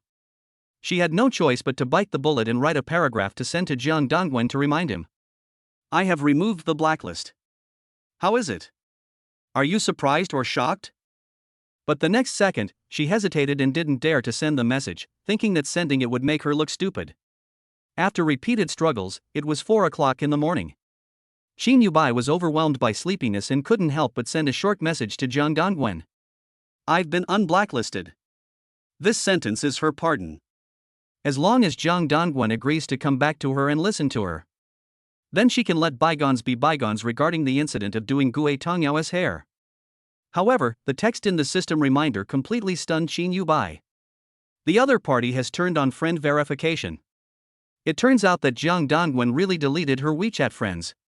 Chapter 21. Who said I cried because of him? Shin Yubai became furious when he saw Jiang Dongwen deleted him as a friend. She really wanted to rush into the boys' dormitory at this moment, sit on the sleeping Jiang Dongwen, secretly open his mobile phone, and cancel his King of Glory and PlayerUnknown's Battlegrounds game accounts. I told you to delete it. I told you to delete it. I told you to delete it. Delete all of you. Oh, you have to delete all of your homework. Brother, you are such a nagging person, stop hiding it and hand it in quickly, hee hee. Bye bye. Please let me go. Ah, Demei. Shin Yubai kept imagining in her mind that Jiang Dongwen would wake up and show a grief-stricken expression when he saw that his game account was gone. She also forcibly deleted all of Jiang Dongwen's homework, leaving the scumbag brother penniless and crying on the pillow, begging her to let him go. When Shin Yubai imagined this, the mood that had been suppressed for a long time finally surged into his heart with an inexplicable pleasure. That's right, this is my good Wang-chan.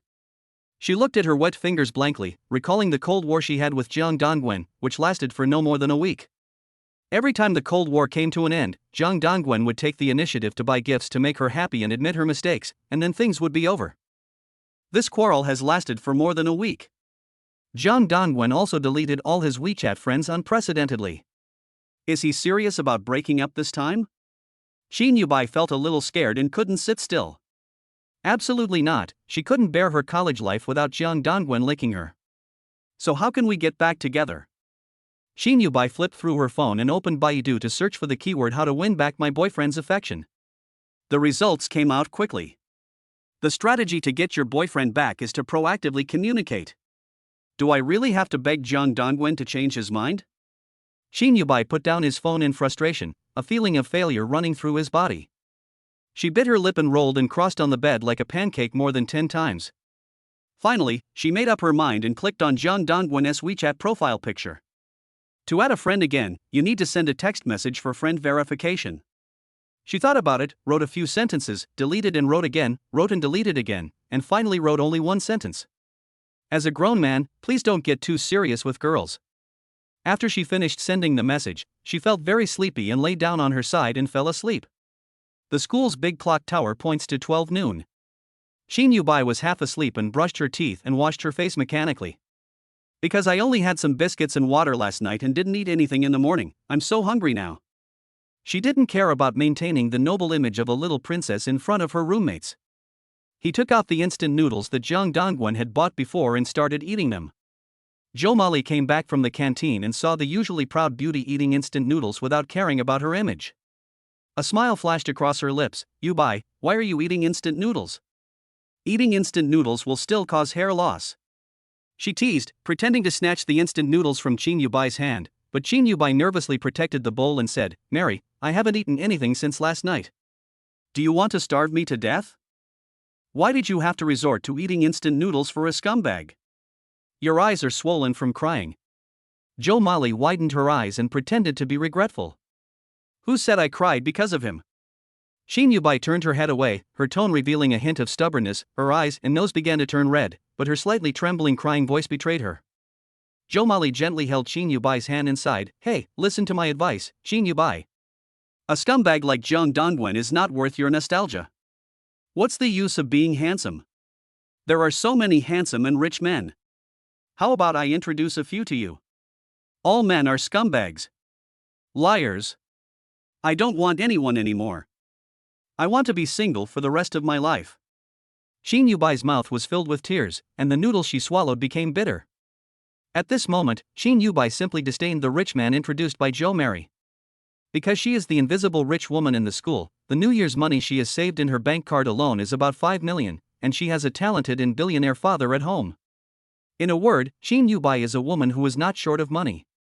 The reason why she always had to spend Jung Dongwon's money was because her desire for control was too strong and she would not allow her first love boyfriend to have any spare money to pick up girls. Jo Molly looked at Bai's stubborn attitude, her face darkened, and she slipped out of the dormitory. After walking to a secluded corner, Jo Molly carefully took out her cell phone, and when she saw that no one was around, she put the phone to her ear. Don't worry, Brother Long. I will definitely help you deal with Bai. In the boys' dormitory, Jung Dongwen had just woken up and yawned. Without Bai's strict control, now he is a free man. Sleep until you wake up naturally, and eat until you are full. He lay in bed, opened WeChat, and prepared to call his teammates to come online and play. But he found a friend request from Bai. He was stunned for a moment, his eyes widened, and then he couldn't help but smile. Bai, the proud little lowly princess, took the initiative to admit her mistake to him? Jung Dongwen thought for a while and opened the dialog box. Bai's friend request made him extremely angry. He typed on the keyboard with both hands and replied to Bai, I am serious with you? Do you still feel wronged? Bai was eating noodles when he saw the message from Jung Dongwen and quickly clicked on it. She found that Jung Dongwen had no intention of repenting and was so angry that she couldn't even eat instant noodles. She immediately replied in the verification window, I just want you to admit your mistakes. Why are you so fierce? Do you know where you went wrong? Jung Dongwen looked at Bai's reply and said, What did I do wrong? Tell me what I have done. Bai was speechless for a moment, but after thinking for a while, he immediately typed, You don't apologize proactively. Jung Dongwen was so angry that he almost laughed, I'm not wrong. Why should I apologize? Bai had no choice but to reply, You like Xiaoyao. This is the biggest mistake. Jung Dongwen even directly replied, Who doesn't like beautiful women? Don't you like them? At this moment, Bai seemed to vaguely sense that Jung Dongwen knew the secret between him and Gue Tongyao, and immediately dared not ask any more questions.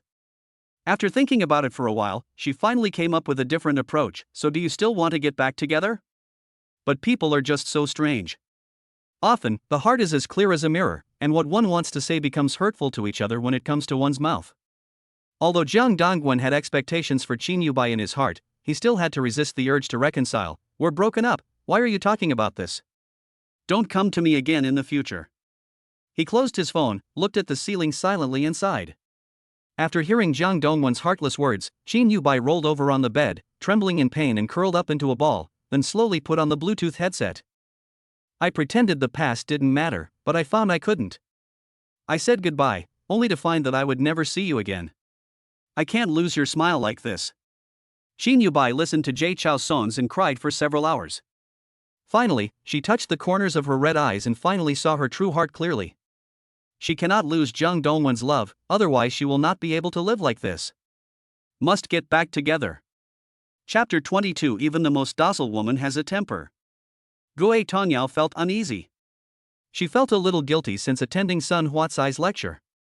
She was afraid that Qin Yubai would be hurt, and she didn't want to see Jiang Dongwen suffer. She spent the whole day in school in a trance, and it was already evening when she returned to the dormitory. Her dormitory is famous for turning off the lights early. Meng Xiaodong, who was lying on the bed opposite, seemed to be fast asleep as well, snoring loudly. Gue Tongyao remembered that Meng Xiaodong and Xiao Xingyu broke up today because of her. The funniest thing is that Xiao Xingyu confessed to her again. Meng Xiaodong must be so angry that he has no place to vent it, right? At this time, Gue Tongyao thought of Jiang Dongwen again and felt that the behavior of this old classmate was inexplicably ambiguous. And I almost kissed her face today. I don't know what it feels like to kiss a boy. Gue Tongyao touched her lips. Her lips are rosy and plump.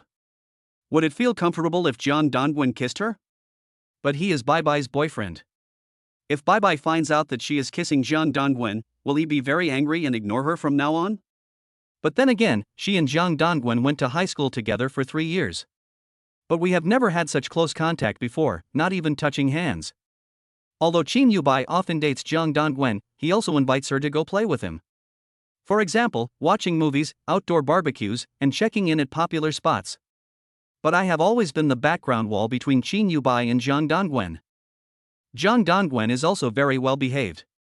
He would not tease her, let alone dare to kiss her. And I could only watch silently at the happy photo of the two of them together. Now, why did Jiang Dongwen suddenly fall in love with her?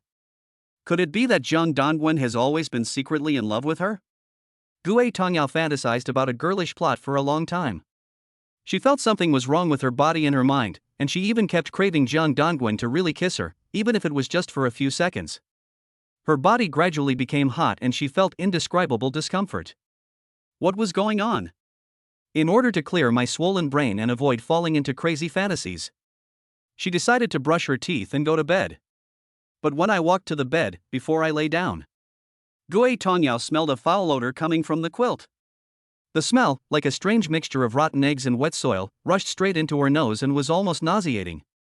She hurriedly turned on the flashlight on her phone and lowered her head to check. The scene that came into view was horrifying. The bed sheets were covered with bloody sanitary napkins. There was still a fresh and strong smell of blood on it. Gue Tongyao suddenly felt a strong sense of dizziness in her heart. She had suffered from severe hemophobia since she was a child and could not even look at such a large amount of blood. Even during her own menstrual period, she always tried to avoid seeing the blood directly, and always threw it into the trash can after quickly dealing with it. Gue Tongyao forced herself to calm down, and every pore in her body was trembling. When stimulated by adrenaline, people are often able to analyze the pros and cons of a situation with extraordinary calmness even when they are most afraid. First of all, these sanitary pads are definitely not hers. They were put here by someone. And this person knew that she was afraid of blood, so he deliberately chose sanitary pads. Only 4 roommates have keys to the dormitory, and others cannot enter easily. Well, in the entire dormitory, only Meng Xiaodong would do such a wicked thing.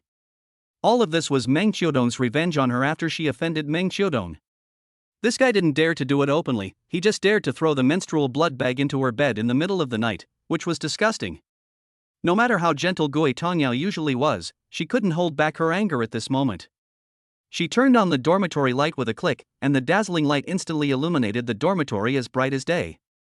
Gue Tongyao stood in front of Meng Xiaodong's bed holding a sanitary napkin. Meng Xiaodong had been curled up in the bed, laughing secretly and admiring Gue Tongyao's shocked and stunned look. He didn't expect that the other party would come to question him so soon. What do you mean? Meng Xiaodong. Gue Tongyao roared, waking up the other 2 roommates who had already fallen asleep. What's going on? Why are you making so much noise? Meng Xiaodong pretended to have just been woken up. What's wrong? What's wrong?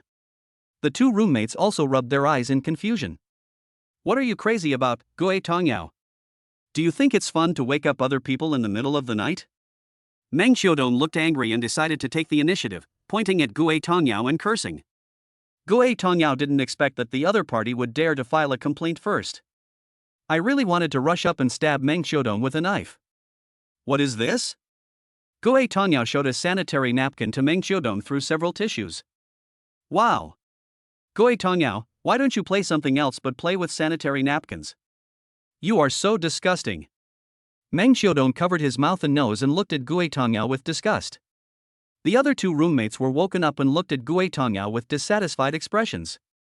They didn't know what was going on, so they began to grumble in dissatisfaction. What are you doing playing with sanitary napkins in the middle of the night? You have classes tomorrow, so stop playing pranks, okay? Gue Tongyao couldn't explain herself clearly for a while and was misunderstood by her two roommates, which made her even angrier. With the support of his two roommates, Meng Xiaodong showed an even more arrogant and smug smile. Alas, there is nothing I can do. Who told me to offend her last time? Now she is playing a prank on me in the middle of the night to get revenge. Gue Tongyao was angered by Meng Xiaodong.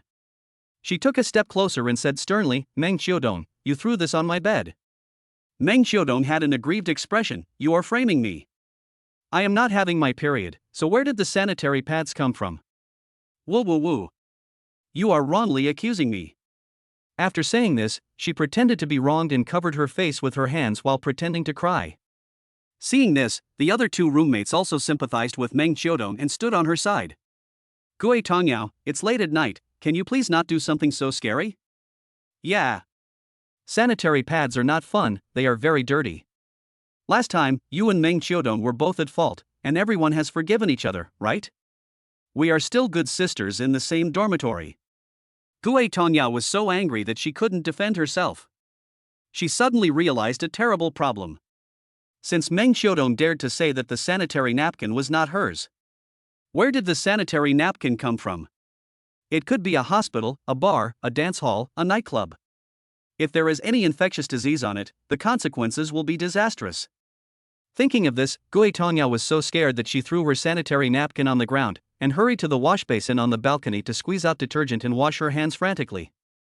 Meng Xiaodong looked at Gue Tongyao washing her hands nervously and couldn't help but laugh at her roommates. Gue Tongyao, is she stupid? Even if I threw it, so what?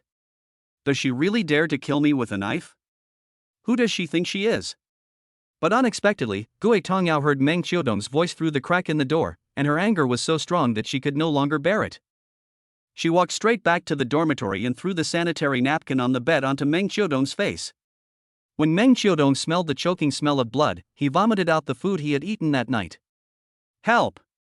Sorry Lang. Sorry Lang. Meng Xiaodong's inarticulate scream broke the silence in the girls' dormitory. Gue Tongyao packed her luggage silently under the accusations of her roommates. Then she dragged her suitcase and left the girls' dormitory. Chapter 23. Take advantage of your emotional breakdown to take control. The night was dim and the clock pointed to 2 in the morning. Zhang Dongwen stood alone downstairs of the boys' dormitory, holding his mobile phone, staring at the funny video on the screen, waiting for the delivery boy to deliver his midnight snack. Suddenly, the noise of a suitcase being dragged on wheels broke the silence of the night and echoed on the empty road, covering up the sound of the music he was watching on video. This made Zhang Dongwen curious and look into the distance. But then he found it hard to believe what he saw. Gue Tongyao appeared at the door of the girls' dormitory dragging a suitcase. She was wearing a thin short-sleeved t-shirt and knee-length shorts, and her long snow-white legs were particularly eye-catching in the night. But she seemed a little bit struggling to pull the suitcase. Zhang Dongwen couldn't help but wonder what Gue Tongyao was doing pushing a suitcase out in the middle of the night. Do you want to go traveling with Qin Yubai, who was heartbroken, to relax? Out of curiosity, he decided to follow Gue Tongyao secretly to see what was going on. After Gue Tongyao walked out of the school gate, she headed towards the brightly lit 24-hour KFC restaurant near the school, where she just sat in a corner without saying a word. The restaurant was brightly lit. Zhang Dongwen yawned and was about to get up and go back when he suddenly noticed that Gue Tongyao's shoulders trembled slightly, and she suddenly lowered her head and began to sob. When he saw this strange sight, he couldn't help but frown. Why are you crying here in the middle of the night? After waiting for a long time, Qin Yubai didn't show up. Could it be that the two good girlfriends were upset because of him? Just as Zhang Dongwen was wondering, 2 men came in through the glass door of the restaurant. One of the men shouted, "Brother Dao, number 8 Xiaowen's massage technique is really good. Of course, she is the most beautiful girl in the royal club. My brother Dao introduced her to you. How could it be wrong?" The man called Brother Dao smiled proudly. There was a scar on his face that went across the corner of his eye. One could tell at a glance that he was someone who was not to be trifled with. Gue Tongyao was frightened by the appearance of the men. She cautiously shrank back into the corner to avoid attracting the other person's attention. But Scar Brother spotted the beautiful Gue Tongyao hiding in the corner at a glance. His eyes instantly widened. Hey! There's a super pretty chick over there. Because after crying, Gue Tongyao's eyes looked clearer. Those eyes sparkling with tears, coupled with her long black hair, not to mention her plump and enchanting figure, revealed a succubus physique that men could not resist. Fuck, am I seeing things? Where did this super beautiful girl come from in the middle of the night? Look at her legs. I can play with them for 10 years. The younger brother accompanying the scarred man stared at Gue Tongyao's long white legs exposed under her shorts, swallowing his saliva, and exclaimed. The scarred man smirked and said, fuck. I feel like my little brother is working again. Let's go and chat her up. As they talked, they walked towards Gue Tongyao step by step with bad intentions. Gue Tongyao's nerves suddenly became tense. She grabbed the fruit knife hidden in her bag, ready to protect herself at any time. The scarred man stood in front of Gue Tongyao, his obscene eyes moving from her thighs to her pure and lustful face. He felt his whole body burning with heat and lost his patience to tease her. Little sister, why are you here so late instead of going home to sleep? Do you want your uncle to take you out to play? Get lost. Gue Tongyao glared at the scarred man with a cold look, trying to scare him away. How could she know that the more she resisted, the more excited the other party would become? The scarred man said happily, how dare you speak to me in that tone? Do you know who my uncle is? My uncle's is very big. You have to bear with it for a while. The younger brother next to him came over quickly, patted the scarred man on the shoulder, and said with a smile, little sister, don't be afraid, we are not bad people. We are driving a Ferrari sports car, take you for a ride. I will give you money later.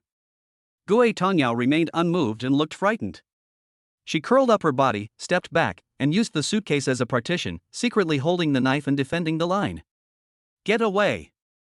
I'm not going anywhere. She shouted, but her body couldn't stop shaking. But Gue Tongyao was so beautiful that even when she was angry, she looked delicious to the two men. The scarred man forced a terrifying smile on his ferocious face. Ah. Don't be so fierce, pretty sister. Are you hungry? I'll feed you. As he spoke, he slowly walked towards Gue Tongyao. Seeing that the situation was critical, Jiang Dongwen pushed the door open and walked in. The love option immediately appeared before him. Trigger the love option, please choose your behavior carefully. Option 1, punch the scarred man in the face, then run away with Gue Tongyao. Option 2, tell the scarred man that you have called the police and ask them to get lost. Option 3, beat up the scarred man, then run away and lead them away. Jiang Dongwen's thoughts raced through his mind. The scarred man had muscles as hard as a sculpture, and he had a little brother by his side. If we chose to fight 1 in 3, the best case scenario would be a miserable victory. It is better to threaten to call the police first. If you have to fight, it is not too late to do so. Thinking of this, Jiang Dongwen quickly rushed to the scarred man and stood between the two men and Gue Tongyao. I've called the police, you two hooligans, get out of here right now. Stop harassing my girlfriend. Jiang Dongwen held the phone, and there was an alarm call record on the screen. The scarred man became furious and wanted to go up and hit him, but was stopped by the younger brother behind him. Brother, let's go. She has a boyfriend. This is a restaurant with a lot of cameras. You just got out. Don't get yourself into trouble and end up in police station again. The scarred man gritted his teeth and looked up at the surveillance camera in the restaurant. If he goes to jail for beating someone up again, paying money would be a small matter, but because of his criminal record, it might be enough to be convicted of a felony. Humph. Boy, you have such a beautiful girlfriend, why don't you take her home to sleep with her earlier? Look after her better next time. The scarred man cursed a few words guiltily, then opened the glass door and left quickly with his little brother. Received 100 points as reward, current total points, 570. Basic skill card X1. Primary psychic perspective device X1. Primary medical medicine X1. Gue Tongyao's relationship value 90 155 45 100 increased by 55 points. Congratulations! Your relationship with Gue Tongyao has been upgraded from friends to ambiguous friends. Unlock, serious massage consume 15 relationship points.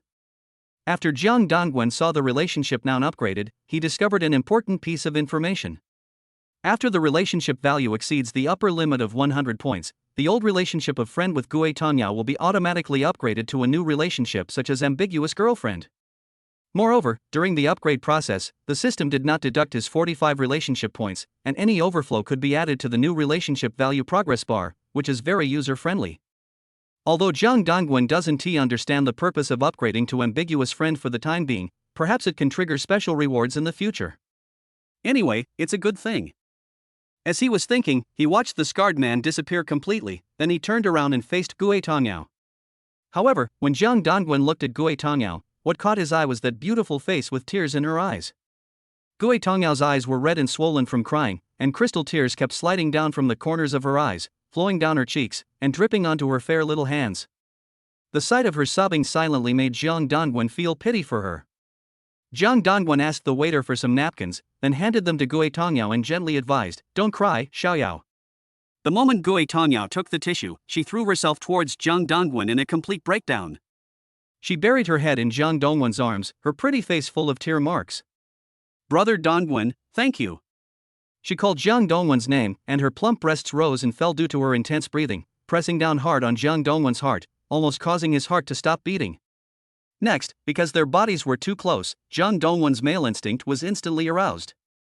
But he couldn't tell Gue Tongyao that he was feeling uncomfortable, and he couldn't just push away Gue Tongyao who was crying, so he could only ask in a low voice, "Xiaoyao, why are you not sleeping in the dormitory at night and running out here?" Gue Tongyao wiped away her tears and told the story of Meng Qiudong bullying her in the dormitory. When Zhang Dongwen heard Meng Qiudong throw a sanitary napkin on Gue Tongyao's bed, he couldn't help but laugh and get angry.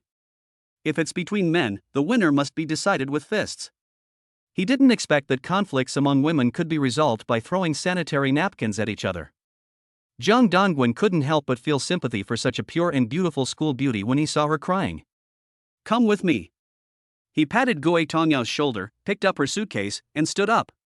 "Where are you taking me?" Gue Tongyao looked at Zhang Dongwen in surprise. "Of course we're going to get a hotel room.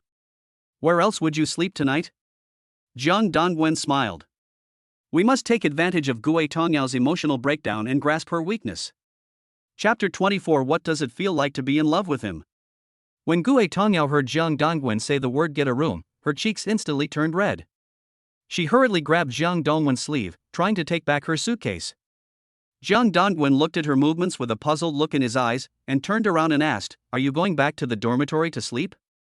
Gue Tongyao was stunned when she heard this, and Meng Qiudong's ugly face appeared in her mind. Wouldn't she be asking for trouble if she went back? She hesitated for a moment and whispered, "I'm not going back to my original dormitory. I want to apply for a dormitory change." Zhang Dongwen shook his head helplessly. "What are you going to do tonight? You can't stay here forever. If that scarred face comes back to cause trouble for you, I won't be able to help you. I'll get a room for you to sleep in first, and we can talk about applying for a dormitory change tomorrow." His words made Gue Tongyao's heart tighten.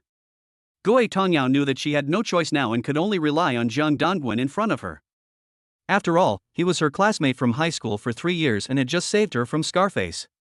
He was a trustworthy man. Gue Tongyao hesitated for a while, nodded silently, and let Zhang Dongwen drag the suitcase. When Zhang Dongwen saw that Gue Tongyao agreed, he pulled his suitcase towards the main road, ready to hail a taxi. He knew it in his heart. When making decisions, men often need to appear decisive. Otherwise, good things will be ruined because of women's indecision. Gue Tongyao was also discouraged by Zhang Dongwen's courage and said in a trembling voice, "Brother Dongwen, I will pay you back for the hotel money when I earn money from working later." "Good." Zhang Dongwen did not refuse. He knew Gue Tongyao's temper. If he said no, she would definitely not want to come. The two finally hailed a taxi and went to the city to find a hotel. Because today is the weekend, all the small hotels near the school are fully booked, even the hourly rooms are full. As for why it is full, those who understand will understand.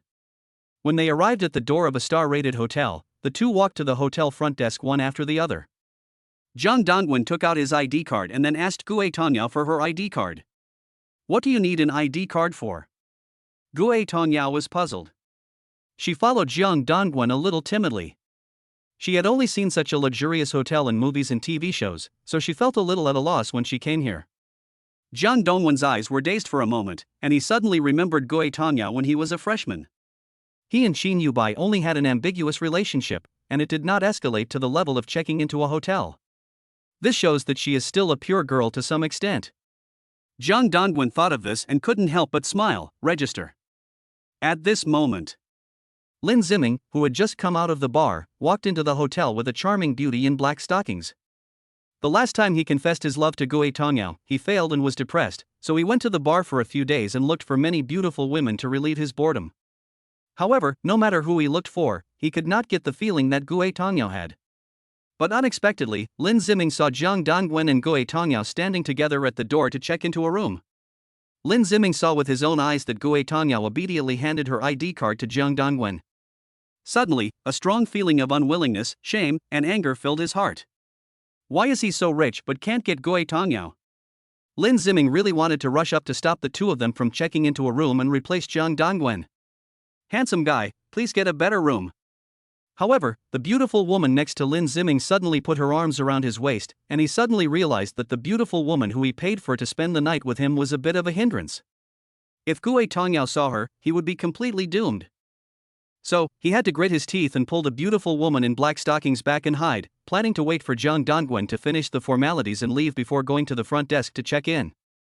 At this time, Jang Dongwen did not notice Lin Ziming hiding behind him. He took the key and bill from the waiter and listened to the waiter respectfully say, "Sir, the total is 888 yuan. Turn right in front and you will see the elevator room.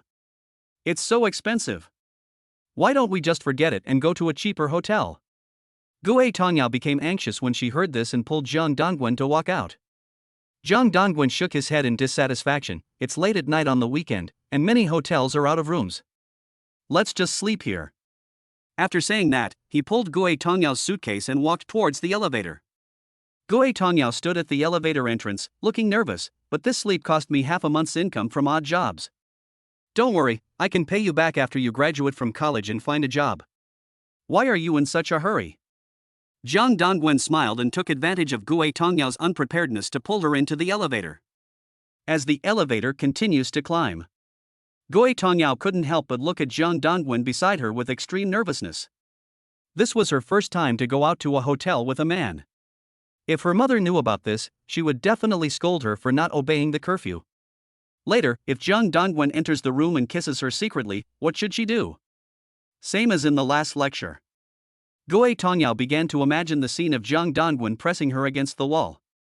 And the meaning of the sentence "I can wait for you." Could it be that Jang Dongwen has liked her since high school? But he talked to Jin Yubai first and found out that they were not suitable for each other, so he went to find her after breaking up? Could it be that she is a spare tire? But, I obviously like girls. I am definitely not a spare tire. If, just in case. What would it feel like to be in a relationship with Jang Dongwen? By the way, I'm in love with a boy. Gui Tongyao crossed her fingers and became increasingly nervous. We're here, let's go. Jang Dongwen walked forward a few steps, turned around and saw Gui Tongyao, upset and dazed in the elevator, and couldn't help but smile. The elevator is about to close. Jang Dongwen hurried over, held Gui Tongyao's hand and pulled her out. Gui Tongyao just woke up from her dream at this moment, feeling anxious and embarrassed. Seeing Jang Dongwen holding her hand, she clearly wanted to shake it off, but she had no strength left and could only let him pull her away. Jang Dongwen's palms are heavy and warm. Gui Tongyao couldn't help but start to fantasize, what would her college life be like if she really had a boyfriend as handsome and considerate as Jang Dongwen who treated her well? When she was in high school, she had witnessed Jang Dongwen's kneeling and licking care for Jin Yubai. Jang Dongwen is not only handsome, but also very considerate when taking care of his girlfriend. One time, Jin Yubai had her period in the girls' dormitory and the whole bed was soaked. Jang Dongwen even ran over from home to give her sanitary pads. The key is to send it under the noses of all the girls in the dormitory, which few boys can do. Jang Dongwen didn't know that Gui Tongyao, who loved to fantasize, was already planning a self-conquest in her mind. He opened the door and placed his luggage in the hallway. He took out his phone and saw 15 missed calls. He turned around and said to Gui Tongyao with a smile, "In order to send you to live here, the takeaway boy at the school gate called me 15 times. Jang Dongwen said this to make Gui Tongyao feel guilty and remind her that she owed him a favor. "I'm sorry, brother Dongwen, how about I order some midnight takeout for you and you can eat it before you leave?" Gui Tongyao really felt guilty. She is the kind of person who will repay a favor. Even if Zhang Dongwen wanted to order Harry crabs now, she would be willing to empty her wallet to treat him to a meal. What do you want to eat, brother Dongwen? Gue Tongyao looked up at him. Her innocent eyes and charming body undoubtedly accelerated Zhang Dongwen's heart rate. Zhang Dongwen wanted to tease him and said, "Eat you," but he held back and said with a smile, "Just order some fried noodles." After Gue Tongyao ordered the takeaway, she blushed and said, "Brother Dongwen, then you should wait in the room for the takeaway." "Yeah. Okay." Zhang Dongwen sat comfortably in the armchair, playing games and waiting for supper. After being silent for a while, he suddenly looked up and noticed that Gue Tongyao's expression became more and more unnatural. Gue Tongyao was sitting on the bedsheet at this moment, looking at him stiffly. Her snow-white and attractive legs under her shorts looked crystal clear under the warm light in the room, exuding an indescribable beauty. The two people's eyes met inadvertently at this moment. Gue Tongyao's breathing suddenly became rapid, and she let out a trembling, charming gasp. Her white jade-like fingers were still twisting the corner of her clothes, with an expression that showed she wanted to accept but also reject, and was extremely shy and seductive. Zhang Dongwen took a deep breath and suddenly felt a little dizzy and almost unable to calm down. Chapter 25. Who has a better fate? Brother Dongwen, please sit down first. I'm going to take a shower first. Gue Tongyao seemed to realize that the atmosphere had become a little ambiguous. She avoided Zhang Dongwen's gaze, got up and went to the suitcase to look for clothes to change. But when she squatted down, her defenseless back facing Zhang Dongwen, the perfect curve of her waist and hips startled Zhang Dongwen, and then his hormones began to be secreted rapidly. Was it Gue Tongyao who deliberately seduced her? Was it really an unintentional act? This kind of seductive posture is undoubtedly like putting dry firewood on the torch and roasting it. Fortunately, after a few seconds, Gue Tongyao quickly packed her clothes and went into the bathroom to take a shower. As a result, Zhang Dongwen gradually calmed down and was able to control himself. Listen to the sound of running water in the bathroom. Zhang Dongwen was in a trance and recalled the first time he checked into a hotel with Qin Yubai. At that time, he had no experience, so he was not as calm and composed as he is now. Instead, he was so nervous that he was shaking even when he was standing. Qin Yubai was also a virgin at that time. She was very nervous and shy. After taking a shower, she hid under the quilt and did not come out. She only showed her little face and stared at Zhang Dongwen. She was shy, wanting to welcome and reject at the same time, which was very seductive. If we must compare Qin Yubai and Gue Tongyao, Qin Yubai is the type of girl that any man would want to hug and kiss, hold in his arms and care for her, coax her into sleeping like a little princess, triggering the fatherly complex hidden in men. Gue Tongyao caused more instinctive reactions in men. She was more suitable to be described as the ultimate temptation of women. Any man who got her would have a blank mind and only wanted to hug her for a night and possess her forever. Boom! The bathroom door opened slightly with a dull sound, interrupting Zhang Dongwen's thoughts. A puff of mist overflowed from the bathroom door. The water mist escaped like a dream. Under the warm yellow light, Gue Tongyao was wearing pajamas with cartoon patterns. The cartoon pattern is a little childish, but it does not detract from her creamy skin, which exudes a charming luster under the light. The water drops that had not yet been wiped away slid down her cheeks, dripped from her chin, and disappeared into the seductive, plump crevices. Gue Tongyao's eyes were filled with shyness, and there was a hint of timidity in her expression. The soft pajamas swayed with her light steps. Her pair of slender legs were tightly wrapped in the clothes and were faintly visible, outlining a perfect figure. Is this the legendary woman's desire to accept and reject, the most fatal temptation? Has the takeaway not arrived yet? Zhang Dongwen didn't want to appear too out of control. There is one bad thing about dating someone you know, it's hard to make the move if you're too familiar with them. Secondly, Zhang Dongwen originally thought that Gue Tongyao was a woman who was cold on the outside but sexy on the inside, and would actively seduce him after taking a shower. However, Gue Tongyao behaved very reservedly, even dully, which completely disrupted his plans. The takeaway should be here soon. Gue Tongyao lifted her hair and the corners of her lips curled up slightly. She slightly noticed that Zhang Dongwen was a little unhappy, but she didn't know why. However, when Gue Tongyao's eyes met Zhang Dongwen's deep gaze, a subtle shyness quickly spread in her heart, and she could not help but lower her head with her face turned sideways. Gue Tongyao asked herself what was going on. It's a heart-pounding feeling. It feels a bit like I can't breathe. In order to find a topic to ease the ambiguity at the moment, she looked up at Zhang Dongwen again, looking a little flustered. Brother Dongwen, are you still in contact with Bye Bye now? Jiang Dongwen frowned, thinking that she was asking for something irrelevant, so he snorted coldly, "No. She applied to be my WeChat friend, but I didn't accept." "Why didn't it pass?" Gui Tongyao stared in surprise. In her opinion, Qin Yubai, such a proud little princess, was actually willing to admit her mistake to Jiang Dongwen, but Jiang Dongwen was unwilling to walk down the paved steps.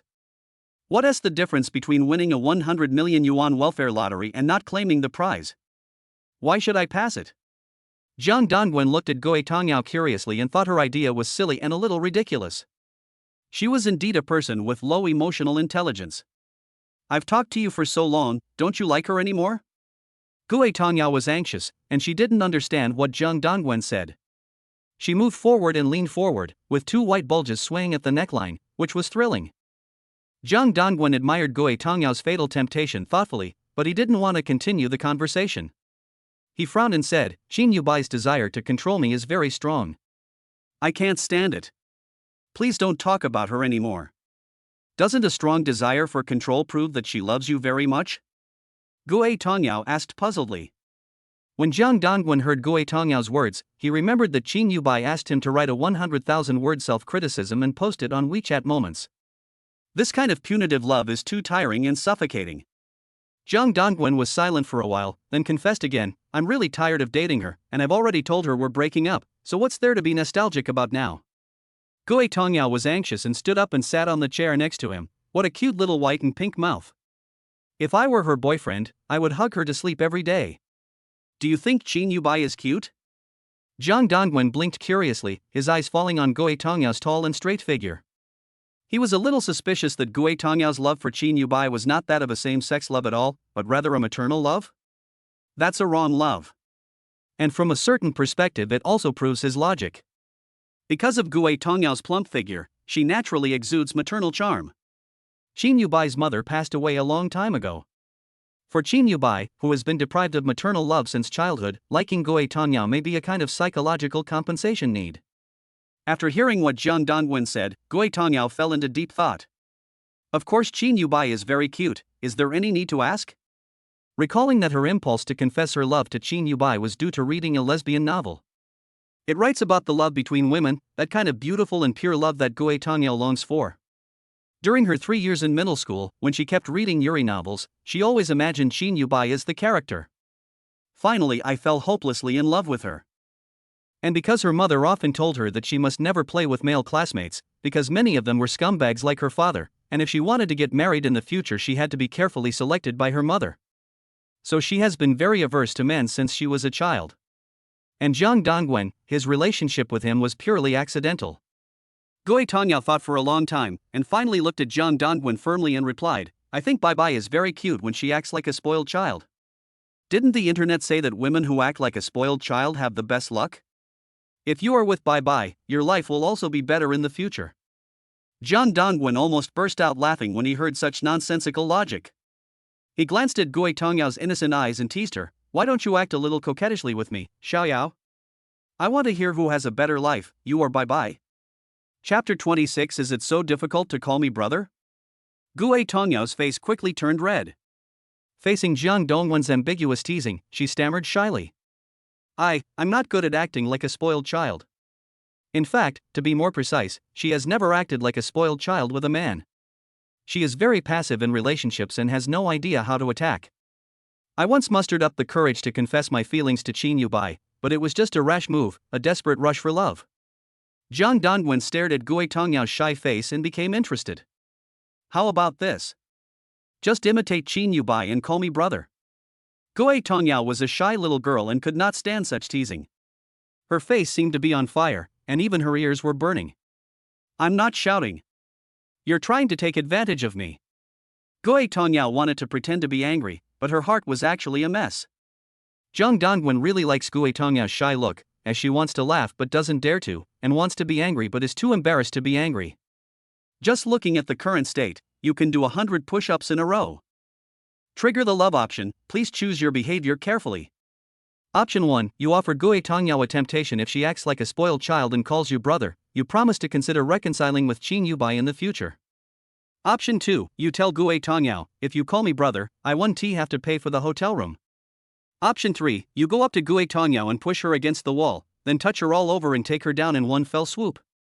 The options show 3 different strategy directions. The first is to use the pretext of love to continue to get closer to Gue Tongyao. The second is to use monetary compensation as an excuse to continue to improve his relationship with Gue Tongyao. The third is to use direct violence to continue to get closer to Gue Tongyao. Jiang Dongwen's thoughts hovered between the first and third. Because first of all, the biggest problem is the promise to reconcile with Qin Yubai. He didn't want to commit to such a ridiculous thing at all. But think about it from another perspective. If he didn't reconcile with Qin Yubai, Gue Tongyao would feel that she owed Qin Yubai and had a deep sense of guilt, so she would never dare to accept his feelings. If he reconciles with Qin Yubai, is there a chance that Gue Tongyao's feelings for him will fade? Thirdly, if Gue Tongyao is taken down directly by force, it may trigger fierce resistance and strong disgust from her, and it may also cause the friendship to capsize and never go back to the way it was before. At this time, it is advisable to advance step by step and attack slowly. Jiang Dongwen's thoughts wandered for a long time, and he finally made up his mind and chose the first option. He continued to smile playfully, and said to Gue Tongyao, "Then let's do this. If you act coquettishly and call me brother, I will consider reconciling with Qin Yubai." "Really? Brother Dongwen, are you kidding me?" she asked tentatively, with a hint of uncertainty in her tone. "I'm not lying to you. You can ask her out for me then, and we can talk about it." Jiang Dongwen cleverly threw the question back to Gue Tongyao. If Gue Tongyao can't make a date with Qin Yubai, it's not his responsibility. If Gue Tongyao can really help him make an appointment with Qin Yubai, it means that there is a close connection between the two. This plan kills 2 birds with 1 stone. "Okay. I'll try to get you an appointment with Bye to talk again." Gue Tongyao nodded without hesitation. She has always wanted to repay Jiang Dongwen's kindness, and secondly, she didn't want her best friend Qin Yubai to fall into the predicament of a broken heart. Jiang Dongwen was stunned when he saw Gue Tongyao readily agreed. But he quickly regained his composure. "Okay, then quickly act like a spoiled child and call me brother. Your voice must be very sweet, otherwise it won't count." He didn't want to let Gue Tongyao go. "I want to see her shy and helpless look. Enjoy the feeling of having her in the palm of your hand." Hearing this, Gue Tongyao tried to hide the shyness in her eyes with her hands, but the blush on her face betrayed her deeply. She tried to lower her head to avoid Jiang Dongwen's gaze. Her white teeth were slightly revealed between her small and delicate lips. As she was hesitating to call out brother, her heart beat wildly and she couldn't control herself. Why is it that the word brother, a simple and intimate name, is stuck in my throat and I can't utter it? Brother was originally Qin Yubai's exclusive nickname. If she calls him that now, what kind of relationship will it become with Jiang Dongwen? However, if she did not agree to Jiang Dongwen's request, Qin Yubai might lose the opportunity to reconcile with Jiang Dongwen. This situation poses 2 major problems for Gue Tongyao. Why don't you shout? It's just the word brother. Is it that hard to say it? Jiang Dongwen saw Gue Tongyao remain silent and looked at her with a deep smile in his eyes. Gue Tongyao had no choice but to raise her head slightly and bite her lip. "I won't shout." After she finished speaking, she suddenly began to fantasize. What would it be like if Jiang Dongwen in front of her was her boyfriend? She can have all the experiences of Qin Yubai. In the morning, Jiang Dongwen said good morning and good night to her, and went to the cafeteria to get food for her. If Jiang Dongwen was her boyfriend, she would never abuse him like Qin Yubai did. She would definitely cook delicious meals for him every day and keep him strong. Of course, having a strong boyfriend is also very comfortable to touch, and it has many benefits for me too. As she thought about it, her face turned red, and a mosaic picture appeared. But thinking back, it was the 3 years of high school. Jiang Dongwen really treats her like a childhood sweetheart and big brother next door. Although she was interacting with Qin Yubai as his best friend, Jiang Dongwen was very friendly to her and often helped her in study and life. Moreover, seeing how nice Jiang Dongwen was to Qin Yubai, he was simply the dream boyfriend of all women. When Gue Tongyao thought of this, she lowered her head, and her heart was suddenly filled with longing. If my future boyfriend is not the scumbag my mother describes him as. But what about a good man like Jiang Dongwen who is 1 in a million? Gue Tongyao felt a strong urge quietly sprouting in her heart. Perhaps in Lily Book, her sincere confession to Qin Yubai was not true love. Because she had a crush on Jiang Dongwen for 3 years in high school. A vague, indescribable feeling of liking. It was just because she actually discovered very early on that Qin Yubai and Zhang Dongwen had become boyfriend and girlfriend. Maybe I suppressed this secret love and transferred my feelings to Qin Yubai. Looking back now, that might have just been an excuse for her to sneak up on Zhang Dongwen. An excuse to deceive others and yourself. Otherwise, why would she accept Zhang Dongwen's invitation to do her hair without even thinking about it? Otherwise, why did she agree to Zhang Dongwen's request to stay in a hotel in the city without even thinking about it? I must like him, it's just my body's instinct. This crazy idea slowly grew in Gui Tongyao's heart. Under Zhang Dongwen's affectionate gaze, her thoughts grew wildly like weeds, and her thumbs clenched her sweaty palms. Is it really that difficult to call me brother? Just call me brother, and then you can arrange for Qin Yubai and I to meet. Zhang Dongwen's voice was low and magnetic, and he happily enjoyed Gui Tongyao's girlish shyness. But he didn't turn on the telepathic device, and didn't know that the silly girl Gui Tongyao had already completed the strategy in her mind. At this moment, Gui Tongyao was too shy to raise her head, her long eyelashes covering her subtle look. She slowly turned to the direction where Zhang Dongwen was sitting and called out in a soft voice, "Brother, brother." Chapter 27. Don't you really have any feelings for men? After Gui Tongyao called Zhang Dongwen brother as a nickname, Zhang Dongwen felt his whole body was so sweet that he could hardly stand. He almost lost himself in Gui Tongyao's sweet voice of brother. After all, Gui Tongyao is such a sweet-looking person, and with her soft and sweet voice when she calls brother, Zhang Dongwen is worried that he will get diabetes in the future. Qin Yubai won't be angry when he hears Gui Tongyao calling me brother, right? Zhang Dongwen couldn't help but laugh in his heart. Received 100 points as reward, current total points are 660. Basic skill card X1. Primary psychic perspective device X1. Gui Tongyao's relationship value increased from 45 to 70. Ambiguous friends. Unlocked, serious massage consumes 15 relationship points. Not bad. Zhang Dongwen nodded silently, focusing on the 5 big words of serious massage. If he asked Gui Tongyao to give him a massage, would it really be a massage?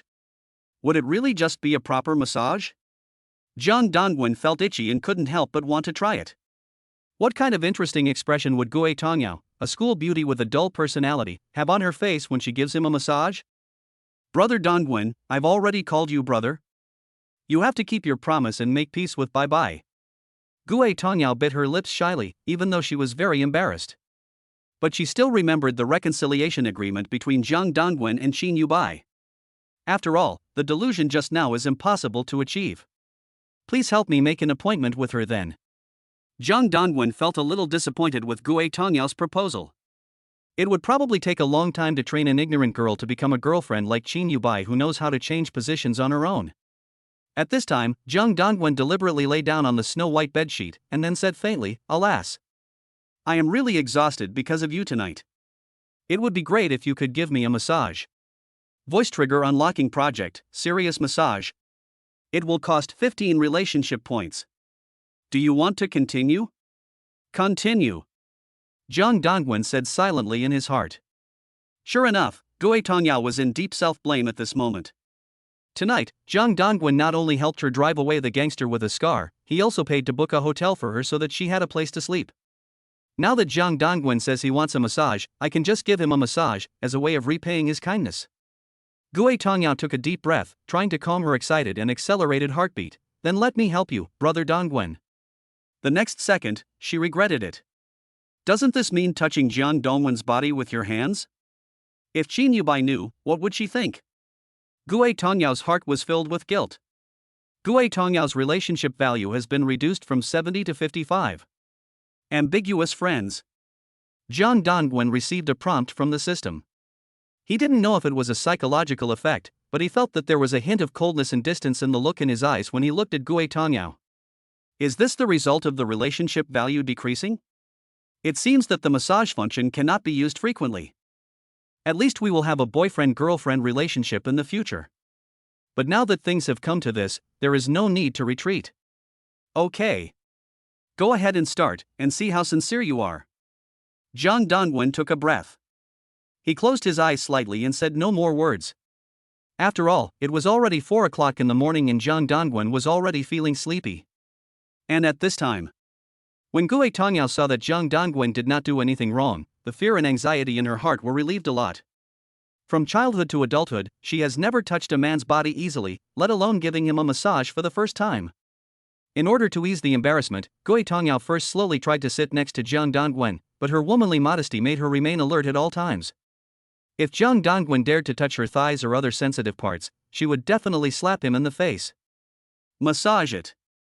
Jiang Dongwen waited for a long time but did not see Gui Tongyao start massaging, so he urged.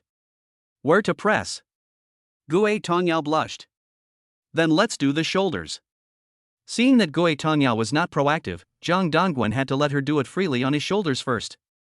Indeed, his shoulders were indeed sore. After all, he had been playing games for several nights in a row and had not slept well, so his shoulders were swollen. When Gui Tongyao heard that the area to be massaged was the shoulders, she breathed a sigh of relief. She was always afraid that Jiang Dongwen would ask her to massage her thighs or some strange place, but if that really happened, even if she owed him a lot of favors, she would have no choice but to refuse. When Gui Tongyao looked at Jiang Dongwen's shoulders, she hesitated for a while and finally stretched out her slender fingers and started kneading his shoulders. Jiang Dongwen felt the softness of Gui Tongyao's fingers and the soreness of the muscles near his shoulder blades through his clothes. Although Gui Tongyao's strength is not very great, the acupoints she presses are very accurate. You massaged quite well. Very professional. Jiang Dongwen hummed a few times in comfort from the massage and couldn't help but praise. After all, in his previous life, Jiang Dongwen also asked technicians to massage his shoulders and neck, but with such excellent techniques, Gui Tongyao was undoubtedly a top-notch technician. When Gui Tongyao heard Jiang Dongwen's praise, she said embarrassedly, I used to massage my mother at home. Her shoulders would be very tired after she got home from work. Jiang Dongwen was stunned for a moment, then asked in confusion, Isn't your mother farming in your hometown? Gui Tongyao shook her head slightly. She went back to her hometown after I went to boarding school and high school. Our hometown was not actually in Suicheng, but in Jianghu. My mother said that she moved here when I was very young. What about your father? Jiang Dongwen asked again tentatively. He didn't know much about Gui Tongyao's family, he only knew that she was an only child. But I have never heard any news about her father. Gui Tongyao's eyes dimmed instantly. My dad disappeared after I was born. Anyway, I heard from my mom that he was a scumbag. I know very little about him, and my mom doesn't want to talk about it. She also used this as an excuse to not let me play with any male classmates. Jiang Dongwen was stunned. He didn't expect that his two casual questions would inadvertently touch upon Gui Tongyao's childhood trauma. It's okay, you will definitely marry a good man in the future. Jiang Dongwen grinned. Although he seemed to be comforting Gui Tongyao, he actually wanted to see her views on the topics of men and family. Jiang Dongwen's purpose has always been to find out whether she likes men. Gui Tongyao's eyes were suddenly filled with hesitation. She hadn't considered a life with a man. In future plans, there is only the sweet daily life with Qin Yubai every day. Jiang Dongwen saw Gui Tongyao's melancholy look, so he patted his waist and interrupted her reverie. I'm also very tired here, please help me massage. This was Jiang Dongwen's second attempt. Since you can press the normal parts of the shoulders and neck, you can also press further down. As for where he could go, he wanted to know Gui Tongyao's bottom line. Sure enough, Gui Tongyao looked a little embarrassed. At this moment, her palms were feeling the warmth of Jiang Dongwen's body. The residual warmth made her feel the same moving longing as in the Yuri novels. If she continued massaging the lower parts, she didn't know if she could remain calm. Could it be that I have feelings for the man? Or do you just have feelings for the man Jiang Dongwen? Gui Tongyao began to doubt herself, but her mood became a little excited. It doesn't matter. The waist is not a strange place. Seeing that Gui Tongyao didn't say anything, Jiang Dongwen smoothed out the wrinkles of his clothes. Then, he pointed to his waist and said, Press here, don't show mercy on me, press harder. Chapter 28. She took a joke seriously. When Gui Tongyao saw Jiang Dongwen's majestic back, she couldn't help but feel her heart boiling with emotion. I had this strange feeling since the first time I met Jiang Dongwen. Perhaps because of her mother's strict education since childhood, Gui Tongyao is wary of men. Don't accept gifts bought by men, because they are trying to bribe you. Don't drink drinks given by men, because they are meant to make you dizzy. Don't listen to the sweet words a man says, they are trying to win you over. Under the guidance of her mother, Gui Tongyao transformed into a fully armored counterattacking hedgehog. She will always ruthlessly counterattack any man who dares to approach her. However, Jiang Dongwen, as Qin Yubai's boyfriend, approached her as her best friend's boyfriend, which made her unconsciously let down her inner defenses. Moreover, Jiang Dongwen often provides her with a lot of enthusiastic help. The most memorable time was when she was locked in the sports equipment room by a girl because she was not popular with the girls. Everyone left school, and only Jiang Dongwen, who was in the same class as her, noticed her disappearance. Jiang Dongwen reported the situation to the teacher in time, and then led the teacher to look for her everywhere. Finally, he opened the door of the sports equipment room and rescued her, who was in tears. Perhaps this incident was the starting point of her liking for Jiang Dongwen. Now, Jiang Dongwen, who had once helped her, said he was tired. How could she refuse to give him a massage? Gue Tongyao lowered her head and said with a red face, "Brother Dongwen, lie down and don't move. I will start to press." After saying that, she gently placed her hands on Jiang Dongwen's waist and began to knead it silently. As a tingling sensation came, Jiang Dongwen's expression relaxed. Gue Tongyao did not knead him casually, but put her whole heart into it, pressing his waist seriously with both hands. She first pressed with her thumb, then rubbed up and down with just the right amount of force, massaging the acupuncture points on both sides of the waist. Jiang Dongwen slowly closed his eyes, feeling Gue Tongyao's massage, and almost fell asleep in comfort. "Are you feeling better, Brother Dongwen?" Gue Tongyao asked him tentatively. "It seems to be more comfortable." Jiang Dongwen was sleepy, but when he turned his head, he saw that the collar of Gue Tongyao's pajamas was stretched open by her plump figure, revealing a touch of spring light. He was so shocked that he almost stopped breathing. It used to be said that men look for slightly plump wives. Gue Tongyao is as plump as a ripe peach. Not only is her body very soft, but her skin is also very delicate and smooth. It must be very comfortable to hug her. Having said that, their current relationship is ambiguous friends. I wonder what their relationship will be like next. Jiang Dongwen was enjoying Gue Tongyao's white and plump beauty. He suddenly became curious whether such a beautiful Gue Tongyao was single in middle school. Did she fall in love with Qin Yubai directly? Or did she change her sexual orientation after being hurt by the scumbag? "Xiaoyao, have you ever had a boyfriend before?" Jiang Dongwen asked casually. Gue Tongyao was startled. She thought Jiang Dongwen's words were a bit strange, so she stopped and looked at him. At that time, everyone was focusing on the college entrance examination. Who would have time to date a boyfriend? Seeing that Gue Tongyao was unwilling to speak, Jiang Dongwen asked in a different way, "What is your ideal boyfriend like?" These words touched Gue Tongyao's heart. She had never thought about what her ideal boyfriend would be like. Come to think of it, the number of men I meet who are not annoying can be counted on one hand, and they include relatives. Jiang Dongwen is the only man among them who is not a relative. When Gue Tongyao thought of this, her gaze slowly fell on Jiang Dongwen. In her impression, men give her a dirty feeling. They always smell bad, and this shortcoming of smell is enough to make her give up the idea of falling in love with a man. But just now, when she accidentally got close to Jiang Dongwen and smelled him a few times, she found that he did not have the common smell of sweat and sourness, but instead had a faint fragrance, which made her feel very strange. Jiang Dongwen is probably the type who likes to be clean more than other men. Gue Tongyao thought of this and blushed as she replied, "My ideal boyfriend is one who doesn't smell bad, right? Not smelly?" Jiang Dongwen almost dropped his jaw when he heard that. Gue Tongyao always says shocking things. Are the standards of school beauties in choosing boyfriends so low nowadays? Jiang Dongwen couldn't help but grin, turned around, spread out his clothes, and deliberately teased Gue Tongyao, "Then smell me and see if I stink." Gue Tongyao curiously moved closer to Jiang Dongwen's neck and sniffed it carefully a few times to confirm again, "You don't seem to have any smell." Jiang Dongwen looked at the silly appearance of Gue Tongyao, who was so beautiful and close in front of him, and couldn't help wanting to play a playful role with her. So he took the opportunity to hug Gue Tongyao tightly, smiled and pursed his lips, "Smell my mouth too." "Brother Dongwen, you are a hooligan." Gue Tongyao shyly pushed him away, but suddenly felt her body burning hot and weak. Especially after being hugged by Jiang Dongwen, her heartbeat accelerated wildly and her breathing became rapid. This was her first experience of being hugged tightly by a man. The feeling was both strange and novel, and she felt an indescribable sense of happiness, but it was also accompanied by nervousness, fear, and shame. The system detects that the love partner has strong resistance. Gue Tongyao's relationship value decreased from 55 to 37. Ambiguous friends. Jiang Dongwen was surprised when he saw the system prompt. He didn't expect that forcing the other party would reduce the relationship value. It seems that he can only cultivate feelings slowly and don't think of achieving success overnight. So he immediately let go of Gue Tongyao. In an instant, Gui Tongyao also covered her heart and stepped back, as shy as a girl having her first menstruation.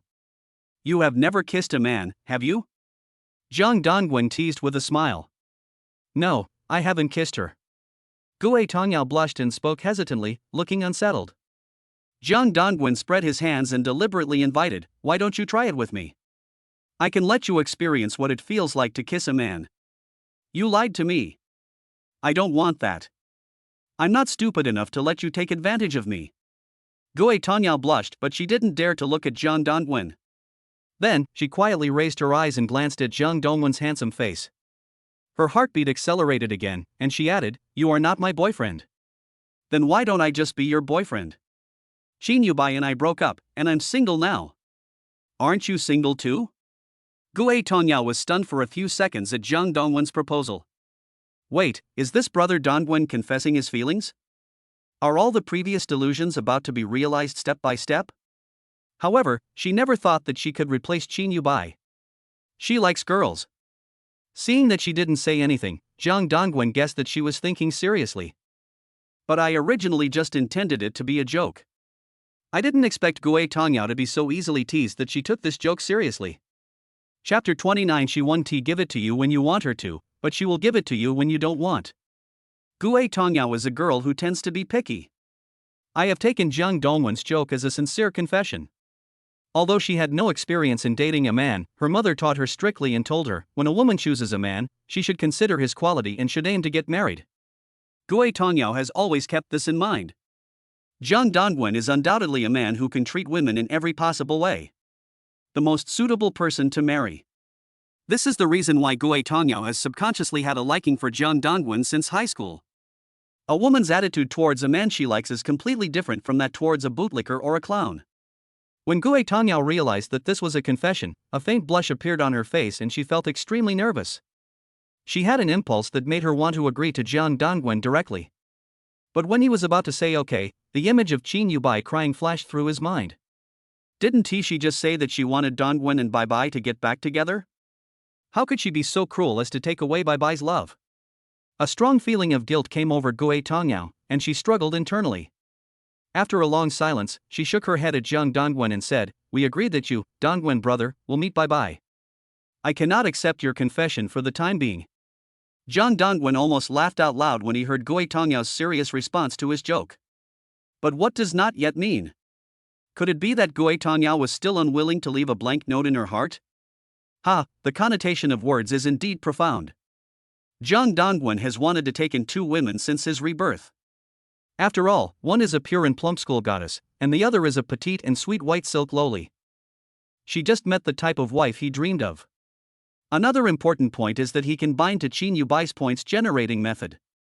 This time, Zhang Dongwen happened to be bound to Qin Yubai. Because I really didn't want to talk to this overbearing little princess some time ago, her edge should have faded a lot by now, right? At least she will take the initiative to send him a message begging for reconciliation. This is a good sign and you can start restoring the relationship. Zhang Dongwen thought for a long time, glanced blankly and saw that it was already early morning, and he felt dizzy.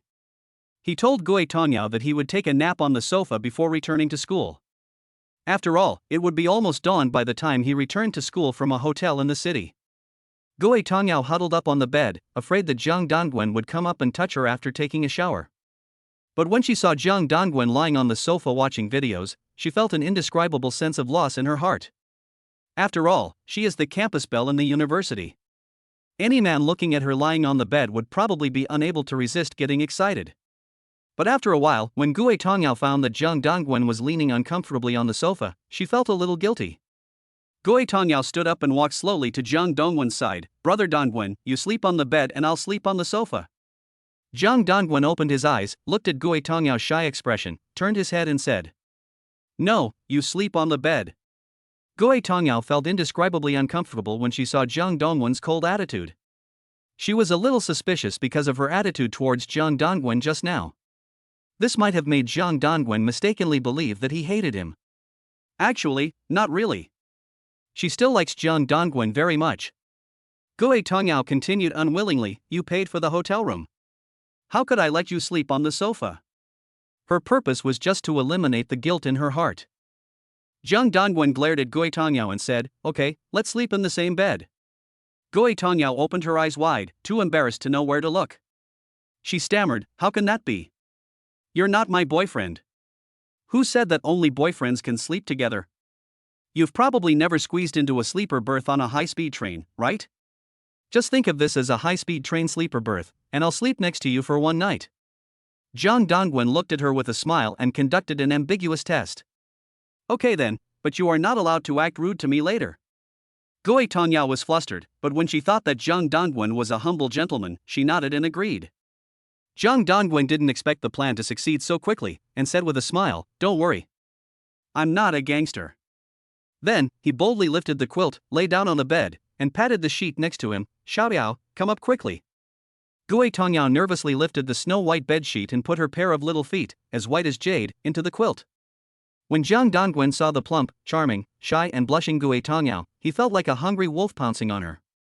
But thinking about the relationship value that had just dropped by half, he finally calmed down. If the relationship value continues to drop, we will really just become strangers. This one must be controlled. After making up his mind, Zhang Dongwen turned sideways and had no intention of continuing to do bad things to Gui Tongyao. After all, it was almost 5 or 6 o'clock, and he was almost too sleepy. He fell down and fell into a sleep. After a while, Zhang Dongwen fell into a deep sleep, snoring softly. However, Gui Tongyao still huddled up nervously, wary of Zhang Dongwen's hooliganism. She secretly swore that if Zhang Dongwen really pounced on her, she would use the women's self-defense skill she had learned to teach him a lesson. But what if you can't win? She actually didn't know what to do. "Brother Dongwen, you can't do anything to me. Let's draw a 38th parallel. If you cross the line, I will beat you." Gui Tongyao had already placed a pillow between the two of them. After waiting for a long time, Gui Tongyao saw that Zhang Dongwen did not take any action and felt a little suspicious. She was still imagining the inner drama of Zhang Dongwen rushing over to her while she was asleep. "Brother Dongwen, you can't do that. You already have bye-bye. I've broken up with her. Xiaoyao, you're my girlfriend from now on." "No, Brother Dongwen, you can't." "Why not? Don't you like me, Xiaoyao?" "But I like bye-bye." "What? You like my girlfriend?" Gui Tongyao was imagining the plot in her mind, but suddenly got stuck here. Yes, if she said that she liked bye-bye, wouldn't Brother Dongwen be embarrassed? Maybe at that time, Brother Dongwen would have no idea about himself. After imagining this for an unknown amount of time, Gui Tongyao felt that the various scenarios piled up in her mind were almost driving her crazy. At the end of the torture, she couldn't bear it anymore and reached out to touch Zhang Dongwen's broad back. "Brother Dongwen, are you asleep?" Gui Tongyao saw that Zhang Dongwen didn't move at all and thought he was pretending to sleep. She stammered, "I rejected your confession just now, not because I hate you. In fact, you are a good guy, Dongwen. I actually like boys like you. In fact, I think you are very gentle to girls. If you were not Bye-Bye's boyfriend, I would agree to you." Gui Tongyao stammered for several sentences and had no idea what she was saying. "Promise?" She bit her lower lip. Oh my god, what on earth is she talking about? However, Zhang Dongwen still did not respond to Gui Tongyao's words, and only made a soft snoring sound, because he was indeed fast asleep. When Gui Tongyao saw that Zhang Dongwen did not respond when she spoke, she realized that he was really asleep. She pinched Zhang Dongwen's earlobe angrily and said, "Brother Dongwen, I told you to sleep. But the girlfriend who was sent to your pillow ran away." Unexpectedly, as a result of this pinch, Zhang Dongwen subconsciously reacted in his sleep as if a bug was biting him. The body naturally turns over, with the face facing up. When Gui Tongyao saw how handsome Zhang Dongwen looked when he was sleeping, her heart rate increased sharply. Normally, she didn't dare to look directly at Zhang Dongwen, because she thought Zhang Dongwen was too handsome, and she only dared to glance at him out of the corner of her eye. Gui Tongyao remembered that Zhang Dongwen had just tempted her to kiss him. "I couldn't help but wonder what it felt like to kiss a man." She and Xin Yubai had such a close relationship, and usually just touched hands, touched heads, and hugged each other. Curiosity is like a cat's paw. He kept tickling Gui Tongyao's body. She really wanted to know what it felt like to kiss. Finally, she couldn't help her curiosity and gradually approached Zhang Dongwen, looking at the thickness of Zhang Dongwen's lips. Gui Tongyao didn't know why she suddenly lost her mind. She slowly moved forward and gently pressed her lips against his. The minty smell from the toothpaste gradually seeped into her nostrils, followed by a sweet taste, and then an indescribable feeling, the kind that seemed to drain the soul out of one's body. Her eyes gradually became blurred, and she gradually lost track of what she was doing. That's crazy. Like a fool. Gave my first kiss. Chapter 30, Women's minds are like needles in the sea. John Dongwen slept until almost noon. When he woke up, he found his lips were a little dry. Was this the price of staying up late? Or was it because the air conditioner was too cold and dry? Zhang Dongwen recalled the scene of last night and immediately turned his head to glance at the empty bed sheets beside him. Gui Tongyao was nowhere to be found. Just when Zhang Dongwen was puzzled, he found Gui Tongyao pushing the door open with packaged soy milk, fried dough sticks and buns in her hand. She smiled at the sleepy Zhang Dongwen and said, "Hurry up and get up. Brother Dongwen, I bought you breakfast." Zhang Dongwen's nose felt a little sore. Gui Tongyao actually bought him breakfast. He had licked Qin Yubai for so many years, but Qin Yubai had never brought him breakfast. Every time, he had to get up and rush to buy breakfast. Unexpectedly, Gui Tongyao, who has a wooden head, is thoughtful enough to buy breakfast for him. "Why are you still standing there? Brother Dongwen, hurry up and brush your teeth. It's time for breakfast." Gui Tongyao looked at the dazed Zhang Dongwen and thought that she was dressed too beautifully, and she couldn't help feeling happy. Today's clothes were carefully selected by her from a pile of cheap clothes. Although it is still a dress style, the skirt of this dress today is a bit short, just above the knee, which can fully expose her beautiful legs. After silently giving her first kiss last night, Gui Tongyao's feelings towards Zhang Dongwen became a little different. Subconsciously, Zhang Dongwen was the most special among all the men she knew, and she felt that he was more than a lover. Moreover, standing in front of him, Gui Tongyao also had a strong desire to show off her beauty. As the saying goes, women dress up to please themselves. Gui Tongyao, who never wears makeup, put on some light makeup today. However, Zhang Dongwen did not notice the changes in Gui Tongyao's makeup. He washed up hurriedly, thinking about the professional classes he had in the afternoon after breakfast. Gui Tongyao felt a little disappointed when she saw that Zhang Dongwen's attention was not on her. Is it true that her charm is not enough to attract Zhang Dongwen? That's right. Otherwise, he wouldn't have stopped pestering Zhang Dongwen after he pushed her away. After Gui Tongyao imagined the scene in which Zhang Dongwen had completely lost his affection for her, her mood dropped to the bottom and she could no longer be happy. Zhang Dongwen was eating breakfast when he suddenly noticed that Gui Tongyao's expression was a little cold, and she regained the feeling of being an icy beauty in school. Is it because you are unhappy that you didn't split the bill for breakfast? I'll return the breakfast money to you later. Zhang Dongwen said tentatively. But after hearing this, Gui Tongyao still frowned coldly and said, "No need." Zhang Dongwen was puzzled and asked, "Then why do you look so unhappy?" "Am I unhappy?" Gui Tongyao's attitude was still cold. She knew she couldn't fake her expression, but she didn't want to tell the reason. "The word unhappiness is written all over your face." Zhang Dongwen took a sip of soy milk nonchalantly and continued to eat the buns.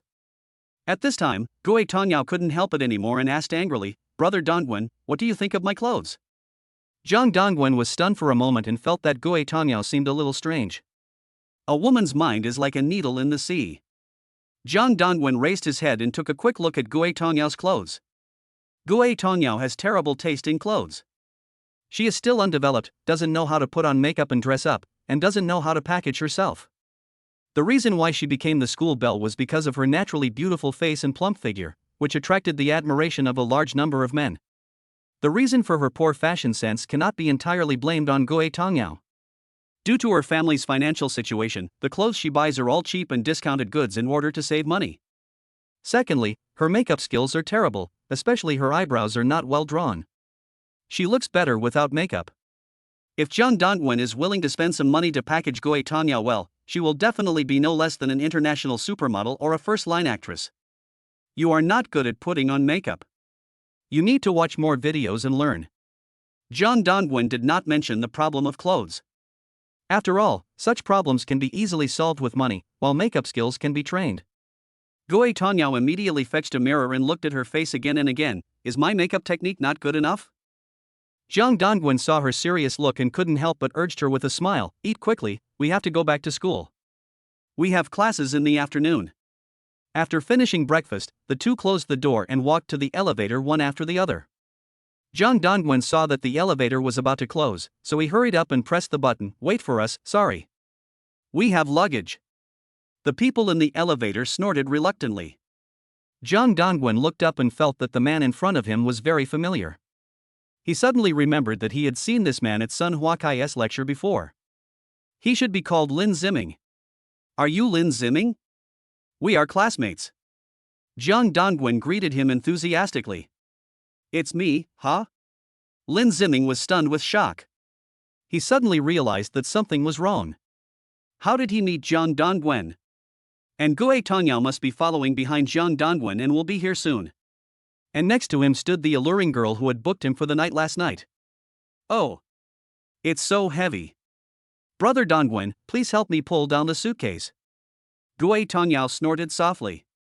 In fact, she could carry the luggage by herself, but for some reason, with Zhang Dongwen by her side, she felt like relying on him. This is just like a woman who can normally handle everything on her own but asks her man to help her unscrew the bottle cap. It's actually the same principle. Brother, please don't close the door. I want to help my girlfriend pull down the suitcase. Thank you. Zhang Dongwen hurriedly turned around to help Gue Tongyao pull the suitcase. At this time, Lin Ziming was afraid that his embarrassing behavior would be discovered by Gue Tongyao, so he immediately pressed the door closing button frantically. However, the elevator was a little slow to react, and before the door closed, Zhang Dongwen and Gue Tongyao had already returned to the elevator. I told you not to close the door. What do you mean? Zhang Dongwen held the elevator door and yelled at Lin Ziming. Lin Ziming was frightened and felt guilty, so he did not dare to answer. Instead, he looked timidly at Gue Tongyao who walked in. This was the woman he wanted most at the moment, and he had been planning to find a chance to win her over in the future, but he didn't expect to meet her again so soon, and the timing of the meeting was so wrong. At this time, Gue Tongyao walked into the elevator and instantly recognized Lin Ziming, who had confessed to her in class. She quickly glanced at the woman standing next to Lin Ziming, who was wearing heavy makeup and black stockings with letters on her legs. No matter how stupid she was, she knew that this was an indecent woman. Soon, Gue Tongyao couldn't help showing a contemptuous expression towards Lin Ziming, and she disliked Lin Ziming from the bottom of her heart. Hello, Katsura-san. You look so beautiful today. Lin Ziming waved to Gue Tongyao, smiled awkwardly and greeted her, but ignored Zhang Dongwen's anger. His heart was now filled with regret. He should have taken the woman to some other place to get a room. I didn't expect to meet Gue Tongyao when checking out so late. My luck is so bad. Gue Tongyao did not answer, but hid behind Zhang Dongwen's broad figure, not wanting to be seen by Lin Ziming. At this time, the charming woman next to Lin Ziming looked at the tall and handsome Zhang Dongwen, and then looked at the fair-skinned, beautiful and graceful Gue Tongyao. She was very envious. She said with emotion, "Hey, it's better to fall in love during college. True and pure love, a talented man and a beautiful woman." Zhang Dongwen took a look at the charming woman, then looked at Lin Ziming, whose face was flushed with embarrassment, and he had already guessed the relationship between the two. He originally planned to remain silent and not expose Lin Ziming on the spot. But Lin Ziming dared to force the elevator door closed and flirted with his woman in front of him, so he decided not to tolerate it anymore and taunted her, "Aren't you also in love? The kind of love that is calculated by the number of times." The seductive woman was stunned for a moment, then she smiled helplessly and replied, "Don't get me wrong, I calculate it by time." At this time, Gue Tongyao understood the subtext of the coquettish woman's words. She glared at Lin Ziming with contempt again, then shifted her gaze to the side with a cold look, not wanting to have any eye contact with him again. Lin Ziming lowered his head silently at this time. He was so ashamed that he no longer dared to look at Gue Tongyao. He even wanted to die. Chapter 31. I just want you to come back to me soon. As the night deepened, Qin Yubai lay on the single bed in the girls' dormitory, staring at the ceiling with empty eyes. The sound of roommates typing on their keyboards could be heard one after another. She wanted to sleep but couldn't. Whenever she closed her eyes, Zhang Dongwen's appearance would appear in her mind.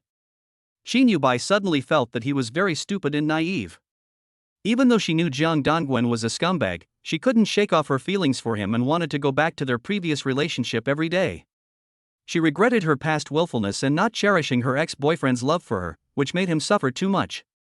If there is really a chance to get back together, she is willing to make amends for her past mistakes. Qin Yubai's eyes turned red when he thought of this. After taking out his phone, he immediately switched to the WeChat friend adding interface. I sent Jiang Dongwen a friend request for the 53rd time, but it was still not accepted. A line of warm, clear tears flowed down again. Shin Yubai really wanted to tell Jiang Dongwen that after several weeks of independent living, she had realized that she should not rely entirely on her boyfriend for everything, but should do things independently if she could do them independently. For example, doing laundry. For example, eating breakfast. For example, doing homework. Now she can do it by herself and doesn't need Jiang Dongwen's help anymore. She just wants him to come back to her soon. She felt very lonely, and every night she hoped Jiang Dongwen could talk to her, chat with her, or play games with her. She hasn't handed in her weekly homework for a long time, and she doesn't know whether she has handed in her homework to Gue Tongyao now. She is actually a little jealous of Gue Tongyao. Shin Yubai imagined the scene of Jiang Dongwen handing in homework to Gue Tongyao. A touch of bitterness surged in his heart and his face turned pale. She could have gone directly to the classroom to talk to Jiang Dongwen, but she couldn't bring herself to do so. After all, it was always the men who took the initiative to pursue her in the past, like the moon surrounded by stars. When would it be her turn to take the initiative? If she and Jiang Dongwen take the initiative to get back together, everyone will treat her as a joke in the future. Just when Shin Yubai was alone immersed in sadness and entanglement, Jo Mary appeared at her bedside with a happy face and a box of expensive chocolates in her hand. Xiao Yubai, have some chocolate to refresh yourself. Shin Yubai is an absolute sweet tooth. When he heard the word chocolate, his dazed eyes immediately lit up. She quickly reached out from under the quilt, grabbed a piece of chocolate, quickly peeled off the sugar coating, and murmured with her cute little mouth, "Mary, you understand me best. You know that I need the energy supplement of sugar." Jo Molly raised the corners of her mouth, and her big front teeth seemed to be laughing at her eating habits. Of course. We are good sisters. How about I take you out to relax on the weekend night the day after tomorrow? Shin Yubai chewed the chocolate and supported his chin with one hand. Where are you taking me to play? Jo Mary blinked her eyes and said, my friend is having a birthday party at KTV. Let's go sing a few songs together. I guarantee that your mood will improve immediately. Forget about that scumbag. After she finished speaking, she looked at Shin Yubai expectantly. Shin Yubai was silent for a moment. During this period of time, she had been immersed in the pain of a broken heart. Except for attending classes and eating, she hardly left the house. Jo Molly has been trying to enlighten her and has taken great pains to arrange entertainment activities for her many times, but she has not agreed. This time, Shin Yubai was too embarrassed to refuse her again. Okay, Mary, but I'll only play for a short while and then leave. Jo Molly was ecstatic when she heard this, as if she had won the lottery. Great. I'll go and arrange a private room right away. Let's have a good time tonight and get rid of all our troubles. Arrange a private room? Jo Mary pays? Shin Yubai felt a little strange when he saw Jo Molly was so excited. Jo Mary is a woman who never suffers a loss. Every time she goes out to play, she will take the initiative to agree on how much everyone will share. But this time, she didn't say how much she would share. Is it really just to make her happy? Shin Yubai was a little touched by Jo Mary's thoughtfulness. Thank you, Mary, she said, lying down again and picking up her phone. It's too boring, so I might as well go online and check if Jiang Dongwen is playing games. At this time, a message from Gue Tongyao appeared in the WeChat chat box. Shin Yubai's mood suddenly became complicated. She wanted to ignore the message, but when she accidentally glanced at the text of the message, she was stunned. Gue Tongyao sent a message, bye-bye, I persuaded Brother Dongwen and he has agreed to come out and talk to you. Otherwise, tomorrow is Saturday, let's go to the old place to meet in the afternoon? This piece of information. Shin Yubai stared at the phone screen for a long time, his thoughts in turmoil. She wondered, could it be that after Gue Tongyao rejected Jiang Dongwen's love confession, she persuaded Jiang Dongwen to change his mind? Or maybe, Gue Tongyao intends to confront her face to face, persuade her to give up Jiang Dongwen completely, and declare herself to be Jiang Dongwen's new girlfriend? No matter which situation it was, Shin Yubai was eager to know the answer. Shin Yubai bit her lower lip and resolutely replied to Gue Tongyao, okay. See you at the old place. Shin Yubai stepped into the coffee shop where he often met Gue Tongyao. The location is on a riverside commercial street in the city, with an elegant environment and a unique atmosphere. It was in this cafe that Gue Tongyao confessed her love and said that they wanted to be lovers who went beyond best friends. Shin Yubai was shocked when she heard this, but considering their years of friendship, she couldn't bear to refuse. She could only comfort her softly and persuade Gue Tongyao to calm down. saying that she already had a boyfriend, Jung Dongwen. But unexpectedly, Gue Tongyao said with tears in her eyes, "It doesn't matter. Even if you get married and have children, I just want to stay by your side for the rest of my life, okay?" At that time, Qin Yubai looked at her former best friend in tears and couldn't help but soften her heart. She had no choice but to accept this strange love confession. At that time, she thought that being with Gue Tongyao would not affect Zhang Dongwen's love as a man. As a husband, Zhang Dongwen can provide pleasure between men and women and the function of producing offspring. As a woman, Gue Tongyao can provide emotional companionship and complementarity. Since then, the relationship between the two has become indescribable. "Bye-bye, you're here." Gue Tongyao's warm welcome interrupted Qin Yubai's memories. At this moment in the coffee shop, Gue Tongyao had already been waiting in the corner. When she saw Qin Yubai coming over, her eyes were filled with joy. The two of them sat together, like a pair of beautiful and charming fairy sisters descending to earth. Gue Tongyao was the elder sister and Qin Yubai was the younger sister. However, Qin Yubai's gaze was directed coldly at Gue Tongyao. She looked around the cafe but did not see Zhang Dongwen. "Where's that big scumbag, brother?" Qin Yubai's tone seemed to contain no emotion. Gue Tongyao hurriedly explained, "Brother Dongwen is not coming today, I want to talk to you first." Qin Yubai's mouth curled up into a cold smile. "What can I talk about with you?" Gue Tongyao was anxious and grabbed Qin Yubai's hand. "Bye-bye, I really hope you can get back together with Brother Dongwen." Qin Yubai pulled his hand back. "What good will it do you if we get back together?" She clearly knew that it was not Gue Tongyao's fault that they broke up, but she couldn't help but want to blame it on Gue Tongyao. Just because Zhang Dongwen said he wanted to be with Gue Tongyao to piss her off, it was obviously impossible. If Zhang Dongwen liked Gue Tongyao, he should have confessed to her in middle school. Why would he become her lapdog boyfriend? "It's all my fault." "For nothing." Gue Tongyao's eyes were red, tears slowly fell down her cheeks, her fair hands were clenched into fists, her nails were deeply embedded in her palms, and she looked very uncomfortable. Suddenly, for some unknown reason, Gue Tongyao lifted up the coffee cup on the table and splashed it on her face without hesitation. The color of the coffee stained her delicate and fair face into a dirty color. When Qin Yubai saw this scene, she was shocked. But soon, she came to her senses, hurried forward, and gently helped Gue Tongyao wipe the coffee stains off her face with a tissue, saying with distress in her tone, "What are you going to do?" "Xiao Yao. Idiot." Gue Tongyao rubbed her eyes, choked up and cried, "This is all my fault. I want to turn into an ugly black chicken so that Brother Dongwen won't like me anymore." After hearing this, Qin Yubai couldn't help laughing. "Xiao Yao, you are such a fool." Chapter 32 Give me a kiss, are you serious? What Gue Tongyao said is true. She really wanted to become uglier so that Zhang Dongwen would not like her. She would not take the step of crossing the emotional line with Zhang Dongwen. Even though Zhang Dongwen didn't notice that he was kissed secretly that night in the hotel, Gue Tongyao still felt very guilty and sorry for Qin Yubai. Moreover, her feelings for Zhang Dongwen grew day by day, and she could hardly restrain the urge to express her love for him. This long-suppressed emotion, unable to be released, coupled with the guilt towards Qin Yubai, finally turned into Gue Tongyao's out-of-control behavior of throwing coffee on her own face. She did this to curb her budding feelings for Zhang Dongwen. Choose to let Qin Yubai and Zhang Dongwen get back together. After that, she can stay by Qin Yubai's side with peace of mind. Every day she can see Zhang Dongwen, the only man she has ever loved. For a girl like her who has extremely low self-esteem in relationships, wouldn't it be a happy and fulfilling life if she could spend the rest of her life like this? At this time, in the coffee shop, Qin Yubai's tone of voice when speaking to Gue Tongyao gradually softened. Gue Tongyao noticed that Qin Yubai had shown signs of forgiving her, so she took advantage of the situation and said, "I've asked Brother Dongwen, and he's willing to come out and meet you. Tomorrow is the weekend, do you have time tonight?" When Qin Yubai heard that Zhang Dongwen was willing to see her, her cute little face flushed slightly with shyness.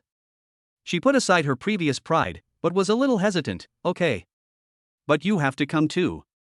I'm embarrassed to face him alone." But the next second, Qin Yubai remembered that Zhou Mali had made an appointment with her to go to KTV for a friend's birthday party on the weekend night. She shook her head. "I suddenly remembered that I promised to go to my friend's birthday party this weekend. How about changing the time?" Gue Tongyao was a little nervous. She was more afraid than Qin Yubai of losing this fleeting opportunity. How long would the time be delayed? Besides, Zhang Dongwen's thoughts are too difficult to figure out. What if he gets unhappy and says he doesn't want to get back together? This was an opportunity she got in exchange for a massage and a kiss from Jiang Dongwen. Gui Tongyao immediately held Qin Yubai's hand tightly, her eyes determined. Why don't you let brother Dongwen go to your friend's birthday party? You can get back together at the birthday party. But Qin Yubai remembered that Zhou Mali and Jiang Dongwen had different personalities and was worried that something might go wrong. This is a rare opportunity. There will be a lot of people at the birthday party, so it won't be awkward for you to chat. Gui Tongyao added when she saw Qin Yubai hesitate. Qin Yubai thought about it for a while, and finally nodded in agreement. Seeing this, Gui Tongyao finally breathed a sigh of relief and tried to persuade him. Actually, brother Dongwen complained to me, saying that as his girlfriend, you never cared about him and even wasted his money. You must speak nicely this time and stop throwing tantrums. Qin Yubai naturally understood now. I used to worry that he would spend money on other women. Now many boys in school have money and go to play with those questionable women. Brother Dongwen, you are not that kind of person. He has strong self-control. Gui Tongyao said a little guiltily. Qin Yubai wanted to ask how you knew that, but swallowed the words back. But people say that men become bad when they have money. I feel so insecure. Gui Tongyao was helpless, and after thinking for a while, she suggested, how about this? You and brother Dongwen can come up with a college student entrepreneurship project and use the remaining money for investment, so that you can prevent him from spending it recklessly. Qin Yubai showed a happy expression, and held Gui Tongyao's hand and said happily, yes. Why didn't I think of it? Xiao Yao, you are really smart. Gui Tongyao blushed. She didn't expect that her relationship with Qin Yubai would recover so quickly. It turned out that Qin Yubai still loved her very much. She looked down at the shy Qin Yubai. I really want to hold her like this and love her. After completing the task of helping Qin Yubai and Jiang Dongwen get back together, Gui Tongyao was on her way back. She happily told Jiang Dongwen the good news on WeChat. But I have something to do this weekend night. Can we change the time? Jiang Dongwen replied on WeChat. Gui Tongyao was anxious when she heard this, and she directly clicked on the voice recording. No. Brother Dongwen, this is a good opportunity. Besides, isn't your weekend nighttime meant for spending time with your girlfriend? She's not my girlfriend now. And who says that weekend nights must be spent with my girlfriend? Jiang Dongwen didn't know whether to laugh or cry. So get back together quickly. Once you get back together, she will be your girlfriend. Brother Dongwen, what are you thinking about? Have you really fallen in love with someone else? Gui Tongyao raised her voice. Jiang Dongwen was playing games, but Gui Tongyao kept sending him messages one after another, which made him a little annoyed. Yes, I have fallen in love with someone else. I like you. Gui Tongyao. Since you insist that I meet Qin Yubai on the weekend night, then come to the boys' dormitory now and give me a kiss, and I will agree to meet Qin Yubai. After Jiang Dongwen irritably sent this indecent teasing voice message, Gui Tongyao was finally silenced. He smiled. I thought Gui Tongyao had finally calmed down. Women are such a hassle. I'm about to go to the high ground with Zhang Yuga, and you keep coming to mess with me. Do you still want my king ranking? But less than half an hour had passed. Gui Tongyao actually made a voice call to Jiang Dongwen. Jiang Dongwen was completely annoyed. After answering the phone, he angrily scolded, Gui Tongyao, what do you want? I'm at the door of the boys' dormitory. Let me give you a kiss. Gui Tongyao's shy voice came from the other end of the microphone. Jiang Dongwen was so shocked that he jumped up and almost dropped his phone to the ground. Gui Tongyao, is she serious? Jiang Dongwen was stunned for more than 10 seconds, as if he was trying to confirm whether he was hallucinating. At this time, Gui Tongyao's uneasy voice came from the other end of the microphone again. Brother Dongwen, please come out quickly, there are so many boys here. They surrounded me. Let's find a place where there is no one to kiss. I'll be right there. Don't wander off. Jiang Dongwen immediately changed his clothes, put on his slippers, and strode out of the boys' dormitory. Zhang Yuga, who was still fighting on the high ground, was stunned. Looking at Jiang Dongwen, who was heading out, he quickly shouted, Brother, the next wave is coming. Where are you going? Go kiss the beauty. Jiang Dongwen smiled sternly without turning his head. Kiss a beautiful girl? Is it so easy to kiss her? Zhang Yuga looked at Jiang Dongwen's back in disbelief. At the entrance of the boys' dormitory at this time, Gui Tongyao stood on the steps in front of the door. She was wearing a slim white miniskirt, showing off her long and white legs. Her slender and soft waist and plump breasts formed a beautiful curve. Her figure and appearance were as stunning as a top car model. The boys entering and leaving the dormitory naturally regarded Gue Tongyao as the focus of attention. As more and more people stared at her, Gue Tongyao shyly lowered her eyes, avoiding the malicious and passionate gazes of these men. As time went by, more and more boys gathered around. Every boy was drooling over Gue Tongyao's beauty, staring at her towering breasts like mountains. After seeing such a beautiful girl, they couldn't even walk. Finally, someone recognized Gue Tongyao as the school belle. A muscular man took off his shirt, leaving only a tight sweatshirt, showing off his strong biceps. He walked up and said confidently, "Gue, school beauty, do you have a boyfriend? Would you consider me?" Gue Tongyao didn't want to pay any attention to this muscular man and turned around and walked away. But soon another tall, handsome, long-haired man came up behind her and said, "School beauty Gue, my new Mercedes is parked right there, do you want to go for a ride together?" The muscular man was stunned, then showed an angry look. "What's a Mercedes?" "My dad bought me a new Porsche, beautiful girl. Get in my car is the best in the school. Tonight I will take you to $1,000 seafood buffet." Gue Tongyao bit her lips slightly in annoyance. She didn't want to pay any attention to these lickers. She just wanted to find Jiang Dongwen. When she was about to make a second call to Jiang Dongwen finally appeared at the door of the boys' dormitory wearing slippers and lazily. Jiang Dongwen's entire body is worth no more than 100 yuan. He saw Gue Tongyao surrounded by dozens of boys. He pushed through the crowd and walked straight to Gue Tongyao with an expressionless face. "Brother Dongwen?" When Gue Tongyao saw Jiang Dongwen coming out, her face turned slightly red and she felt regretful for her reckless behavior.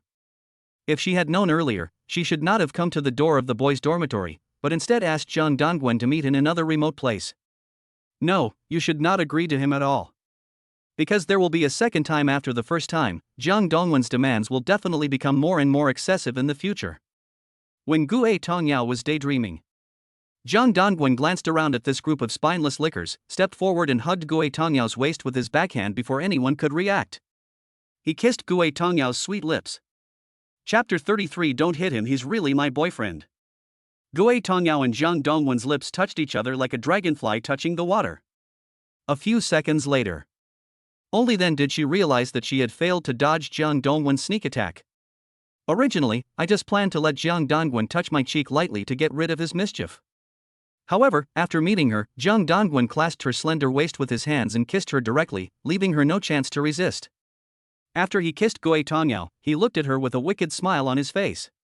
Gue Tongyao was so angry that her face turned red, and she felt so ashamed. Her delicate lips trembled slightly, and she had thousands of words in her heart to curse Jiang Dongwen, but the words were stuck in her throat and she couldn't say them. The feeling she had secretly developed for Jiang Dongwen also surged like spring water, and her sweetness level instantly soared. Such a pouring of dog food. The rich guys who were arguing about whose luxury car was the better were instantly silenced. It was as if a group of wealthy and powerful men were arguing about who was qualified to enjoy an extremely delicious food, but Jiang Dongwen, in front of everyone, took a bite of the food and slowly swallowed it. The angry rich guys could not tolerate this kind of provocation that crossed classes. They rushed forward and surrounded Jiang Dongwen. Many of them even rolled up their sleeves and showed their fists. "How dare you say something to our school beauty Gue? Are you tired of living? Boy, look at your outfit, slippers, shorts, and a sports jacket. Do you want to chase after the school beauty? Gue school beauty, don't be afraid if you encounter this kind of gangster. I'm here to protect you. I'm very familiar with the school leaders. Give him a disciplinary action. Let him drop out of school." Jiang Dongwen was surrounded by this group of angry boys, but he showed no fear. He sneered, "Gue Tongyao is my girlfriend, I can kiss her however I want." "Are you kidding me?" The boys were shocked. Jiang Dongwen's words were like a nuclear bomb, exploding in the crowd in an instant. The boys' eyes turned to Gue Tongyao involuntarily, and asked with doubt, "Gue school beauty, is what this brat said true?" Gue Tongyao saw that Jiang Dongwen was surrounded by people and the situation was precarious. If a fight broke out, he would definitely be hit by a few punches. She is going to meet Qin Yubai tomorrow. If Jiang Dongwen turns into panda eyes, how will she explain to Qin Yubai? Could it be that Jiang Dongwen was beaten up by someone? However, Gui Tongyao didn't want to admit in front of everyone that she was Jiang Dongwen's girlfriend. If he admitted it, his relationship with Jiang Dongwen would become worse and worse, and he would not be able to explain it to Qin Yubai. Seeing that Gui Tongyao looked embarrassed and didn't say anything, everyone started to make a noise and mocked Jiang Dongwen. "Ha, a toad wants to eat swan meat. You dare to say that Gua school beauty is your girlfriend? Dream on." The muscular man rolled up his sleeves and was ready to punch Jiang Dongwen to teach him a lesson. When Gui Tongyao saw the muscular man's fist, her heart tightened and she instantly mustered up her courage. She rushed towards Jiang Dongwen and stood in front of him without hesitation, facing this group of bootlickers with her head held high. Her face was like a ripe peach, and she shyly shouted to the sky, "Don't hit him. Brother Dongwen is my boyfriend." Boyfriend. These 3 words will shatter the humble and dog-licking hearts of the boys present. At the beginning, everyone thought that there was a play that could invite Gui Tongyao. I didn't expect it to be a one-man show by a clown. The most beautiful girl in the school is actually the girlfriend of a man who wears cheap slippers and a sports jacket? Obviously, the muscular man was the first one who couldn't accept such a shocking fact. He walked towards Gui Tongyao with heavy steps. His expression was very much like Fiangjiang, who was rejected by Mianjiang. "Gui school beauty, are you afraid that he will retaliate against you? Don't be afraid, I'm here. A gangster like him won't dare to do anything to you." "No.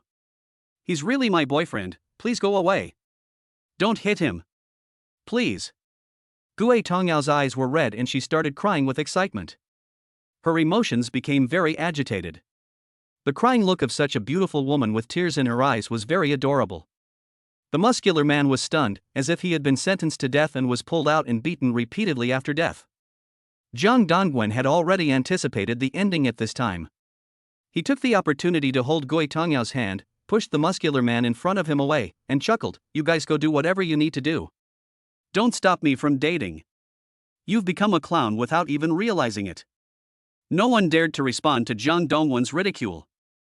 The muscular man and the long-haired guy gritted their teeth and swallowed the bitterness of love into their throats. All the boys had no choice but to watch Jiang Dongwen hugging Gui Tongyao, the beautiful and hot school beauty girlfriend, as she walked away triumphantly from their presence. More than 10 minutes later, Jiang Dongwen hugged Gui Tongyao and walked to a quiet park nearby. At this time, Gui Tongyao finally couldn't hold back her dissatisfaction. She suddenly pulled Jiang Dongwen's hand away, tears of grievance flashing in her eyes, and said angrily, "You've gone too far. Brother Dongwen, you've ruined my whole life's innocence." Jiang Dongwen doesn't care about Gui Tongyao's innocence at all. Besides, are she and Qin Yubai innocent? Deceiving oneself. After Jiang Dongwen kissed Gui Tongyao, he felt an indescribable sense of relief all over his body. It's just right that it's ruined. I will be responsible for you to the end. I don't want you to be responsible. Gui Tongyao pouted and glared at Jiang Dongwen's handsome face, but her heart was beating like a deer. Jiang Dongwen took the opportunity to get close to Gui Tongyao's face and laughed, "Ha! It was you who admitted that you are my girlfriend. You have to keep your word, otherwise I won't go to Qin Yubai's place tomorrow." Jiang Dongwen's roundabout tactics once again pushed the naive and ignorant school beauty Gui into a corner. Gui Tongyao was afraid that Jiang Dongwen would kiss her secretly again, so she took a few steps back and said reluctantly, "I told you that you are my boyfriend because I was worried that you would be beaten. Don't take it seriously." Jiang Dongwen continued to tease, "Even if that's the case, it shows that you care about me a lot." "No way." Gui Tongyao replied shyly. She felt as if her whole body was enveloped in a pink light of happiness, and she even felt a little crazy. Although she was only kissed once, her body felt inexplicably hot, and she was really afraid that Jiang Dongwen would be hurt when the muscular man raised his fist. Could it be that she was really hopelessly in love with the scoundrel in front of her? "Brother Dongwen, please come with me to see Bye-Bye this weekend." Gui Tongyao forced herself to calm down. "Okay, send me the time and place." Jiang Dongwen agreed nonchalantly. Originally, he was planning to bind himself to Qin Yubai and gain more love points. Next time when making choices, you must teach Qin Yubai a lesson and make her obedient. Tell her to squat down and she will squat down. Tell her to sit up and she will sit down. Don't take advantage of your cuteness and beauty to be willful and capricious, and always keep him in suspense. When Gui Tongyao heard that Jiang Dongwen was willing to go on a date, she immediately sent a message to Qin Yubai. After Qin Yubai received Gui Tongyao's message, she couldn't help but curl her lips with joy. Thinking of being able to return to the days when Jiang Dongwen took care of her meticulously, her heart was filled with anticipation. She jumped out of bed and stood excitedly in front of the closet, wanting to pick out a nice dress for the date. Shin Yubai plans to use all her strength this time to charm Jiang Dongwen with her beauty, so that Jiang Dongwen will remember her kindness and be willing to be her little Wang Jiang again. Chapter 34. Girls should know how to protect themselves outside. Weekend night. There was a huge crowd of people near the entrance of the girls' dormitory. This is because the boys are going to pick up their girlfriends and spend a wonderful night in a small BB outside the school. After Jo Molly returned to the dormitory, she saw Shin Yubai checking the closet with great interest. She couldn't help but move closer to him out of curiosity. "Yubai, you are in such a good mood tonight?" Shin Yubai raised the corners of his mouth and couldn't hide his happy smile. "You invited me to sing at KTV tonight, how can I not be in a good mood?" Jo Mary's sharp eyes spotted a JK suit in Shin Yubai's closet, and she pointed at the dress and said, "It looks great." Shin Yubai saw that the skirt was very short and felt a little embarrassed. "My dad told me that girls should protect themselves when they go out. This dress is a bit revealing and not suitable for a class reunion, right?" Jo Molly smiled and quickly patted her shoulder to comfort her. "How could that be? When you wear this dress, you will be the focus of the whole place. All the boys here will be crazy about you." When Shin Yubai heard this, she suddenly remembered that she had to meet Jiang Dongwen tonight. If she dressed more seductively, maybe the chances of getting back together would increase. "Okay, I'll try." Shin Yubai was delighted and took off his pajamas in front of Jo Molly. Jo Molly stared at Shin Yu's jade white skin and her slender and well-proportioned Lolita figure, feeling sour in her heart. If she had such a top-notch figure, she didn't know how many rich second-generation boyfriends would kneel at her feet. Jealousy is the biggest killer of women as friendship. Shin Yubai didn't know Jo Molly's secret curse. He walked up to her innocently and turned around. "How about it? Molly, does this look good on me?" "It looks good. It looks so good. It's absolutely perfect." Jo Molly clapped and laughed. Shin Yubai listened to Jo Molly's words and walked to the floor-length mirror. She in the mirror seemed like a beautiful girl who had walked out of a comic book, with a pair of white over-the-knee stockings and twin ponytails of naive youth, showing a pure and sweet charm. When she felt everything was ready, she followed Jo Mary to the KTV in the University Business Center. After Shin Yubai arrived at the door of the KTV, he looked at the crowded corridor and sent a message to Gue Tongyao anxiously. "Xiaoyao, what time will you and him arrive at the KTV?" Gue Tongyao replied immediately, "I'm on my way." Brother Dongwen said he might be late because he needs to finish the ranked match. Shin Yubai snorted coldly and began to feel a little dissatisfied again. Which is more important, the game or her? Idiot. But after she got angry, she immediately warned herself again and again. You must not lose your temper with Jiang Dongwen tonight. You must talk to him nicely and create an atmosphere for reconciliation. When Shin Yubai stepped into the KTV room, a feeling of darkness instantly enveloped her. There were several women in the private room, wearing scantily clad clothes and heavy makeup, talking to each other. They all looked like prostitutes, which made Shin Yubai tense up involuntarily. "Yubai, don't be nervous. Come, sit down quickly." Jo Molly enthusiastically took Shin Yubai's hand and placed her on the soft sofa. Shin Yubai held Jo Molly's hand tightly, feeling uneasy. "Mary, are these people your friends? They all look like ants." Hearing this, Jo Molly looked back at the girls who were whispering and smiled awkwardly. "Don't say that in front of them." The oldest one, Xiaowen, is only 29 years old. 29 is roughly equivalent to 30. Shin Yubai muttered to himself, feeling from the bottom of his heart that he was out of tune with this group of mature women in terms of temperament. At this time, a woman named Xiaowen came over and slowly sat next to Shin Yubai. She had heavy makeup on her face and letters tattooed on her chest, giving her a heavy, worldly feel. Xiaowen smiled at Shin Yubai and said, "Hello, little sister. I heard from Mary that you are heartbroken, right? Today is my birthday. Can I introduce you to a handsome guy?" Shin Yubai waved her hands quickly after hearing this. The purpose of her coming here tonight was to get back together with Jiang Dongwen. Jo Molly held Shin Yubai's shoulders and said, "Alas, Xiao Yubai is in love and is still stuck in the shadow of the scumbag and can't get out of it. That won't do. After drinking this glass of wine, get rid of your love-minded mind. You'll be right if you listen to me. Money is the most important thing in this world." Xiaowen placed a glass of wine in front of Shin Yubai. Shin Yubai quickly pushed away the wine glass. "I don't know how to drink." Jo Molly came closer and whispered in her ear, "Sister Xiaowen is the birthday girl today, please give her some face and have a drink." Xin Yubai looked at Xiaowen's enthusiastic smile and took a sip helplessly. The wine tasted sweet and not bad, just like a sparkling water drink. She could accept this kind of wine, and since she was thirsty, she just drank it in one gulp. You have a good alcohol tolerance. Xiaowen clapped his hands and laughed, then filled Xin Yubai's glass with another glass. Xin Yubai looked at the wine in the glass in confusion. This is not wine, it's a drink. Zhou Mali and Xiaowen smiled at each other. Xiaowen put on a complicated smile and said slowly, just think of it as a drink bar. Before he knew it, Xin Yubai had had a few drinks, and then he chatted with Gui Tongyao through text messages, asking when the two would arrive.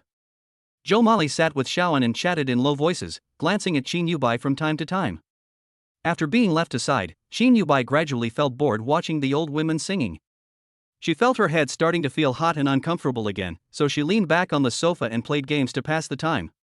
Zhou Mali saw that Xin Yubai was already a little tipsy and thought it was enough, so she sent a message to Dong Filong in the KTV hall. After receiving Zhou Mali's message, Dong Filong immediately brought a group of men into the KTV room. As soon as he entered the door, he shouted, "Sister Xiaowen. Happy birthday to you." Xiaowen walked over, smiling, took Dong Filong's hand and sat next to Xin Yubai. When Dong Filong saw Xin Yubai, the prey he had been planning for a long time, he couldn't help but reveal a greedy look in his eyes. He spent a lot of money to ask Zhou Mary to secretly keep an eye on Xin Yubai.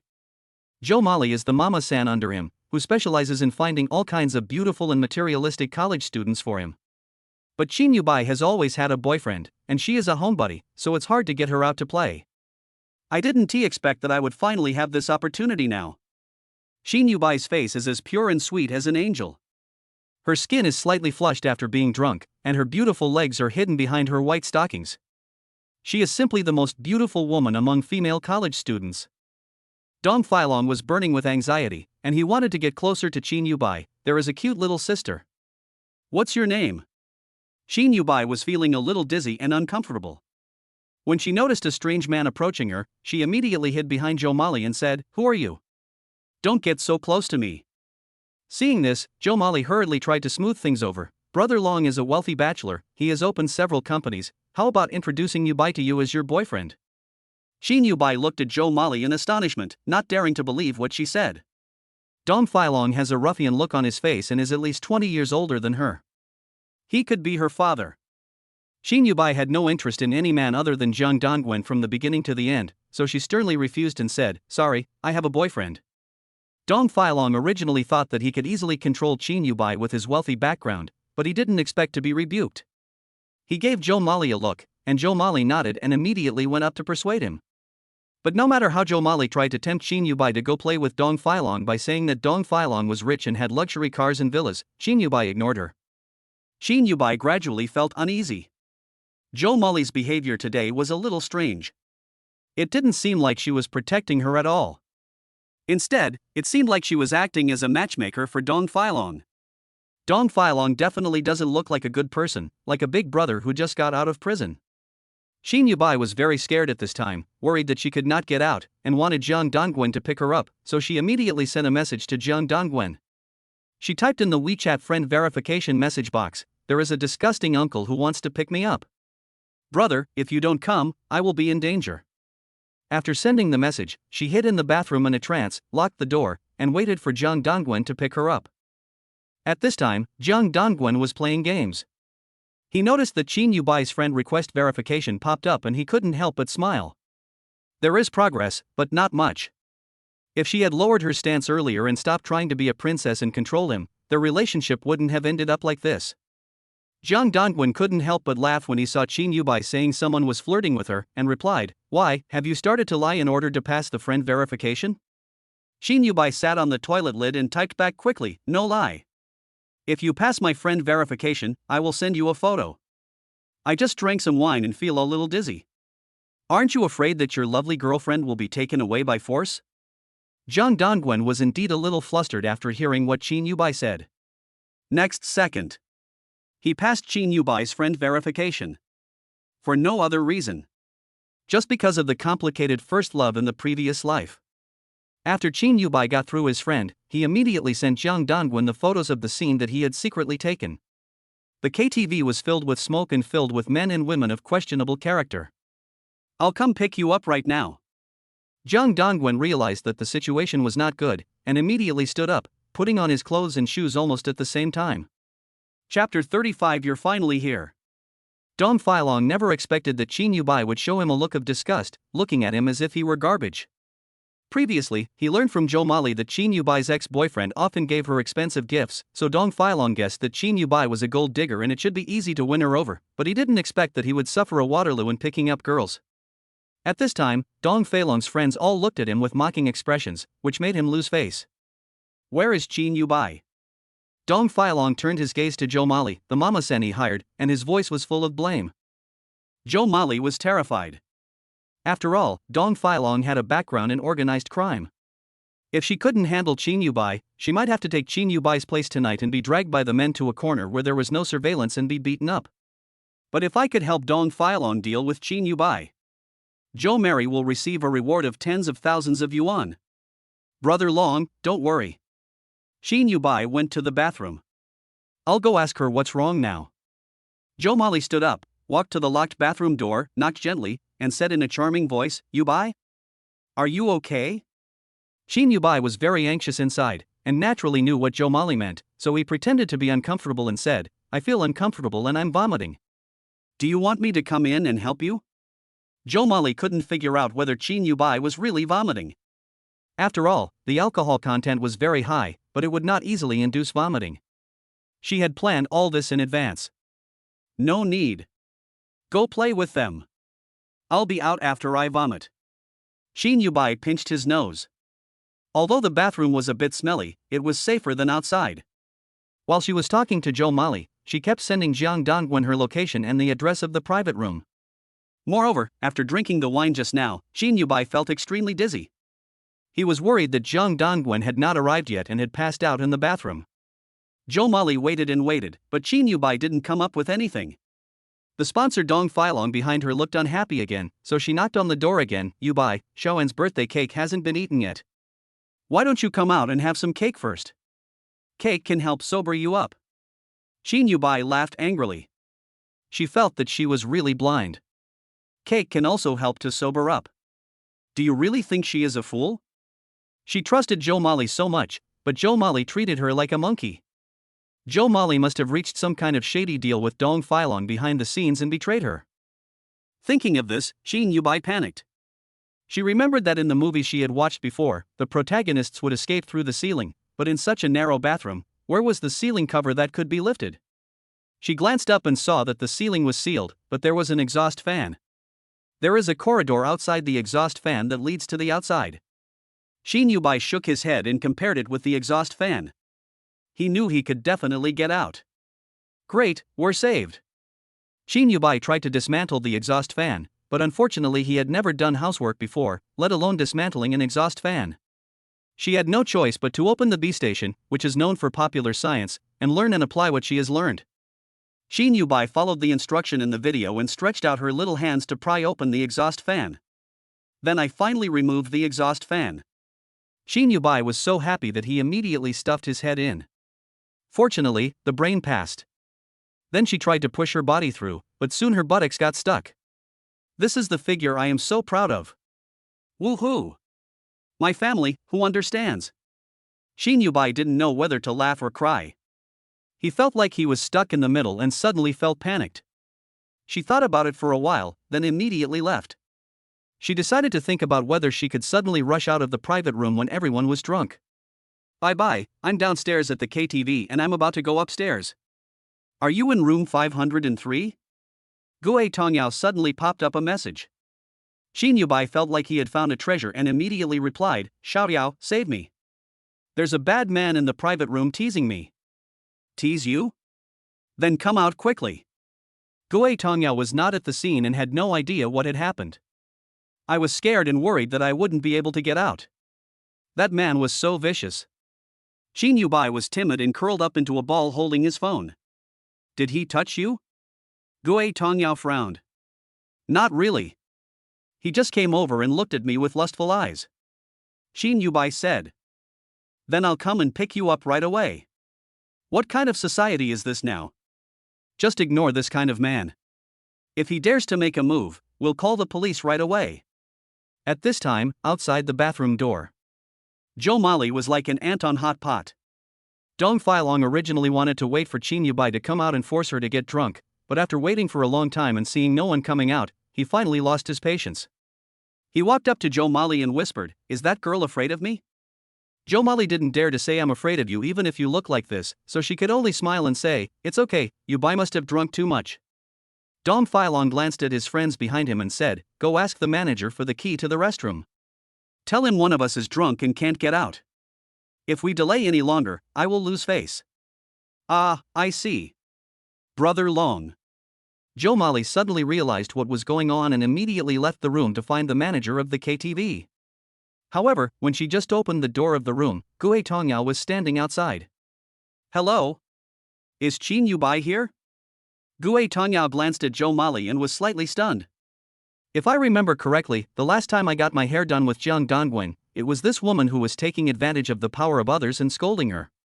"Oh. It's you. Why are you looking for our Yubai?" Jo Molly put her hands on her hips and was pulled back by Dong Filong, who was not far behind her before she could finish her words. Gue Tongyao's appearance completely shocked Dong Filong. He thought Chin Yubai was already the most beautiful woman in the room. But when Gue Tongyao appeared, his definition of beauty was immediately refreshed. A beauty of Gue Tongyao's level is like the highest grade flawless natural jadeite. It seems that only the rich are qualified to own and play with her. With his current strength, he could only stand 100 meters away and watch from afar. "Little sister, are you here to look for Chin Yubai? She's in the bathroom." Dong Feilong's passion was ignited again, and he wanted to approach Gue Tongyao before all the men present. As for Chin Yubai, he can be put aside for the time being. Gue Tongyao had just arrived and was looking at everyone in the KTV room. The entire private room was filled with smoke. It didn't look like the college student birthday party that Chin Yubai had mentioned, but rather like a social gathering for people in society. So she immediately became more vigilant, quickly walked around Dong Filong, walked to the bathroom door, and reached out to knock on the door. "Bye-bye, it's me. Xiao Yao." Gue Tongyao shouted. After a long time, the bathroom door lock slowly turned. The door cracked a little, and Chin Yubai poked his eyes out. "Xiao Yao. I finally got you here." When Chin Yubai saw Gue Tongyao coming, he immediately opened the door and threw himself into her arms. Chapter 36. Don't drink from strangers easily. After Chin Yubai and Gue Tongyao hugged each other, their bodies finally couldn't help but soften, and they almost staggered and couldn't stand steadily. Gue Tongyao held Chin Yubai in her arms with great concern, and kept rubbing her temples with her hands. "Bye-bye, are you feeling uncomfortable anywhere?" Gue Tongyao looked at Chin Yubai anxiously, and then pinched her philtrum. "Dizzy. I feel so dizzy. Xiao Yao, take me away quickly." Chin Yubai found herself lying in Gue Tongyao's arms and gradually felt relieved. Under the influence of alcohol, she couldn't help but gradually fell asleep. "Bye-bye." At this moment, no matter how Gue Tongyao shouted, Chin Yubai seemed to have lost response. Dong Filong looked at Chin Yubai with a little regret. After all, if Chin Yubai had not hidden in the bathroom just now, he might have succeeded. "Who is this beautiful lady?" He immediately turned his gaze to Gue Tongyao, with an obscene expression on his face, and asked Jo Molly beside him in a low voice. Jo Molly came closer and snorted coldly, "Humph. She is Gue Tongyao, she is really good at seducing men." Dong Filong was delighted after hearing this. "Okay? Then let her seduce me. How much does it cost? Can you help me ask?" Jo Molly frowned, thinking how could she know this, and it was impossible for her to ask directly, so she said, "Brother Long, why don't you just ask directly, maybe if you throw a few $1,000s, she will go with you." "Okay. It's only a few thousand. I thought it would be tens of thousands." After saying that, Dong Filong went to the corner of the private room to get a few gifts that had already been wrapped. He originally intended to give them to Chin Yubai. But since Gue Tongyao, who is more feminine than Chin Yubai, has arrived, he plans to switch targets. "Hello, beautiful lady. Let's be friends." Dong Filong sat next to Gue Tongyao with a grin on his face and laid out the gifts in a row in front of her. But Gue Tongyao wanted to hug Chin Yubai and leave the room, but when she saw Dong Filong blocking her way, she glared at him angrily with a serious expression. "Why are you blocking me?" Seeing Gue Tongyao so angry, Dong Filong quickly stepped back. "Let's make friends, beautiful lady. I have a little gift here to show my respect to you. Do you have a boyfriend?" Gui Tongyao's face turned cold. The word boyfriend reminded her of Jiang Dongwen, so she blushed and said, I have a boyfriend, please don't harass me, thank you. After saying that, she held Qin Yubai in her arms and prepared to leave. Dong Feilong's friends behind him laughed when they saw this. How could Dong Feilong tolerate this? Not only did Qin Yubai run away, but a beautiful girl like Gui Tongyao also ran away. He would never be able to sleep. This gift is the latest mobile phone. Dong Feilong wanted to put the gift into Gui Tongyao's hand, but before the gift box touched Gui Tongyao, she pushed it away. I don't need it, thank you. Please move aside, I want to take my friend home. Gui Tongyao's eyes were as cold as polar glaciers. Instead, Dong Feilong was aroused by Gui Tongyao's indifference and aroused his desire to conquer her. Don't go. It's a rare opportunity for you to come here, come and play with us. By the way, I have a new phone for you. If you are willing to stay and play with us tonight. Dong Feilong simply stopped pretending and took out a card. There is 30,000 yuan in the card. Sister, as long as you agree to keep it, I will give it all to you. Gui Tongyao looked at the men around her and felt something was wrong. She silently pressed the emergency number and pretended to be calling a friend. Seeing that he could not bribe her, Dong Feilong became angry and glared at Zhou Mali, who was standing next to him. Zhou Mali had no choice but to step forward and say, Gui Tongyao, Brother Long's family is a big boss in business. If you just follow him, tens of thousands of pocket money a month will be no problem. Sorry. I don't need it. Gui Tongyao was a little scared when she saw the dirty look on Dong Feilong's face. After all, she didn't know any of the men and women in the room except Zhou Mali. She originally thought that it was a group of college students singing KTV with great energy, but she didn't expect it to be such a scene. Dong Feilong realized that Gui Tongyao was not the kind of money-worshipping green tea girl, but the restlessness in his lower body became more and more unbearable. The harder it is to get a beauty, the more valuable she is, and there is a high chance that she is still a virgin. So, when Gui Tongyao supported Qin Yubai and was about to walk towards the door of the private room to go out, Dong Feilong has torn his face off and doesn't want to pretend anymore. He decided to take a risk tonight and use tough means to get Gui Tongyao. Stop her. You have no shame. Suddenly, two tall men blocked Gui Tongyao's way and stared at her and Qin Yubai with ill intentions. Gui Tongyao took 2 steps back in panic, holding her phone in her hand. Don't come over here, I've called the police. When Zhou Mali heard the word call the police, she was worried that she would be implicated, so she walked up to Dong Feilong and whispered something in his ear. Dong Feilong didn't take it seriously, thinking that Gui Tongyao was bluffing, so he changed his face and said, Little sister, we have a birthday girl here who is just cutting the cake. Why don't you come over and have a drink and give her some face before you leave? I don't drink. Gui Tongyao replied coldly. Dong Feilong was furious when he heard this, but Shaoan beside him quickly stopped him, glared at him, and stepped forward in person. Little sister, thank you for coming to my birthday party. Let's have a drink and leave. Can you give me some face? When Gui Tongyao saw Shaoan wearing heavy makeup, she felt a little disgusted. But when she saw Dong Feilong and his men blocking the door, she began to panic. But the police have been called. The only thing to do is to delay. I don't drink, thank you. Seeing that she couldn't go out, Gui Tongyao had to hold Qin Yubai and sit on the soft sofa near the door of the private room. Then let's have a drink. Drinks are fine. Shaoan exchanged glances with Dong Feilong, immediately took out a disposable cup from under the table, and quickly poured a packet of white powder into it. Then, Shaoan stood up, walked to Gui Tongyao, and handed it to her. Drink it and leave.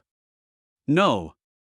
Gui Tongyao supported Qin Yubai and was wary of the men around her, because her mother had told her not to drink alcohol or drinks from strangers easily. Dong Feilong, who was standing by, was scratching his cheek anxiously when he saw that Gui Tongyao refused to continue falling into the trap. His expression was like that of a monkey, looking at the fair-skinned, beautiful and long-legged Gui Tongyao in front of him, and he tried his best but couldn't even touch her. After a few minutes of stalemate. Seeing that Gui Tongyao still refused to drink, Dong Feilong completely lost his patience and shouted fiercely, Are you going to drink or not? If you don't drink, you are not giving face to our Shaoan. Believe it or not, I will beat you. He originally thought that after hearing this angry shout, Gui Tongyao would be frightened and cry and drink it. Unexpectedly, Gui Tongyao got angry when she heard this, and splashed the poison wine mixed by Shaoan on Dong Feilong's face. If you want to drink, drink it yourself. Dong Feilong was splashed with wine by Gui Tongyao, which caused people around to burst into laughter. He stood there in a daze. He had never expected that a good-for-nothing hunting activity tonight would turn into a clown circus performance, and he was the leading clown. What the hell do you mean? How dare you pour wine on me? Dong Filong was so angry that he slammed the table and stared at Gui Tongyao with bloodshot eyes. Although Gui Tongyao was scared, she remained calm. She looked up to meet Dong Filong's frightening gaze and sneered in response, "You know in your heart why you forced me to drink and wouldn't let me leave." Dong Filong's disguise was exposed, and he was furious, his face turned gloomy. Since his sugar-coated gift to Gui Tongyao was ineffective, he had to resort to tougher measures. Dong Filong stood in front of Gui Tongyao, holding a glass bottle full of scarlet liquid in his hand, and said in a cold voice, "You must drink this glass of wine today. You have to drink it even if you don't want to. Otherwise, don't even think about leaving this door." Gui Tongyao's eyes were red as she looked at Qin Yubai sleeping in her arms. For the first time, she felt the despair of being coerced. At this critical moment, the door of the private room was kicked open suddenly, causing the ceiling chandelier in the room to shake. "Where's my girlfriend?" Jiang Dongwen's cold gaze looked down upon the entire audience, finally landing on Gui Tongyao and Qin Yubai. "Brother Dongwen, you are finally here." Gui Tongyao ran towards Jiang Dongwen holding Qin Yubai with great effort. Her eyes turned red because of fear, and the suppressed emotions burst out in an instant. She cried like a pear blossom in the rain, which was very adorable. Jiang Dongwen took Qin Yubai from Gui Tongyao without saying a word, then hugged Gui Tongyao's shoulders distressfully and said gently, "I'm sorry. I'm late." Chapter 37. What martial virtues do you still have? Who are you? Dong Filong originally thought that Jiang Dongwen was a customer service boy at the KTV, but he didn't expect that a few seconds after Jiang Dongwen entered the door, he saw two beauties whom he had been coveting all night nestled in his arms. Seeing Dong Filong in a daze, Jiang Dongwen pointed at Qin Yubai and said with a smile, "Let me introduce you first. This is my ex-girlfriend Qin Yubai." Then, he pointed at Gui Tongyao and said, "This is my current girlfriend, Gui Tongyao." Gui Tongyao blushed when she heard this and subconsciously glanced at Qin Yubai. Fortunately, she was still asleep. Otherwise, Qin Yubai would definitely be angry when he heard Jiang Dongwen talking so boldly. Dong Filong had a mouthful of dog food and was so angry that his lungs almost exploded. He spent the whole night as a bootlicker, but in the end he didn't even get to hold the hands of two beauties. Jiang Dongwen is able to have two top beauties as girlfriends at the same time. Although Dong Filong didn't want to believe it, he saw Gui Tongyao's cold face towards him, but now she was leaning in Jiang Dongwen's arms tenderly, with her eyes flashing with a woman's attachment to a man, which proved that she was Jiang Dongwen's woman wholeheartedly.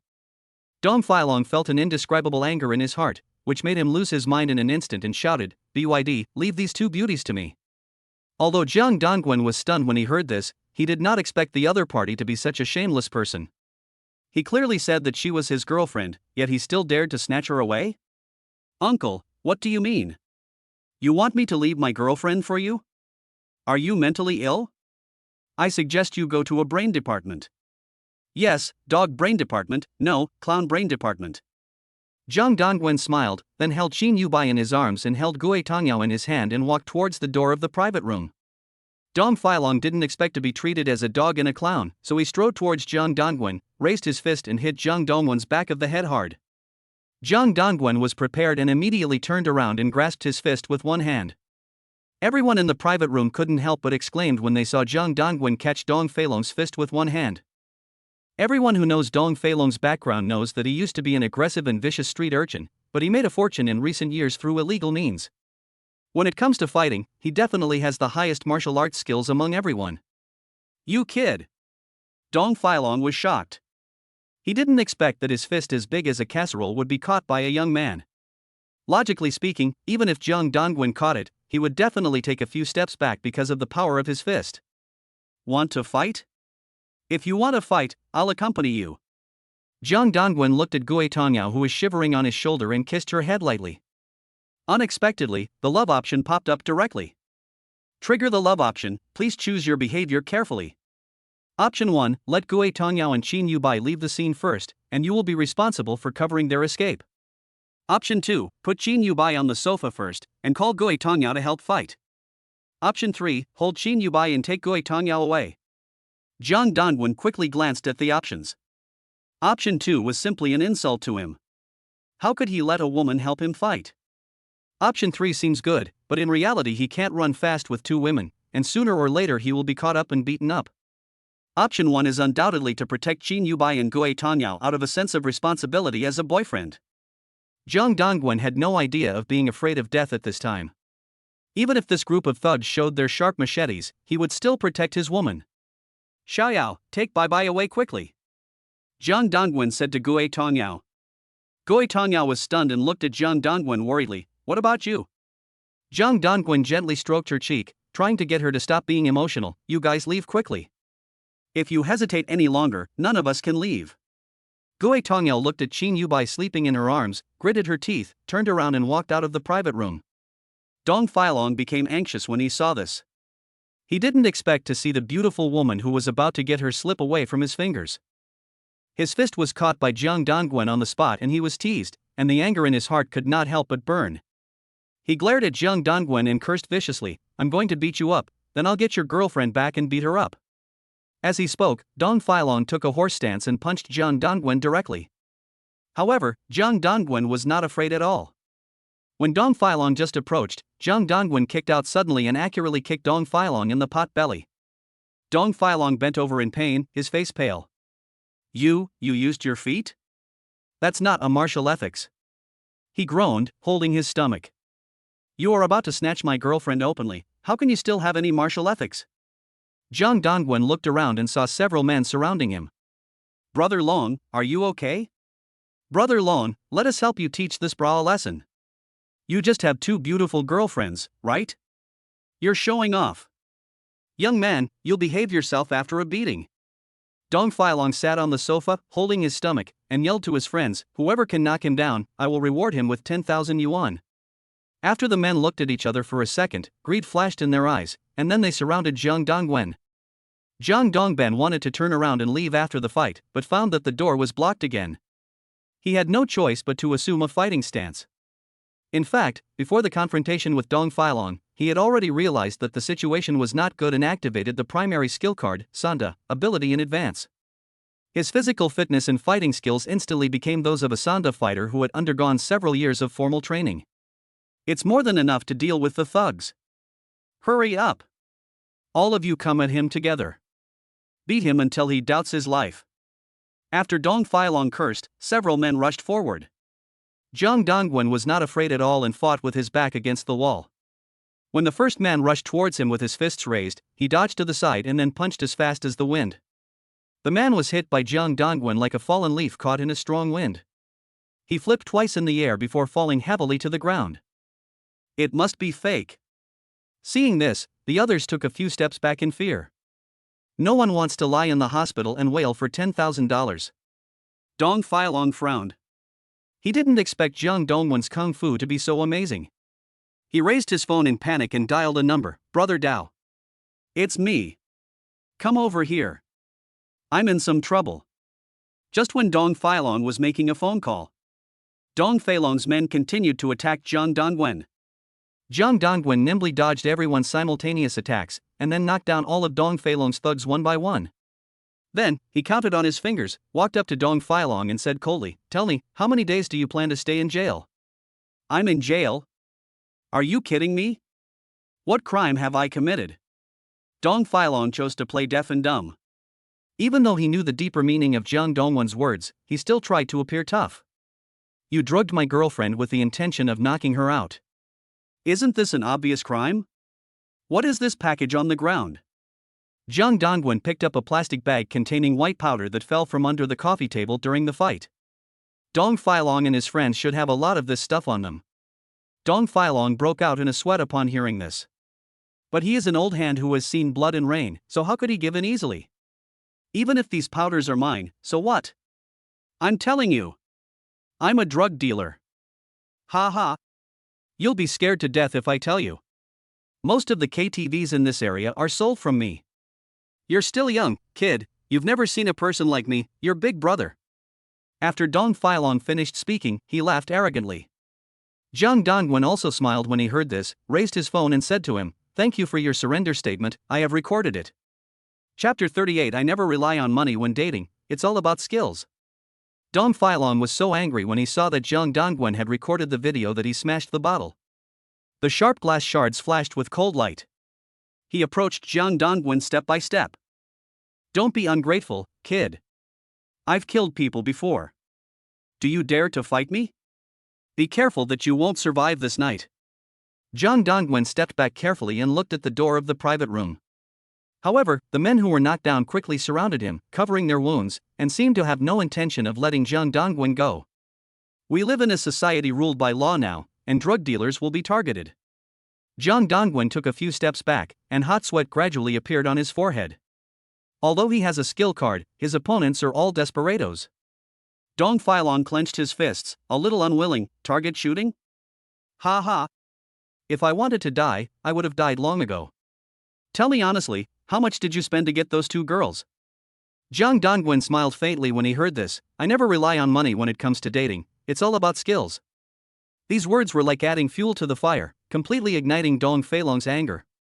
Doesn't this clearly show that he doesn't know how to pick up girls? Dong Filong waved the broken beer bottle in his hand and rushed towards Jiang Dongwen, roaring, "Fuck you, why are you pretending to be such a romantic?" Jiang Dongwen was agile and easily dodged the glass bottle wielded by Dong Filong. He jumped up and kicked as fast as the wind. He first kicked Dong Filong on the forehead, and then kicked him accurately in the lower abdomen with another kick. Dong Filong immediately knelt down and cried for his mother in pain. At this moment, he finally understood that he was no match for Jiang Dongwen. He immediately called out to the thugs around him, "Go ahead. Don't tell me you can't even beat a student." Jiang Dongwen was not afraid and immediately took up the fight, beating Dong Feilong's men to the ground again. Jiang Dongwen was still not satisfied, so he walked over to Dong Filong and raised his fist. Dong Filong was so scared that he begged for mercy. "Brother, stop hitting me. I was wrong. You are the real boss." In the room, the women hurriedly came forward and tried to persuade him. "Handsome guy, stop fighting. Someone might get killed. Let's talk it over nicely." However, Jiang Dongwen had a blank expression on his face. His coldness made everyone present feel a chill, and Dong Feilong's miserable condition made everyone feel terrified. Jiang Dongwen glared at Zhou Mali, who was sitting in a panic, and asked, "Did you trick Qin Yubai into coming here?" Zhou Mali's forehead was covered with beads of sweat and she timidly avoided Jiang Dongwen's gaze. She lost her former aggressiveness and involuntarily shrank back. At this moment, Dong Filong saw that Jiang Dongwen was not prepared, so he picked up a piece of glass on the ground and threw it at Jiang Dongwen. Relying on the keen intuition granted by his Sanda skills, Jiang Dongwen raised his arms to protect his face at the critical moment. Glass shards whizzed past, piercing his skin and piercing into it. This old Biden actually dared to plot against him secretly. Just as Jiang Dongwen was about to rush towards Dong Filong and give him a beating, the door of the private room was suddenly pushed open roughly. A tall figure appeared at the door. There was a striking scar on his face, which extended from the corner of his eye to his jaw, adding a bit of ferocity to his appearance. Jiang Dongwen quickly stepped back and looked at the scarred man in front of him with vigilance. "Brother Long? What happened to you? You got beaten like a harlequin cat." The scarred men all looked at Dong Filong, whose face was bruised and swollen, in astonishment, with a bewildered look on their faces. Dong Filong was a well-known figure in the local area, but it was hard to believe that he was beaten to the ground by a man who looked like a student. However, when the scarred man turned his gaze from Dong Filong to his younger brothers who were lying on the floor and groaning in pain, the doubts in his heart instantly disappeared. "Hurry, Brother Dao! Help me beat him!" Dong Filong shouted breathlessly, with the remnants of dinner still hanging from the corners of his mouth. "Help me to get revenge and teach this little bastard a lesson." After saying that, he vomited violently again. It was obvious that Jiang Dongwen's two kicks just now were quite strong, causing Dong Feilong's body to twitch. At the same time, Jiang Dongwen recognized the scarred man as the wretched man that Gui Tanya met in the KFC restaurant that day. What a nest of snakes and rats! Jiang Dongwen thought of the old grudge and stared at the man with the scar fiercely. After the scarred man made eye contact with Jiang Dongwen, he gradually recalled that the man in front of him was the flower-guarding messenger he met when he was flirting with girls in the restaurant. "So it's you? Where's your beautiful girlfriend? Ask her to come over and let me touch her legs." The scarred man looked around the room but didn't see Gui Tongyao, so he looked a little disappointed. Jiang Dongwen gritted his teeth and said nothing, rubbing his hands together, ready to fight the boss, the scar man. Sanda still has 10 minutes to go, and he must quickly defeat the scarred man within the effective time. Ready to go. Next second. Jiang Dongwen stretched out his fist. The scarred man dodged quickly and immediately counterattacked with a punch. Zhang Dongwen reacted instinctively and dodged flexibly to the right. However, the scarred man followed with a second heavy punch. His fist lightly brushed Zhang Dongwen's elbow, like a ray of hot flame passing through his skin. This intense tingling sensation instantly spread throughout Zhang Dongwen's nerves, and he couldn't help but frown slightly. The scarred man was surprised to see his fist dodged. "Humph, it seems you are not ordinary, you must have practiced before." Zhang Dongwen was silent, he knew that he had encountered a strong enemy. The scarred man's fighting skills were clearly far beyond the beginner's Sanda level. Each of his punches was as fast as lightning, and the wind from his punches even created a sonic boom in the air. There is not much time. Zhang Dongwen chose to take the initiative again and gave the scarred man several flying kicks in the lower body. The scarred man defended firmly and did not advance rashly. After a round of defense, the scarred man suddenly punched again. Zhang Dongwen hurriedly returned to defend, but it was too late. The scarred man's fist lightly grazed his nose again. "There is a bloody smell coming to my nose." "Ha ha! Beat him to death, be harder." Dong Filong, who was sitting on the ground and vomiting a pool of yellow water, grinned. The scarred man remained defensive, his eyes cold, like a professionally trained killer. Zhang Dongwen felt that if he continued fighting he would be in a disadvantageous position. He calmed down and quickly thought of how to deal with it. Currently, the skill cards in the system have been used up. After completing the love option just now, the system only rewarded 2, Basic Mind Translator, and Basic Attribute Points card. Oh, and he also has a med kit in his inventory. Primary Medical Kit, continuously recover the host's external injuries within 24 hours. Continuous recovery? Doesn't that mean continuous blood replenishment? Zhang Dongwen used the medical kit and felt the pain in his nose begin to ease. But even with the blood replenishing items, Zhang Dongwen was still not sure that he could defeat the scarred man. 10 minutes later, without his Sanda skills, he was just an ordinary student.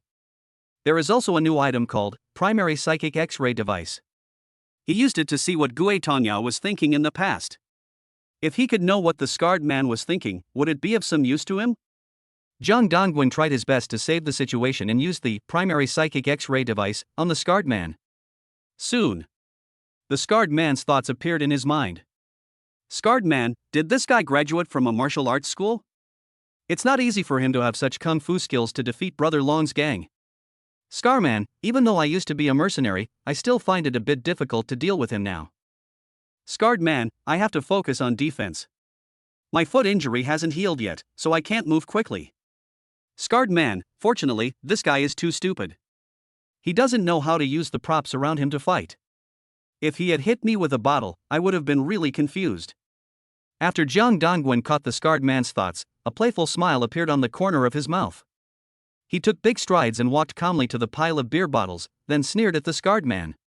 The scarred man felt an inexplicable chill on his back, and his voice trembled. "Boy, what do you want to do?" Zhang Dongwen did not answer, but slowly picked up the 2 wine bottles and gently stroked them with his fingers. Then, he suddenly raised his hand, and the 2 wine bottles smashed towards the scarred man like precision-guided missiles. Go! The moment the beer bottle touched the scarred man's body, a dull impact sound was heard. The scarred man covered his head, and his shrill screams echoed throughout the entire KTV room. Chapter 39. Aren't you just admitting your guilt? The scarred man was hit by the beer bottle thrown by Zhang Dongwen and screamed like a ghost. He pointed at Zhang Dongwen angrily and shouted, "You kid, you have no martial ethics." Zhang Dongwen looked at the scarred man with bruises all over his body and laughed. "Do you still have martial ethics?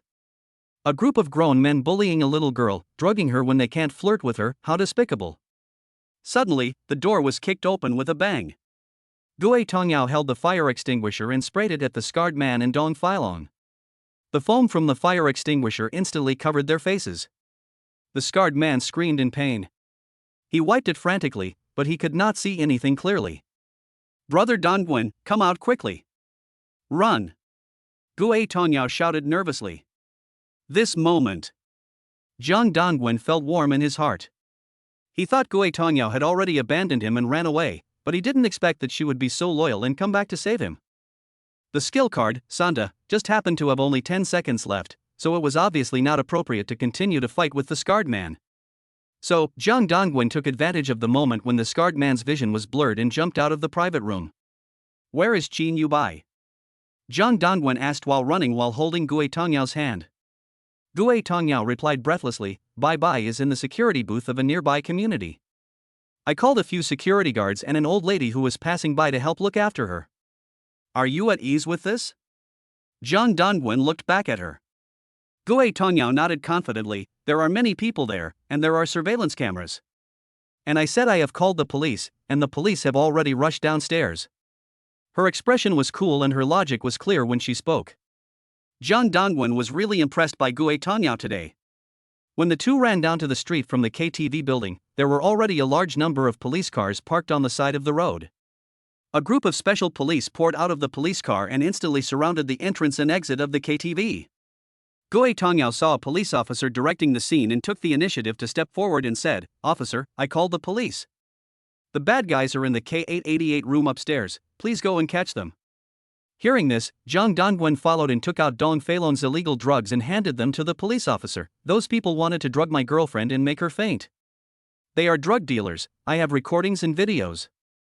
The police officer checked the medicine Zhang Dongwen handed him, his eyes lit up, and he nodded seriously, "Please rest assured, we will severely punish those criminals. You can go to the ambulance in the back to rest first." After saying that, the SWAT officers rushed upstairs according to the officer's orders. Then, batches of disheveled men and women were arrested, including Dong Feilong, the man with the scar, Shawan and Zhou Mali. They looked very miserable. When passing the exit, Dong Feilong, with a bruised face and nose, and the man with the scar stared at Zhang Dongwen with hatred on their faces. At this time, Xin Yubai was taken to the ambulance and was about to be sent to the hospital. "Please come with me to the police station to take a statement." The police officer looked at the two men seriously and said, "No problem." Zhang Dongwen nodded. If the record can bring severe punishment to this group of criminals, he is willing to take the record for 3 days and 3 nights. Seeing Zhang Dongwen agreed readily, Gui Tongyao quickly pulled Zhang Dongwen's hand, and then pleaded with the police officer, "I am worried about my best friend. She drank a lot of wine, and it's late today. Can we take the statement tomorrow morning? You will first orally state the circumstances of the incident. Tomorrow morning, 3 people will come to the police station to complete the record." After getting the police officer's permission, the two took turns describing what had just happened, and then accompanied Xin Yubai, who was lying in the ambulance, to the hospital. In the hospital, Gui Tongyao looked at the pale Xin Yubai lying on the bed, and couldn't help crying and shouting, "Bye-bye. It's all my fault. I arrived too late. If I had come earlier, you wouldn't have been drunk." When Zhang Dongwen heard this, he felt uncomfortable. "All these things happened because of the breakup between Xin Yubai and me." At this time, a female doctor came over.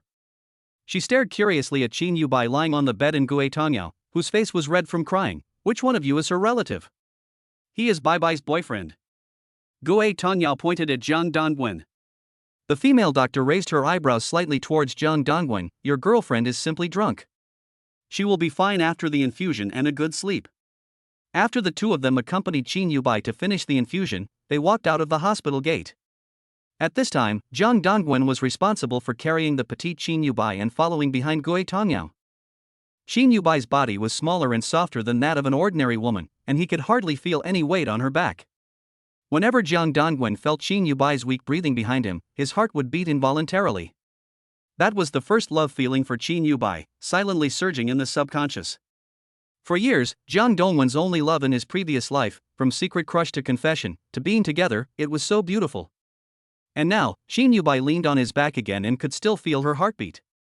"Fortunately, it's not the kind of powder that can make people faint. I was really worried to death." Gui Tongyao broke the silence. She looked at the deserted street, covered her heart with her hands, and sighed with lingering fear. "Perhaps you didn't expect Xin Yubai to hide in the bathroom to save herself?" "I didn't expect her to be so smart," Zhang Dongwen said, secretly pinching Xin Yubai's thigh to test whether she was eavesdropping.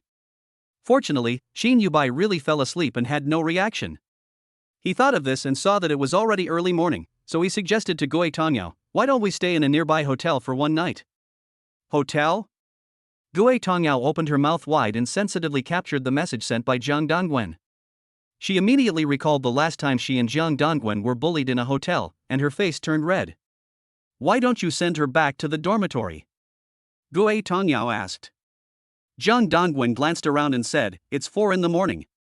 I had a fight and I don't have the energy to take a taxi back to school. Let's just stay nearby. Gue Tongyao nodded silently. She really felt indescribably tired and wanted to sleep. But the deer in my heart couldn't help but start beating fast. Gue Tongyao thought for a while, her face flushed, and her voice trembled a little, then bye-bye and I will live in the same room. Jiang Dongwen looked at Gue Tongyao's serious expression and suddenly became suspicious again. You're not thinking about that, are you? Jiang Dongwen thought for a while and said, okay. Let's call a car first and get a room. You guys sleep on the bed and I'll sleep on the sofa. Afterwards, Jiang Dongwen opened Meituan and searched for nearby hotels. An advertisement for a hotel caught his eye. The name is familiar. A 100% romantic couples hotel. This hotel is the couple hotel that Jiang Dongwen discovered Qin Yubai and Gue Tongyao went to in his previous life. I didn't expect to be reborn today. Meet the same hotel again. Jiang Dongwen felt mixed emotions. But his thoughts changed. Qin Yubai and Gue Tongyao were staying in this hotel tonight. Would that kind of intimate behavior between two women happen? Maybe the two of them are already regular guests of this hotel, and they can even connect to the Wi-Fi automatically. Why not this hotel? There are no rooms in other places. Jiang Dongwen deliberately pointed at Meituan's hotel and spoke to Gue Tongyao beside him, observing her expression carefully. Gue Tongyao came over to take a look. Her expression almost couldn't hold back. She opened her beautiful eyes and asked, "Why did you choose a couple's hotel? What does it matter? Aren't you a couple?" Jiang Dongwen said with a smile. The answer is obvious. Jiang Dongwen really wanted to see whether Gue Tongyao would admit that she liked Qin Yubai. Gue Tongyao was shocked when she heard this. Her face was as red as the sunset, and her expression was as if someone had pointed out her true feelings. You mean you and me? Our relationship is pure. We are not a couple. This sentence seemed to be a roundabout way of explaining to Jiang Dongwen that they were not a couple. But it also seemed like she was explaining that she and Qin Yubai were not a couple. What a great explanation with a double meaning. But Gue Tongyao's shy expression betrayed her. Jiang Dongwen laughed in his heart. Is this considered confession? Gue Tongyao's face really can't hide what's on her mind. Her expression is so obvious. He really wanted to know where Gue Tongyao and Qin Yubai's relationship was at now. Chapter 40. I'm leaving, please be safe. Jiang Dongwen sat in the taxi, his eyes gently falling on Qin Yubai who was sleeping beside him. The moonlight outside the car window was like water, shining through the glass onto her innocent and lovely lowly face, creating a hazy halo. It has to be said that no matter from which angle you look at Qin Yubai's face, it exudes an almost innocent and cute aura. Her breathing was steady when she was asleep, her two curved eyebrows were as slender as a crescent moon, her small and thin lips were slightly pouted, her little hands were curled up like a newborn kitten, her body was soft to the touch, her thin legs and waist were visible at a glance, and she could lift a lot of weight with one hand. She was simply the highest configuration for a lowly girlfriend. Jiang Dongwen thought back to the days in his previous life. There was really nothing to complain about Qin Yubai except the little princess bad temper. She must be good looking, know how to act coquettishly and be able to seduce people. Although her figure is not as plump as Gue Tongyao's, it is also well proportioned, and is already very good looking for a lowly. Even the lowly beauty anchors who are ranked in the beauty area ranking of Bilibili. Qin Yubai is definitely one of the top 3. If she became a beauty anchor and just danced casually, she would definitely gain millions of fans easily. Jiang Dongwen recalled that he was conquered by Qin Yubai's beauty in this way. System, please help me bind my love target Qin Yubai. Jiang Dongwen said silently in his heart. Bind the love interest Qin Yubai, bind successfully. Love object, Qin Yubai. Charm value, 98. Endurance, 100-300. Intelligence, 45. EQ, 34. Relationship value, 0 ex-girlfriend. The relationship is ex-girlfriend, so what is the next relationship? Also, her intelligence and EQ are too low. She is definitely a silly lowly? No, that's not right. What's up with the 300 stamina points in the brackets? Twice as tall as Gue Tongyao. Jiang Dongwen looked through the description of endurance value with trembling hands. Endurance 300, because Qin Yubai has a special feeling for you, her endurance will only have a triple overflow effect on you. In the future, the overflow effect will continue to increase based on the value. Just as Jiang Dongwen felt a chill in his kidneys. No wonder she urged me to hand in my homework almost every weekend when we were in love. So this is the reason. Gui Tongyao's clear voice came from the front passenger seat. Brother Dongwen, Bai hasn't woken up yet? Just now, in order to give Zhang Dongwen and Qin Yubai some space to get along, Gui Tongyao took the initiative to sit in the passenger seat of the taxi. No. Zhang Dongwen glanced at Qin Yubai, then let her head rest on his shoulder. The car was moving slowly. Not far away, the sight of the 100% romantic couple hotel was looming, and Zhang Dongwen's thoughts returned to the hotel itself. This is a comfortable apartment hotel for couples, which means the price is not cheap.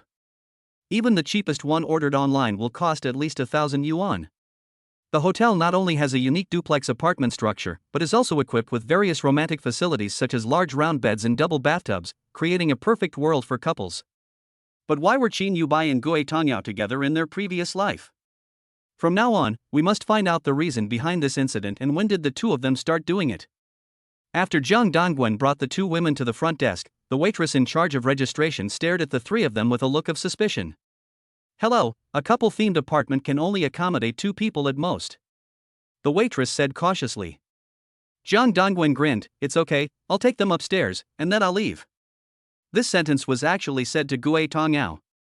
First he tricked them into letting their guard down, then he returned halfway to catch them again and exposed their lesbian relationship.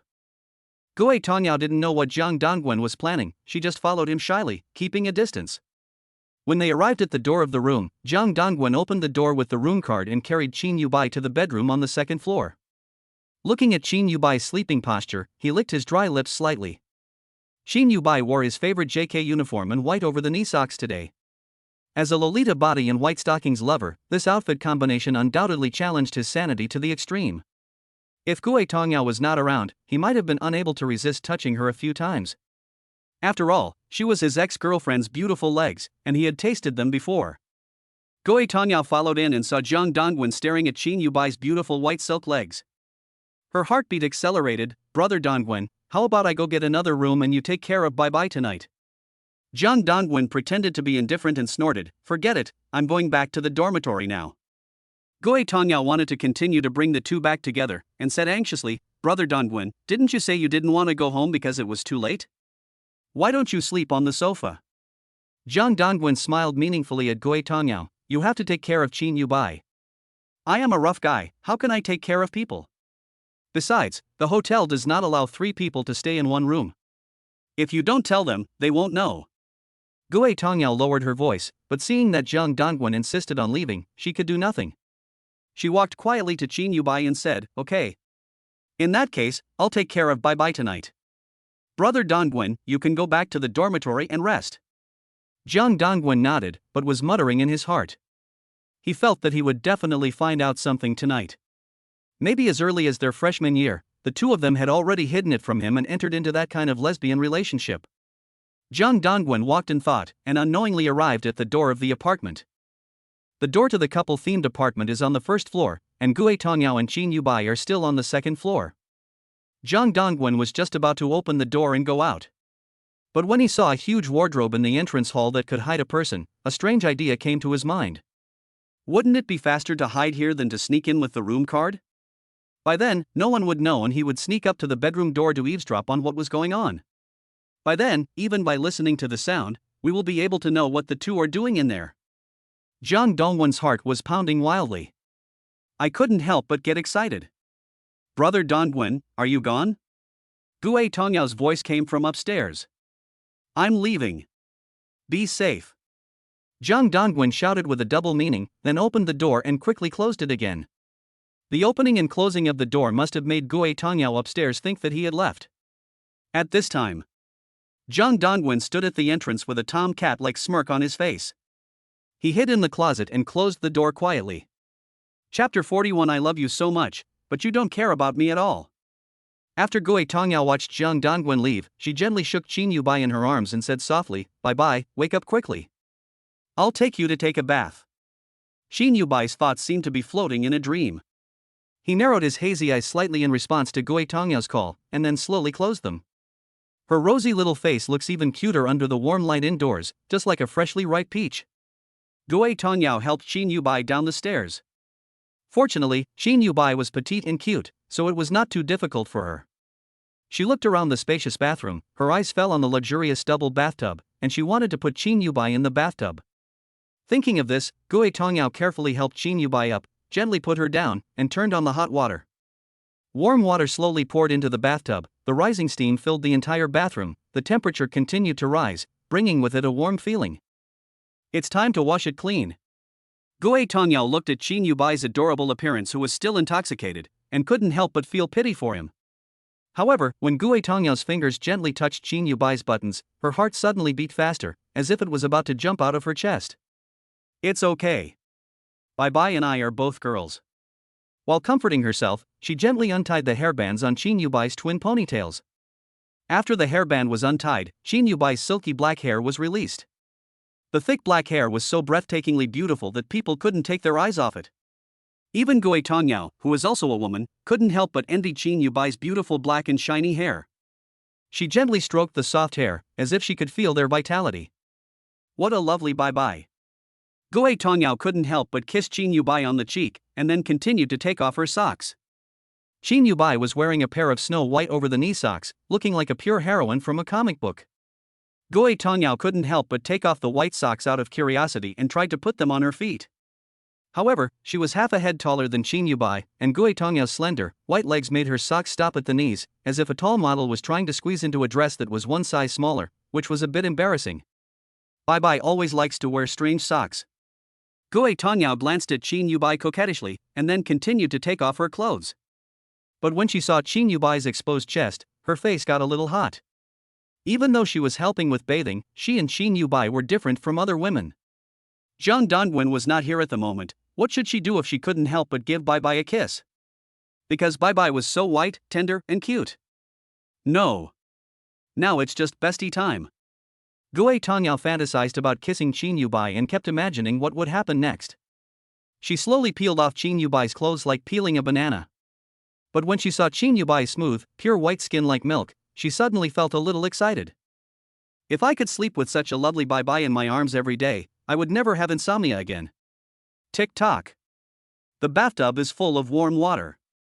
Gui Tongyao came to her senses and turned off the water valve. After she washed Qin Yubai's body clean, she soaked her in the bathtub.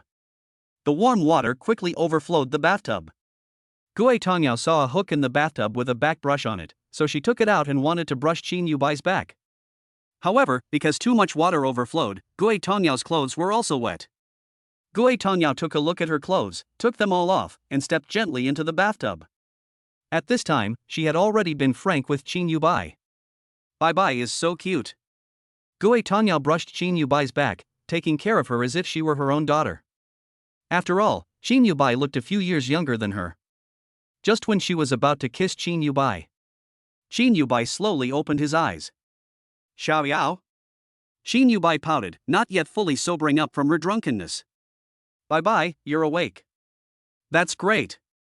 Gui Tongyao stared at Qin Yubai in surprise, and hugged her to her chest and kneaded her. Qin Yubai's throat was choked by the two big white balls on Gui Tongyao's chest, and she was almost unable to breathe. She quickly pushed Gui Tongyao away and asked curiously, "What is this place? Why am I in the bathroom?" "You are drunk. I'm helping you take a bath," Gui Tongyao said excitedly, blinking her beautiful big eyes. "Where's my brother? Didn't he say he would come to see me?" Qin Yubai shook his head reluctantly, looking unhappy. "He said he was going back today." Gui Tongyao didn't know where to start, so she had to tell Qin Yubai the news that Zhang Dongwen had left. Qin Yubai burst into tears after hearing this. "I knew him. What a scumbag. I love him so much. But he doesn't care about me at all." Gui Tongyao panicked, but didn't know how to comfort Qin Yubai, so she could only say, "Brother Dongwen came here today, but he just left after seeing that you were drunk." "Am I drunk?" Qin Yubai gradually recalled the wine he drank in the KTV room at night and the bad guys he met, including Dong Filong. He couldn't help but feel scared. At this moment, Qin Yubai's face turned pale. What happened to those bad guys later? Gui Tongyao smiled and comforted him. "It's okay. Brother Dongwen saved you and me." Then, Gui Tongyao recounted what happened in the KTV room. In particular, the scene where Zhang Dongwen bravely fought the bad guys in order to save the two of them was described in an exaggerated manner. "Humph. You stinky brother, he obviously loves me. As soon as I said I was teased, he immediately passed my friend verification. What a hypocritical guy. I will definitely punish him when I see him. Shin Yubai clenched his fists with joy, muttering with a flushed face. That's right.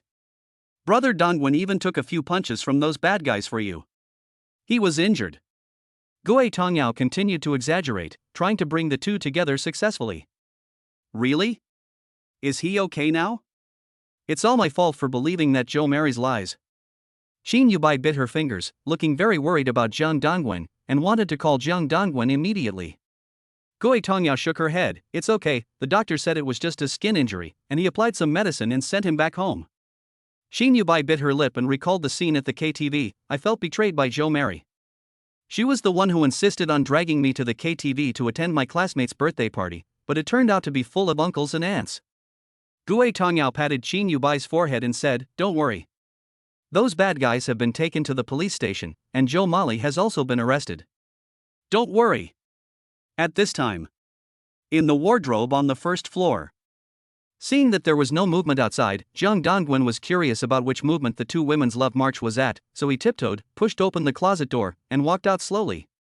He followed the sound of running water, quietly lurked at the bathroom door, and eavesdropped on the conversation between Gue Tongyao and Shin Yubai.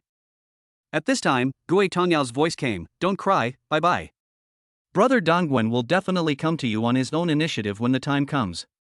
Then came Shin Yubai's voice, But I don't want to wait any longer. Every time I have to wait for him to take the initiative, what if he doesn't come this time? Xiaoyao, please help me think of a way to get back together. I really love him too much.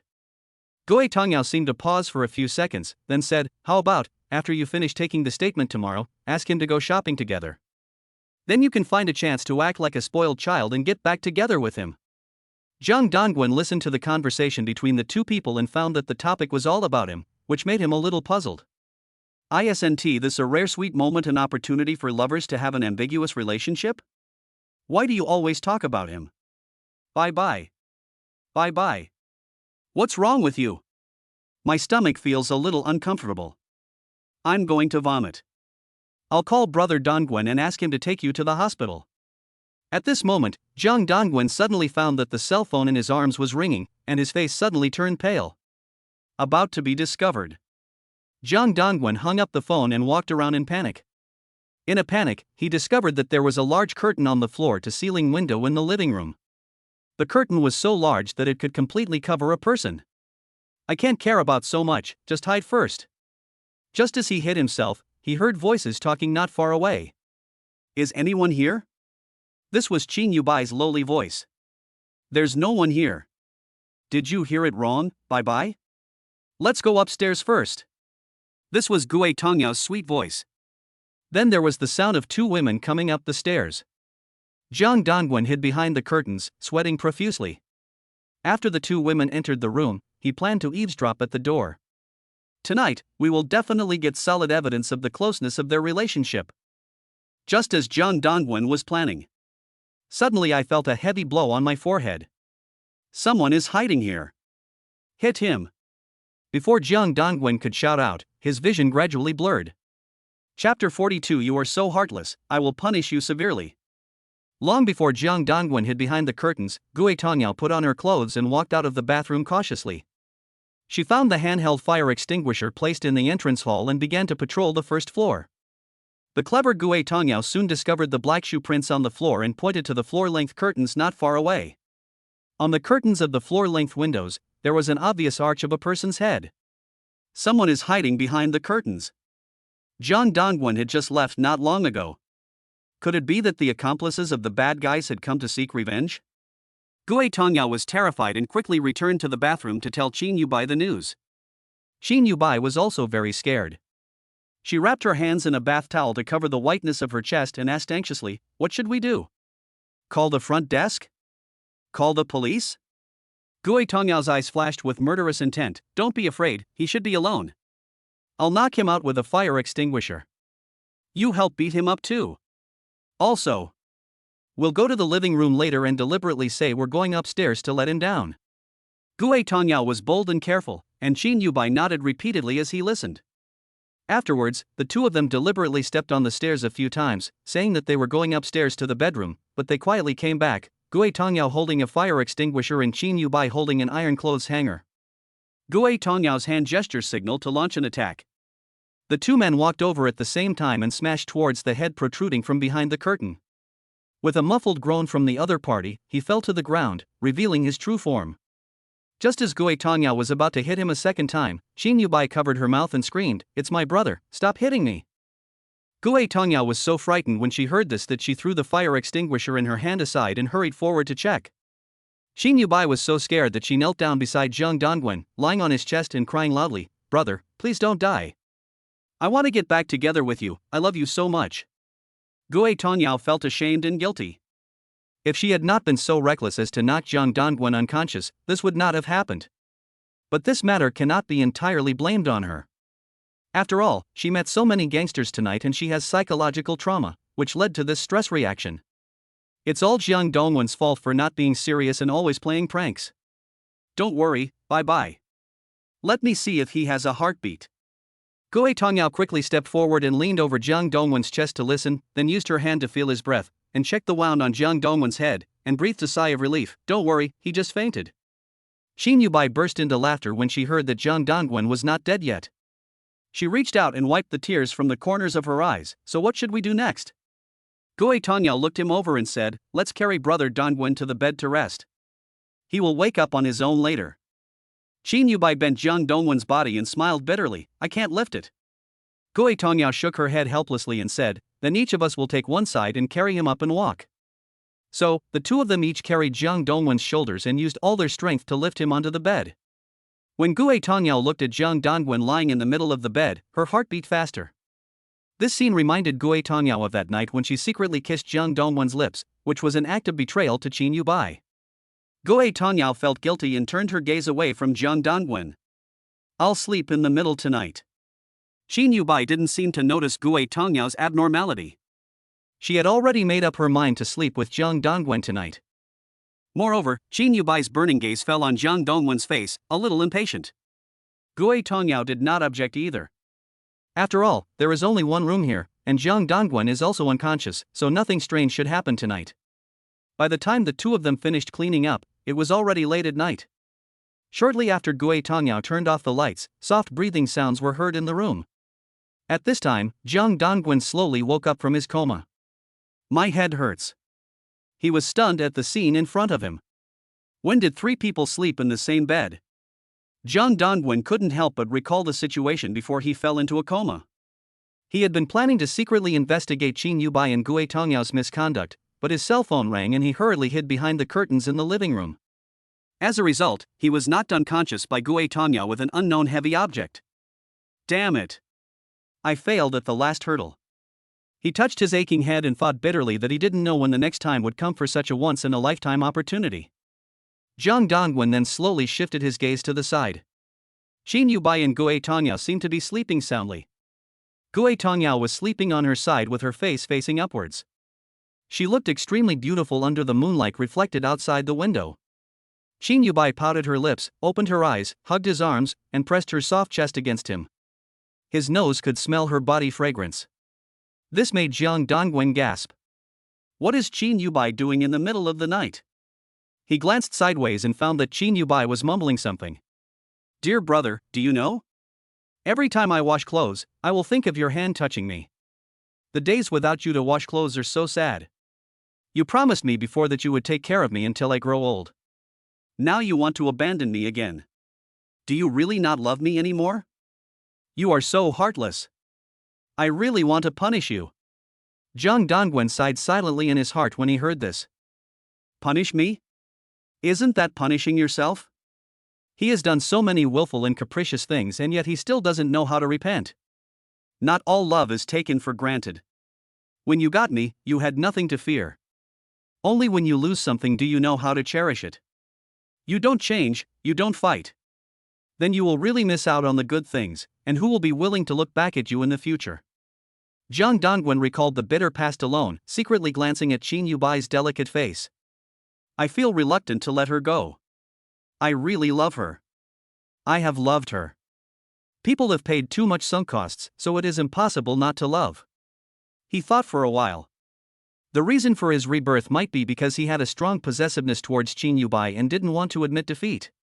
Just when Jiang Dongwen was immersed in sorrow, suddenly I felt a smooth feeling on my neck. He squinted his eyes and looked down with his peripheral vision. Qin Yubai, that damn guy, was actually licking his neck with his tongue. Brother, I love you. Let's get back together, okay? I'm sorry, I didn't know it was you and hurt you. I'm sorry. Qin Yubai's eyes were full of tears. She grabbed his hand and kept leaning towards him. Just as Jiang Dongwen was about to react, suddenly a love option appeared. Trigger the love option, please choose your behavior carefully. Option 1, you turn over and take the opportunity to press Qin Yubai under you, and make love with her in front of Gue Tongyao. Option 2, you push Qin Yubai away, yell at her and tell her that you two have broken up, and ask her to stop pestering you. Option 3, you continue to pretend to sleep and ignore Qin Yubai's behavior. System, I choose 3. Jiang Dongwen felt that the third option was appropriate, and he had not completely conquered Gue Tongyao and did not want to reduce her relationship value. Secondly, he didn't want to continue arguing with Qin Yubai late at night. So he squinted his eyes and continued to pretend to be asleep. The most Qin Yubai could do was kiss his face and hug him. It's not like she had never kissed him before, and a kiss wouldn't kill any hairs. But Qin Yubai was so engrossed in the kiss that he seemed to have forgotten about the love, and also seemed to have forgotten that Gue Tongyao was still sleeping beside him. Brother, can you play with me? Every time you play games alone, you never call me. If I find out that you play with other women in a duo, you will be in trouble. Qin Yubai's kiss kept groping, but she seemed unsatisfied. She then reached out and put her hands on Jiang Dongwen's chest, kneading it continuously, biting her lower lip with a sweet smile, and her eyes became blurred. The blush on her face gradually spread, and her body pressed against Jiang Dongwen gradually became hotter. Jiang Dongwen became anxious when he saw this, and cursed inwardly, Gue Tongyao is still beside you. What do you want to do, you idiot? However, Jiang Dongwen's inner curses would not reach Qin Yubai's ears. She kissed him passionately and became addicted to it. The small mouth kept groping all over Jiang Dongwen's body, as if carefully checking every part of his body for any traces of other women. Jiang Dongwen experienced more than 10 minutes of discomfort and itchiness, and finally breathed a sigh of relief when he saw Qin Yubai stop. The smile on Qin Yubai's face seemed to indicate that he was very satisfied with the results of the examination. However, Jiang Dongwen never expected that Qin Yubai would suddenly reach out and grab him from the bottom of the sea. Jiang Dongwen's muscles all tightened into a ball. I almost hummed in pleasure. Qin Yubai, what on earth are you going to do? Chapter 43. Deep down she wanted to learn. Qin Yu's porcelain white hands continued to explore. She finally breathed a sigh of relief when she found that Jiang Dongwen was quick to react and strong and healthy. All this was enough to prove that her ex-boyfriend still strictly abided by the family rules and did not use public grain to support the third world. Qin Yubai's little hand finally withdrew from Jiang Dongwen at this time, and Jiang Dongwen, who was nervous, temporarily relaxed. Option 3 was executed successfully. Received 100 points as reward, now the total points are 730 points. Obtain primary telepathic device X1, stock 2. Obtain primary attribute free point edition card X3, inventory 2. Obtain permanent attribute sensor X2. Qin Yubai's relationship value increased from 0 to 88. Ex-girlfriend? The relationship value is increasing too fast, isn't it? Qin Yubai, how much do you like me? There was a hint of warmth in Jiang Dongwen's eyes as he looked at Qin Yubai. Now that there happened to be permanent attribute sensors, Jiang Dongwen used 2 permanent attribute sensors on Qin Yubai, wanting to check her attributes. The attribute perception results came out quickly. Love Brain Princess, after falling in love with you, she will not fall in love with other men unless you completely abandon her. A love brain woman is prone to falling into a one-man show in her heart and pursuing unrealistic romance. When she doesn't get your love response, she will fall into extreme anxiety and do unexpected crazy things. Black-bellied little devil, she likes to play pranks, which are usually harmless and are just a way of expressing her love for you. Jiang Dongwen sighed endlessly.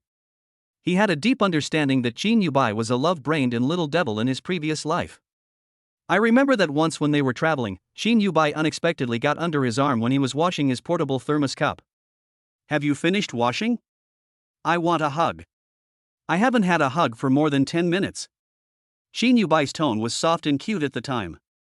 She kept blinking her big eyes to flirt with Jiang Dongwen, which was so cute that it was outrageous. No, I'm still washing cups, don't come over here. It's dirty here. Jiang Dongwen didn't want her to come over and get in the way, so he held her head.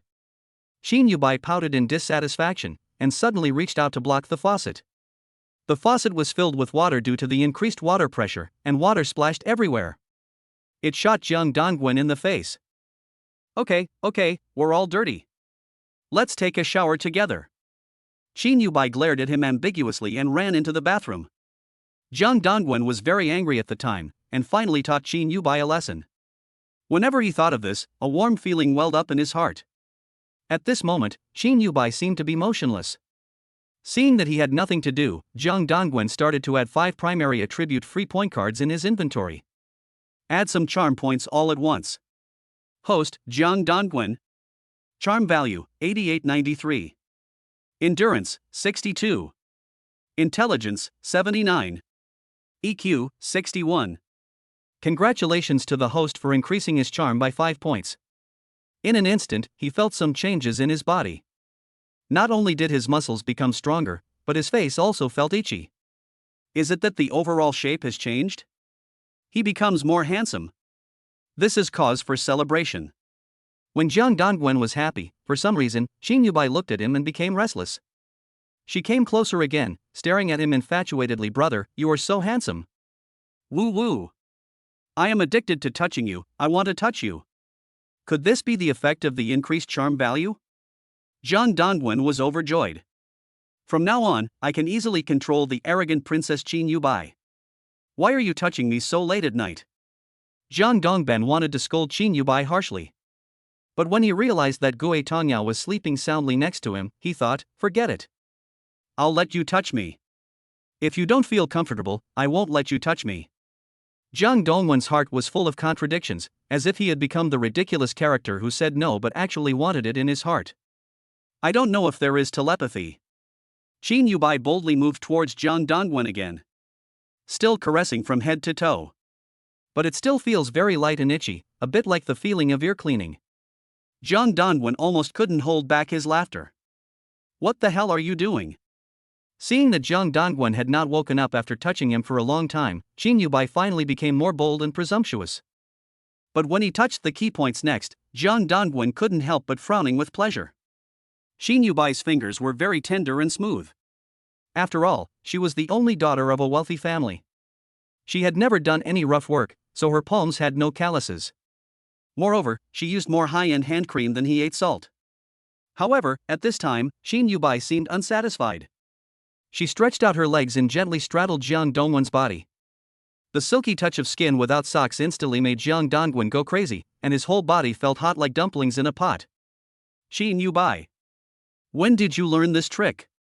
Jiang Dongwen's lips trembled with shock, and he felt like he couldn't pretend to be asleep any longer.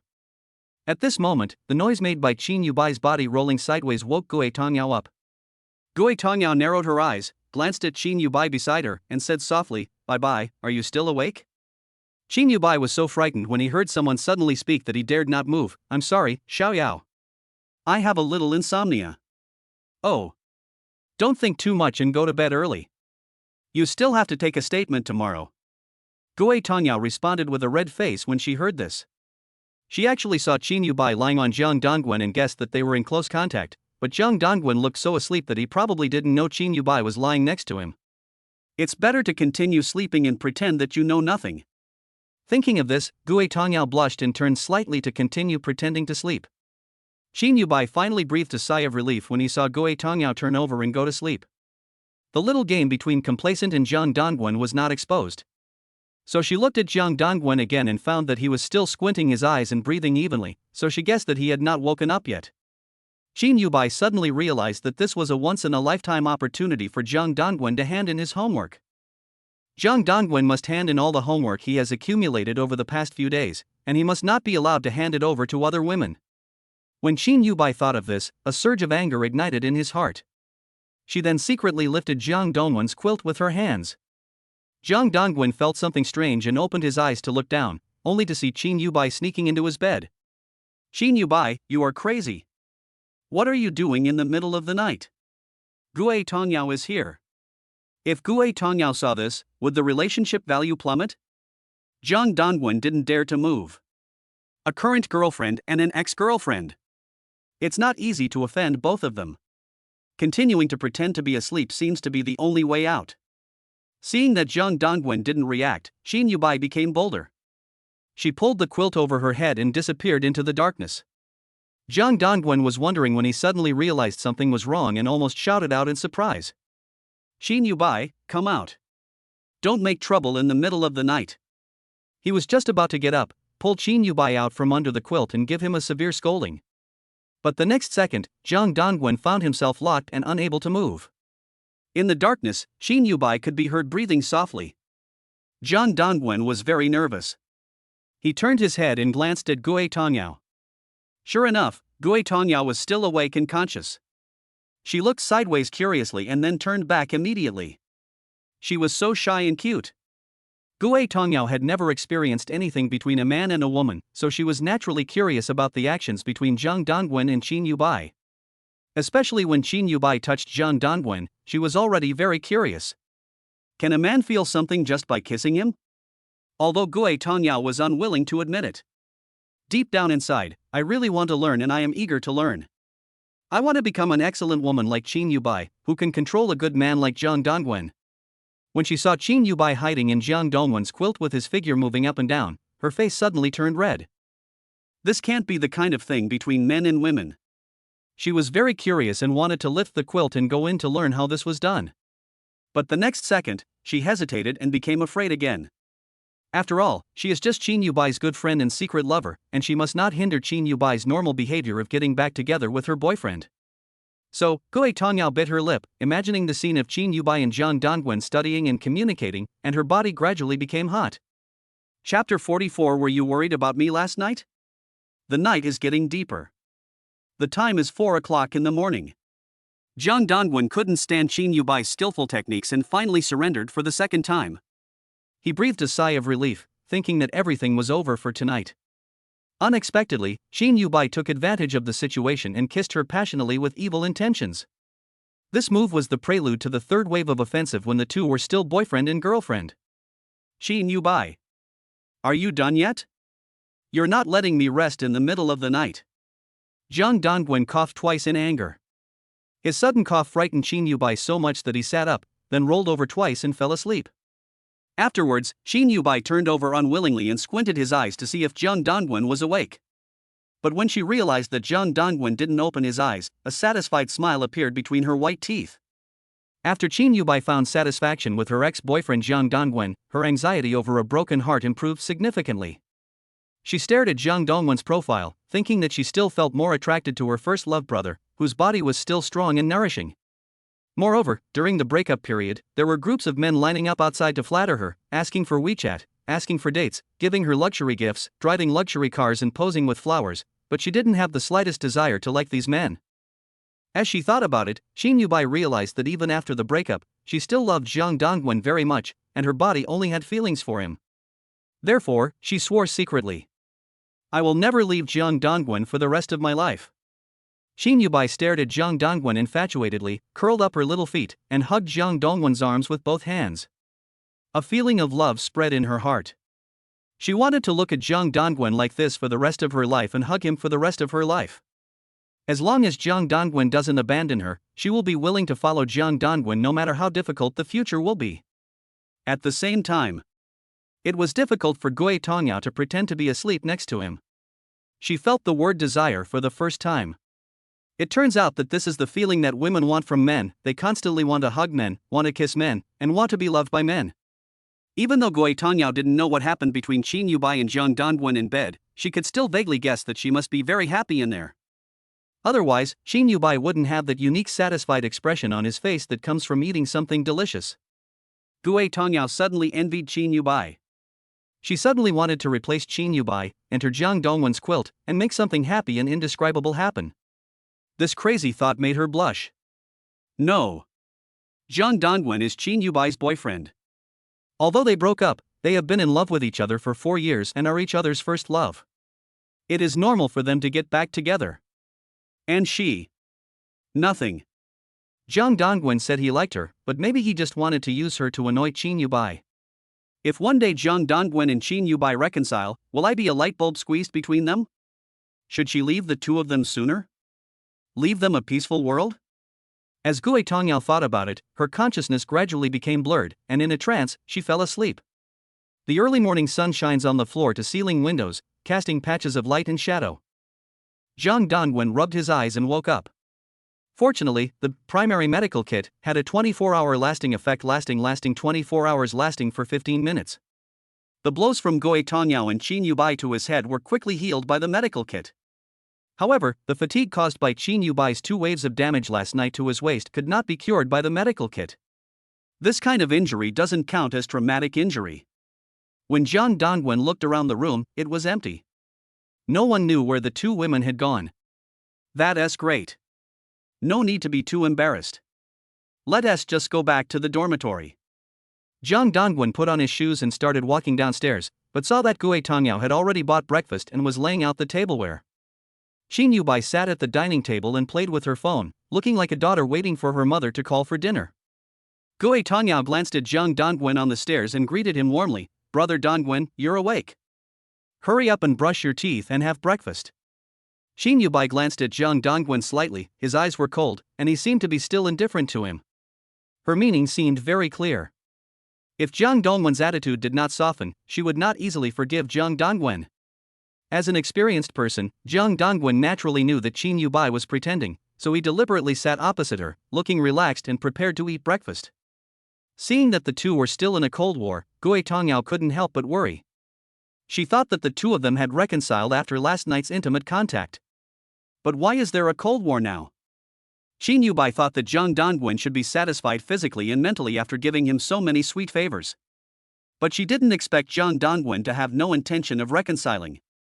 She couldn't help but tease him. "Brother, were you worried about me last night? You came all the way from the city." Zhang Dongwen smiled slightly, not intending to fall into the surrender trap designed by Qin Yubai. "I'm worried about Xiaoyao. She went to the KTV just for you. If I hadn't shown up, both of you would be dead." His words not only diverted Qin Yubai's attention from wanting him to surrender, but also established a new connection with Gui Tongyao. It was a double kill. Gui Tongyao blushed, knowing that Zhang Dongwen was making fun of her to annoy Qin Yubai, and hurriedly said, "Stop it, both of you. It's all over. If anyone wants to make trouble with him, you are a scumbag, brother. Very bad. Lul Yulu." Qin Yubai put his hands on his hips, glared, stuck out his tender tongue and made a face. Zhang Dongwen smiled, not affected by Qin Yubai's grimace. He just continued to look at Gui Tongyao silently and said, "Xiaoyao, you were so brave last night. You helped me drive away those people with a fire extinguisher." How could I not? It was you, brother Dongwen, who chased them away.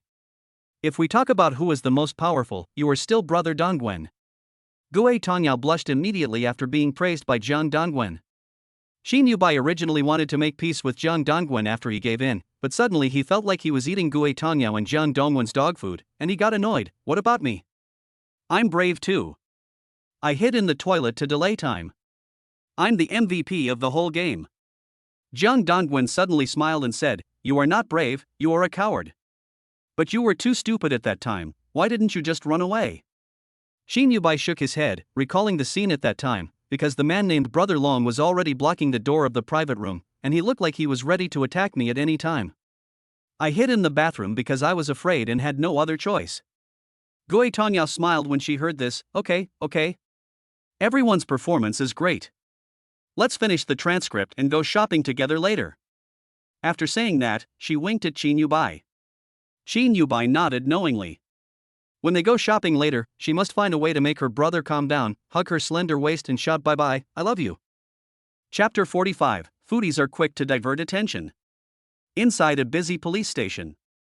A police officer took off his hat and sweat from his forehead slid down his temples.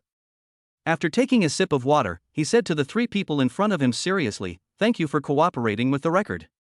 We found a large amount of contraband in the suspect's residence. If everything goes well, these criminals will face more than 10 years in prison." Qin Yubai sat on the chair, his eyes full of confusion. Why did Zhou Mary trick me into going to KTV? The police officer glanced at the innocent girl and shook his head. Jo Mary has admitted that she received 10,000 yuan from Dong Filong to lure you to the KTV and get you drunk so that he could attack you. There are already many victims like you, but you are lucky to have escaped this disaster.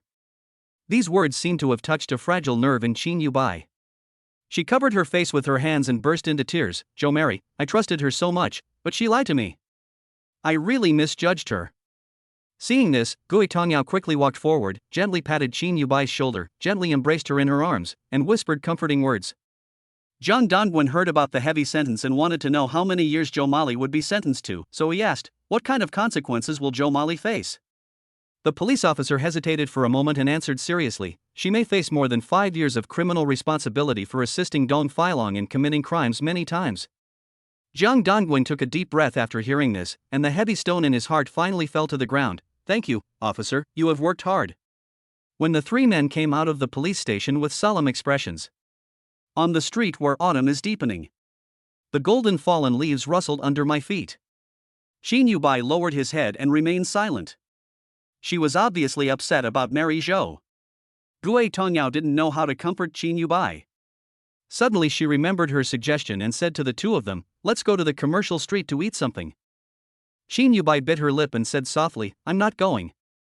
Zhang Dongwen saw Qin Yubai's unhappy look and deliberately said to Gui Tongyao, okay, will I treat you to squid skewers later?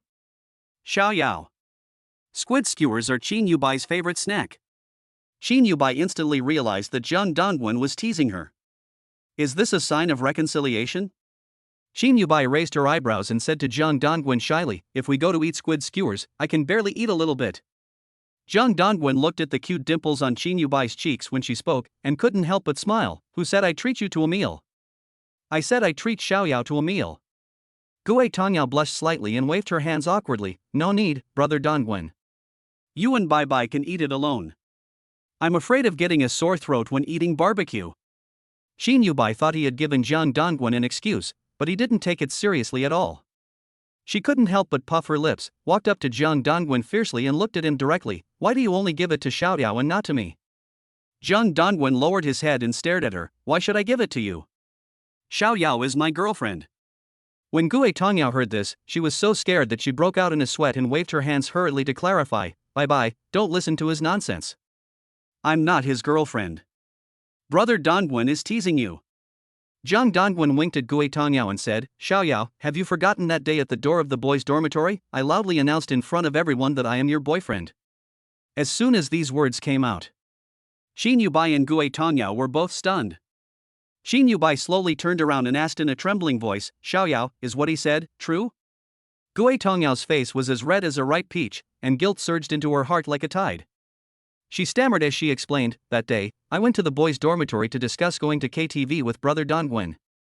I didn't expect that someone would think that brother Dongwen was flirting with me, so I said that in a hurry. Anyway, I wasn't. Qin Yubai chose to believe Gui Tongyao, because she felt that Zhang Dongwen was playing with her girlish heart. She hugged Gui Tongyao's arm tightly and glared at Zhang Dongwen angrily. Don't think I don't know, you want to use Xiao Yao to make me angry. Let me tell you, I'm not that easy to be fooled. Zhang Dongwen looked at Qin Yubai's silly look and couldn't help but smile. This stupid loli is really funny. She doesn't even believe me even after I confessed the truth. You can't blame him from now on. Qin Yubai looked at Zhang Dongwen and suddenly smiled at him. She was caught off guard by the gentle smile. Qin Yubai's cheeks suddenly blushed when she recalled the scene of him and Zhang Dongwen spending a long time together last night. She wanted to tear off her arrogant disguise right now, rush into Zhang Dongwen's arms and yell coquettishly, brother, it's all your fault. It's all your fault. I want you to be my exclusive swing. Qin Yubai fantasized for a long time, and finally, after much persistence, she got Zhang Dongwen to agree to buy her a skewer of grilled squid.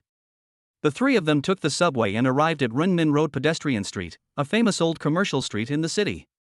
There is a constant flow of cars and people here, and internet celebrities can be seen everywhere live streaming dancing, singing and making memes. There are also a wide variety of gourmet food stores, with flavors covering all over the country and the world. Zhang Dongwen bought 3 skewers of grilled squid, handed one to Gui Tongyao, and then took 2 skewers himself and devoured them. Qin Yu looked at Zhang Dongwen with rolling eyes, tightly holding the fragrant squid skewer. The tempting aroma made her swallow her saliva. Didn't you agree to give me 1 skewer? You lied. Come and get it. Jiang Dongwen raised his hand and held the squid skewer high. He looked at Qin Yubai with a smug smile, and looked at her aggrieved little mouth, feeling very satisfied. It's not that I don't give it to you, it's that you can't get it. Give it to me. Qin Yubai's eyes were full of pleading. Don't you have money? Go buy it yourself. Jiang Dongwen said with a smile while taking a bite of squid skewer. Gui Tongyao, who was standing next to him, couldn't help herself and said to Jiang Dongwen, give it to her. Brother Dongwen. Jiang Dongwen saw that Qin Yubai's expression was gradually getting like crying, and he was not willing to miss such a fun thing. He lowered the squid skewer a little. Jump up and you'll be able to reach it. But Qin Yubai was irritated and jumped onto Jiang Dongwen, causing him to lose his balance and take a few steps back. Before Jiang Dongwen could react, Qin Yubai bit the squid skewer at the corner of Jiang Dongwen's mouth. You, what are you doing? Qin Yubai. You hurt me. Idiot. Jiang Dongwen was snatched away by Qin Yubai's mouth and hit by her claws. He was very annoyed. Qin Yubai proudly slipped off Jiang Dongwen's body and kept chewing the squid skewers that had the smell of Jiang Dongwen. Her ears turned red. Blame me? Qin Yubai was still unsatisfied and put his finger dipped in squid flavor into his mouth and sucked it, with an arrogant and complacent expression. She looked at the tenderness that flashed in Jiang Dongwen's eyes and thought that at this rate, they should be able to get back together after lunch, right? After we get back together, I must cuddle, hug and lift Jiang Dongwen up every day. Of course, the lesson of happiness must be learned every day. Chapter 46. I have hands and feet, why do I need help from others? The three of them went shopping until noon. Jiang Dongwen suggested going to a famous seafood buffet nearby. After Qin Yubai heard this, he began to shamelessly ask him to treat him. Jiang Dongwen thought that if they didn't get back together, Qin Yubai would keep pestering him for benefits. If he agreed to her, he would just regress to the role of a bootlicker. At times like this, you have to use the opponent's force to your advantage. I told you, Xiaoyao is my girlfriend. I'm only treating Xiaoyao to a meal. Jiang Dongwen said to Qin Yubai with a smile. Qin Yubai saw that Jiang Dongwen still couldn't lower his head, and his expression could no longer be suppressed. He pouted and shouted, say it again. Baga Oni-chan. I hate you. Gui Tongyao nervously grabbed Jiang Dongwen's clothes and said, Brother Dongwen, you even invited bye-bye. Don't be so stingy. Jiang Dongwen felt that this was not a question of being stingy. If Qin Yubai doesn't change her tsundere little princess personality, it will be very difficult to get along with her in the future. It's not too late to correct it now that she is a freshman. So, he stared at Qin Yubai's arrogant face and said, Qin Yubai, let's split the bill for this meal. Qin Yubai's expression cracked. Brother, do you want to be single based on your strength? You are not as good as Xiaoyao. Xiaoyao will even treat me to coffee. After saying that, Qin Yubai turned around and left. Gui Tongyao hurriedly chased after him and finally caught up with the angry Qin Yubai at the corner of the wall. She took Qin Yubai's hand and placed it in her palm. Bye-bye, don't get excited. Isn't it just AA? At worst, I can help you pay for your share. Qin Yubai scratched her ponytails and widened her eyes. No. Xiaoyao, you said that Wang Jiang never dared to let me pay before, and now he actually said that he wants to split the bill when we get back together. He is too bold. Calm down.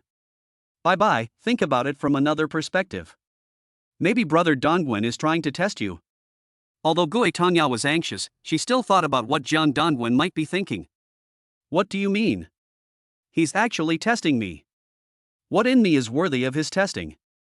Qin Yubai was shocked again. She clenched her fingers, as if she wanted to sit on Jiang Dongwen, and slapped his face again and again. My understanding is that if my brother and I start to go AA, does it mean that he wants to distance himself from me, to have nothing to owe each other, and to break up cleanly and neatly? Seeing that Qin Yubai's thoughts were crooked again, Gui Tongyao hurriedly explained, I heard from Brother Dongwen that he can't accept you always spending money like this. He is under great financial pressure. And I heard that he spent all the money from his work-study program and scholarship on you. Qin Yubai felt guilty at this time. Why didn't he tell me? I thought he had a lot of pocket money. After all, his family conditions seemed to be good. I thought he was always rich, so I didn't think too much about it. Qin Yubai felt that he owed Jiang Dongwen a little bit at this moment. Looking back, from high school to freshman year, Jiang Dongwen did spend a lot of money, and she clearly had several million in her pocket, but she still insisted on spending Jiang Dongwen's money.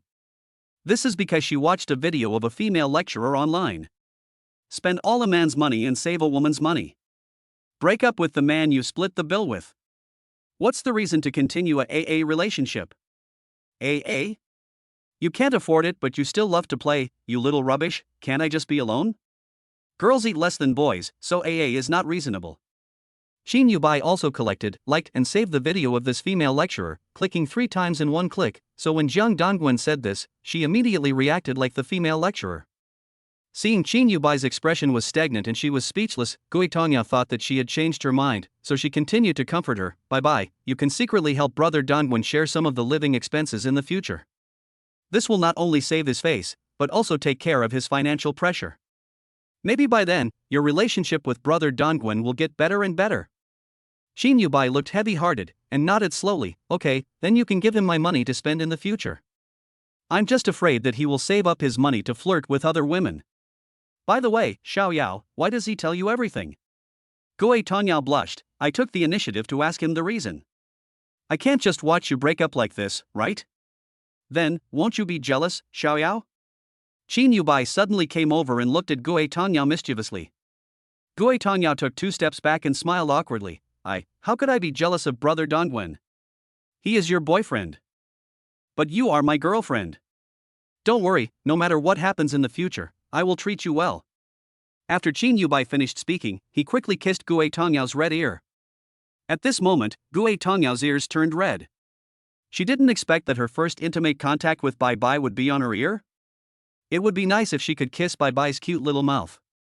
By the way, I wonder what the difference is between Bai Bai's little mouth and Dongwen's lips. Before Gui Tongya could come out of her outrageous fantasy, Shin Yubai took her hand and said, let's go.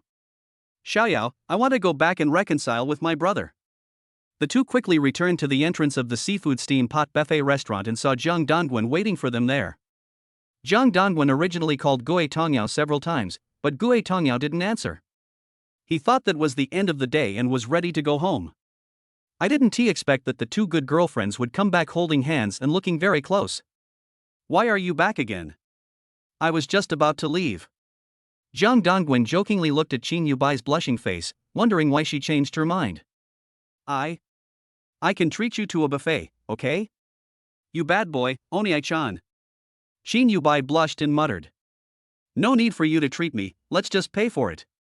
Jiang Dongwen didn't want to take advantage of Shin Yubai, he just wanted to teach her a lesson for her bad temper and the T0 version of consciousness that she had learned from somewhere. After the 3 of them returned to the seafood buffet restaurant, Jiang Dongwen signed up for a buffet for 3 people. The way this restaurant eats seafood is by steaming it on a steaming tray with holes. The juice drops into the white porridge below the steaming tray, making delicious seafood porridge. As it is a buffet, seafood is of course available as you like. As a foodie, Shin Yubai obviously knows this well. As soon as the food was served, she put a bunch of fresh mantis shrimps on the steamer and steamed them. After they were cooked, she looked up at Jiang Dongwen. Jiang Dongwen certainly knew that this arrangement was her subtext. If it were in the past, he would definitely be willing to follow Shin Yubai's lead and peel shrimp shells for her in order to reconcile after a quarrel. But things are different now. He doesn't want to be a bootlicker, and he wants to get rid of those bad habits in Shin Yubai's mind. Peel it yourself. Jiang Dongwen looked up at her. Shin Yubai pursed his lips and looked at Gui Tongya with grievance, as if to say, this is not my fault, right? Gui Tongya looked at the 2 of them helplessly and had to peel Shin Yu's shrimps herself. Then she stood up and went back to the buffet table to get seafood for the 3 of them. Wait until Gui Tongya walks away. Humph, Xiao Yao is still better. Men are indeed unreliable. Shin Yubai chewed the shrimp meat that Gui Tongya had peeled for her and looked at Jiang Dongwen with a provocative look. You have hands and feet, why do you need help from others? Jiang Dongwen glared at Shin Yubai unhappily. Shin Yubai pouted and snorted, it's only natural for a man to help a woman peel shrimps. Brother, you're not considerate at all now. Why can't a woman help a man peel shrimp? Jiang Dongwen didn't take the bait and directly bounced back Shin Yubai's trick of trying to make him a bootlicker. The little princess in Shin Yubai's heart got angry again. She put down her chopsticks and said angrily, Stinky Appa, do you still want to make peace? Jiang Dongwen had no expression on his face and continued to eat seafood. That depends on your performance.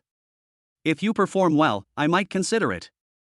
Shin Yubai was stunned when he heard this, and asked unwillingly, how should I behave to be considered good? Zhang Dongwen almost wanted to laugh when he saw that Qin Yubai had foolishly fallen into his trap. He raised his finger and pointed at Gui Tongyao, who was serving food in the distance, and said, "Learn from Xiaoyao what a girlfriend is. Why am I not as good as Xiaoyao? I'm not pretty enough? Not big enough? Do you like big breasts?" Qin Yubai couldn't stand his irritable temper, and his true thoughts were all exposed. Zhang Dongwen almost spit out his food when he heard this. He suppressed his laughter and said seriously, "Xiaoyao knows how to care for others. And you are still arguing with me about who will peel the shrimps. This is meaningless internal friction.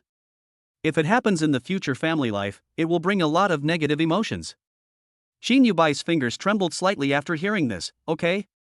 Then you and Xiaoyao can live together forever." After saying that, she put down her bowl and chopsticks and ran out. Chapter 47, Add friends first if you want to pay back. Qin Yubai felt that he had done nothing wrong. She had clearly lowered her status and taken the initiative to show her goodwill to Zhang Dongwen.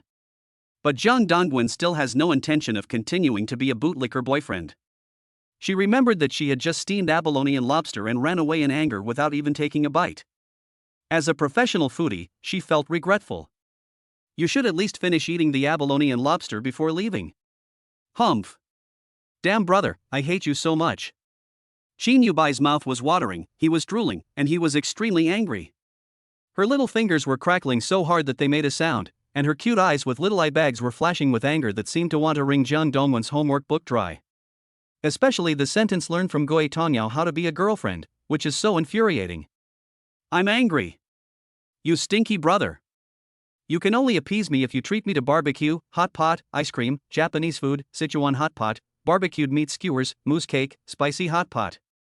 Oh, and there are still 100 homework assignments. If you miss one, I will make you kneel down and finish it." Qin Yubai shouted angrily at the air, but soon realized that it was useless, and a sour feeling of jealousy surged at the tip of his nose. Just when she was deliberately waiting at the door of the store for Zhang Dongwen to come out and coax her, she didn't expect that the person who came was still Gui Tongyao. "Bye-bye, what's wrong with you guys?" Gui Tongyao now feels like an old mother who worries about her children. The breakups and reunions between Zhang Dongwen and Qin Yubai have almost driven her brain crazy. "Xiaoyao. He said he likes a girlfriend like you. What should I do? I'm 19 years old now, and my development has reached its limit. Do I still have a chance if I drink milk?" Qin Yubai hugged Gui Tongyao and buried his head in her cleavage, sighing slightly as if he was reminded of her by the sight of her. "Is this what Brother Dongwen said just now?" Gui Tongyao felt a little embarrassed when she heard it, and she couldn't figure out whether Zhang Dongwen was speaking angrily or telling the truth. "What should I do? If he likes you, what are we?" Qin Yubai looked at Gui Tongyao crying, "Bad brother broke up with me, and he also took away my sweetheart. I'm not going to live anymore. I'm going to roll to death in the elevator." As he said this, Qin Yubai got excited and wanted to climb onto the escalator and roll down. He would regret it so much when Zhang Dongwen came out and saw him. If Zhang Dongwen saw that he was dead, he would definitely kneel in front of his own corpse, cover his head and scream to God in pain. "Once, there was a love in front of me, but I didn't cherish it. If God gave me a chance to start over, I would be bye-bye's licker for the rest of my life. I would lick her so hard that she couldn't get out of bed every day." At this moment, Gui Tongyao didn't know what was going on in Qin Yubai's mind, but she realized that she was about to do something that would hurt herself. So, Gui Tongyao hurriedly hugged Qin Yubai. "Bye-bye, don't get excited. Brother Dongwen will make peace with you later, so calm down first." "I can't calm down unless he comes out now." At this moment, Zhang Dongwen just walked out unknowingly. He was full at this time and was looking for where Gui Tongyao and Qin Yubai were. "What are you doing? The buffet is only available for a limited time. If you don't want to eat, just pay the bill and go home." Zhang Dongwen looked at Qin Yubai with a red nose, but decided to resist the urge to comfort her. But you can't show weakness and act like a bootlicker just because of her bad temper. "Brother Dongwen, Bye-bye hasn't finished eating yet?" Gui Tongyao put Qin Yubai down and hurried forward to signal Zhang Dongwen with her eyes.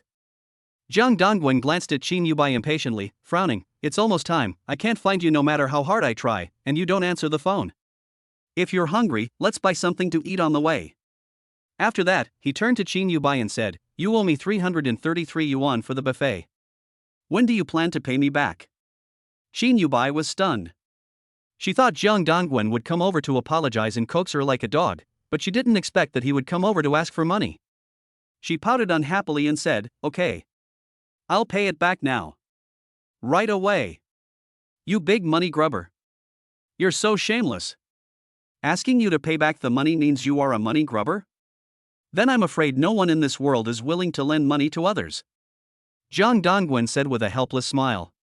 After saying that, Jiang Dongwen turned to Gui Tongyao next to him and said softly, "Xiao Yao, you don't have to pay me back for now. I'll just write it down in my little notebook. Please treat me to a meal after you graduate and have a job." When Gui Tongyao heard this, her face flushed slightly. She knew that Jiang Dongwen was taking care of her, but now she didn't know how to refuse this kindness. And why does he have to wait until he graduates and gets a job? Does Jiang Dongwen want to keep in touch with me after graduation? In what capacity did I invite Jiang Dongwen to dinner at that time? Could it be that Jiang Dongwen really likes her as Qin Yubai said? Isn't it just to annoy Qin Yubai for making fun of him? As Gui Tongyao thought about it, her face turned red and she dared not look directly at Jiang Dongwen anymore. "Brother, if you want me to pay you back, then you can add me on WeChat. Otherwise, how can I transfer the money to you?" Qin Yubai suddenly had an idea, took out his mobile phone, and showed his friend's QR code. "Isn't there a payment code?" Jiang Dongwen glanced at her and exposed the joke. "My payment QR code is broken, and the customer service lady from Tencent said it won't be fixed until next year." Qin Yubai pursed his lips, his eyes so clear that Jiang Dongwen couldn't refute him. "Are you kidding me?" Jiang Dongwen almost laughed out loud. "I'm just asking you if you want it. Don't wait until next year for me to give it back to you." Qin Yubai pouted, and her cute little face made it hard for Jiang Dongwen to refuse. Trigger the love option, please choose your behavior carefully. Option 1, agree to add Qin Yubai's WeChat. Option 2, refuse to add Qin Yubai's WeChat. This choice seems simple, but it is actually very confusing. Jiang Dongwen sighed. After all, Qin Yubai is his first love, so it is impossible to say that he has no feelings for her. He could only train her slowly in the future until she was qualified to be a girlfriend. After all, a large part of the purpose of his rebirth was to renew his relationship with Qin Yubai. All right. Don't bother me for no reason. Don't make video calls or voice calls. Don't. Jiang Dongwen said many prohibitions to the pitiful Qin Yubai as if he was reading out legal provisions. Qin Yubai was completely stunned. As the most beautiful and adorable lowly girl in the Department of Literature, many male classmates begged her to add them as their WeChat friends. Even a wealthy gangster like Dong Filon took risks to seduce her and ended up in jail. Jiang Dongwen dared to add her as a friend. Make conditions.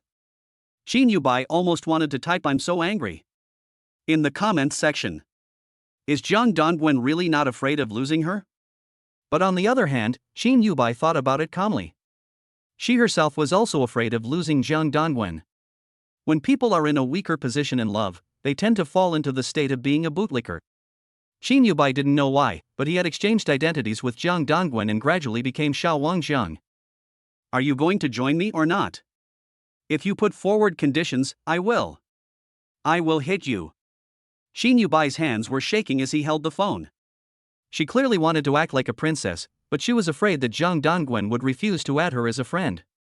I scanned it, please pass it. Jiang Dongwen was amused by his lowly girlfriend's expression, as if she was about to cry. He finally accepted Qin Yubai's friend request. Qin Yubai was marked as a super clingy and annoying guy. After Jiang Dongwen accepted her friend request, Qin Yubai's fingers flew across the screen, and she first changed Jiang Dongwen's note to scumbag brother. Then, he set Jiang Dongwen as a starred friend again and pinned the chat to the top. The background of the chat with Jiang Dongwen was set to a photo of the two of them when they traveled to the Bund in Shanghai. This photo shows her and Jiang Dongwen in their passionate love during their freshman year. In the photo, Jiang Dongwen is wearing a black jacket and looks dashing. He easily held Qin Yubai in his arms with one hand. Qin Yubai hugged Jiang Dongwen's neck tightly, with a happy smile on her face. Moreover, several strawberry marks were faintly visible on Jiang Dongwen's neck. That was the mark of their former love. Chapter 48, This is what it feels like to be a clown in love. Qin Yubai's nickname for Jiang Dongwen on WeChat was Scumbag Brother, but he had no idea. Jiang Dongwen's attention at this moment is on the system's rewards. Option 1 was executed successfully. Received 100 points as reward, now the total points are 820 points. Obtain primary telepathic device X1, inventory 3. Obtain primary skill card X3, inventory 3. Obtain primary time stop device X1, inventory 1. Shin Yubai's relationship has increased from 88 to 99. Ex-girlfriend? A time stop device? That's awesome. Jang Dongwon knew about the time stop device from his previous experience of watching porn movies. It is definitely the best prop among all props. He checked the prop description. Primary time stopper stops the time around the host for 10 seconds, but the host can move freely. Jang Dongwon snorted, a little dissatisfied. 10 seconds? Too short. Am I the one who needs that 10 seconds? At least 100 seconds.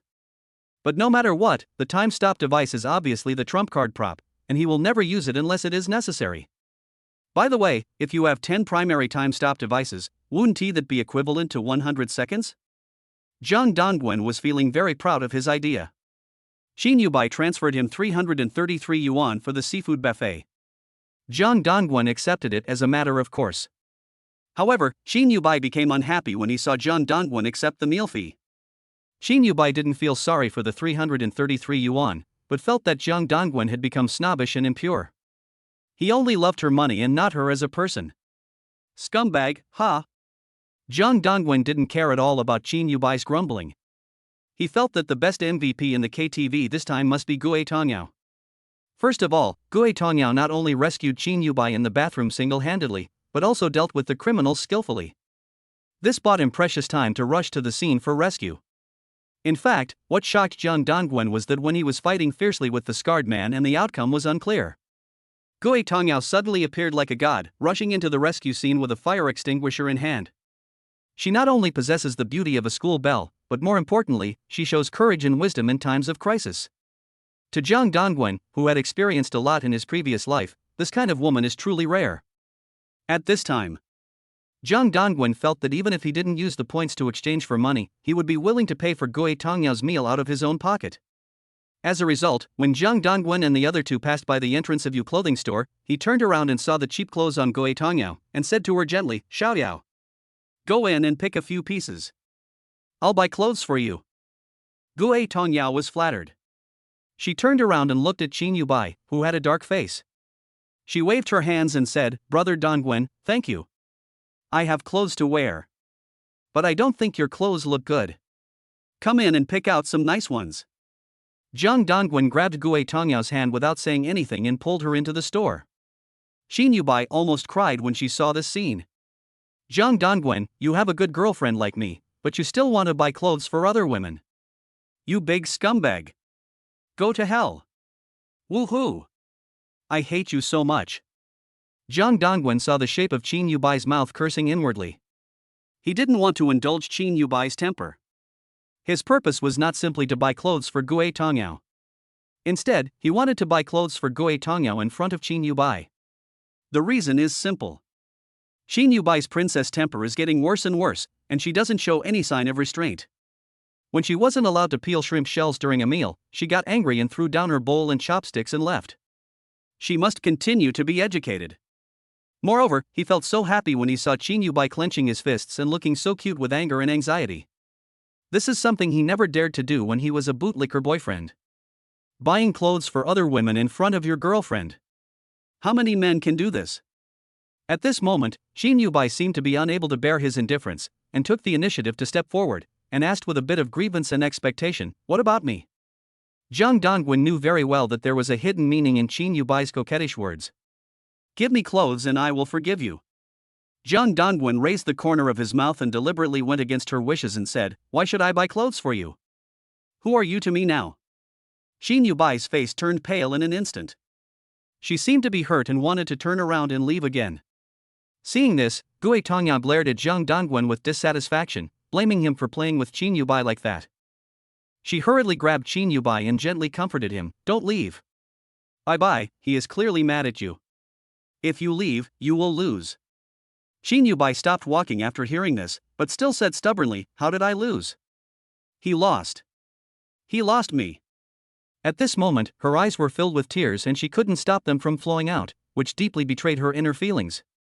Gui Tongyao hugged her and advised her softly, "Bye-bye, if you always get angry so easily and run away when you get angry, how can brother Dongwen get back together with you?" Xin Yubai heard what Gui Tongyao said, tears flashed in his eyes, and he said in a choked voice, "Okay, I'll listen to you." After saying that, she had no choice but to follow Gui Tongyao. Zhang Dongwen thought that Xin Yubai would run away and disappear completely this time. Unexpectedly, she started to listen to advice. "It seems that we can continue to increase the intensity. Why are you back again?" Zhang Dongwen's tone was full of ridicule. Xin Yubai actually grinned, "I'm shopping with my bestie, what does it have to do with you? Let's go, Xiaoyao."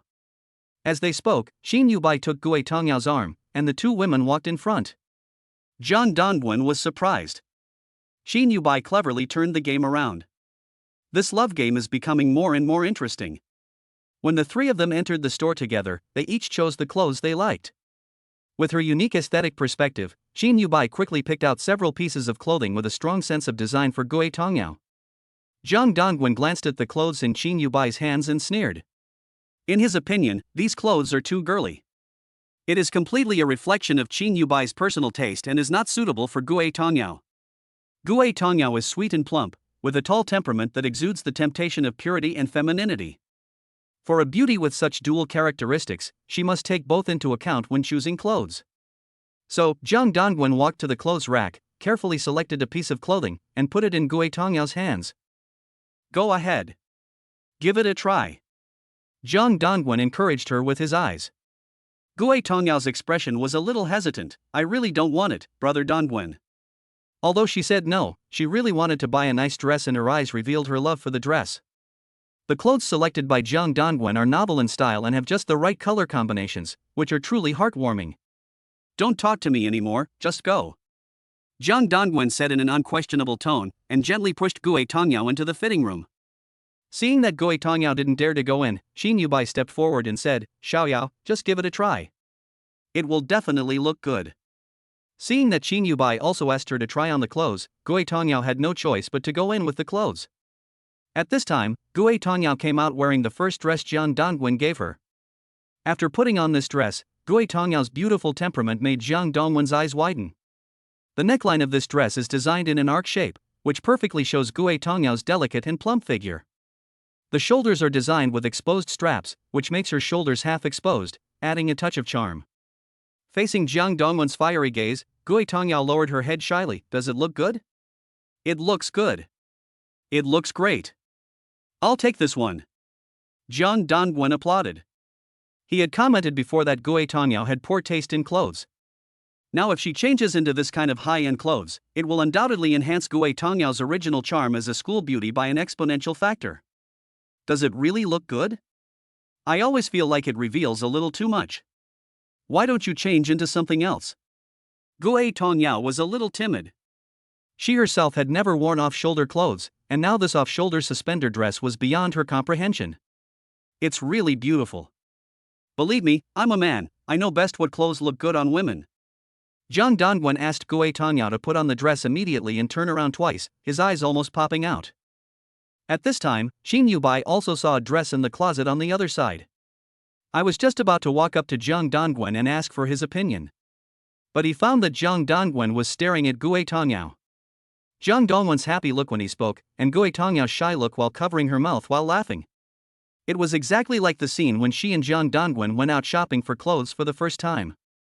It turns out, being a clown in love is such a sad feeling.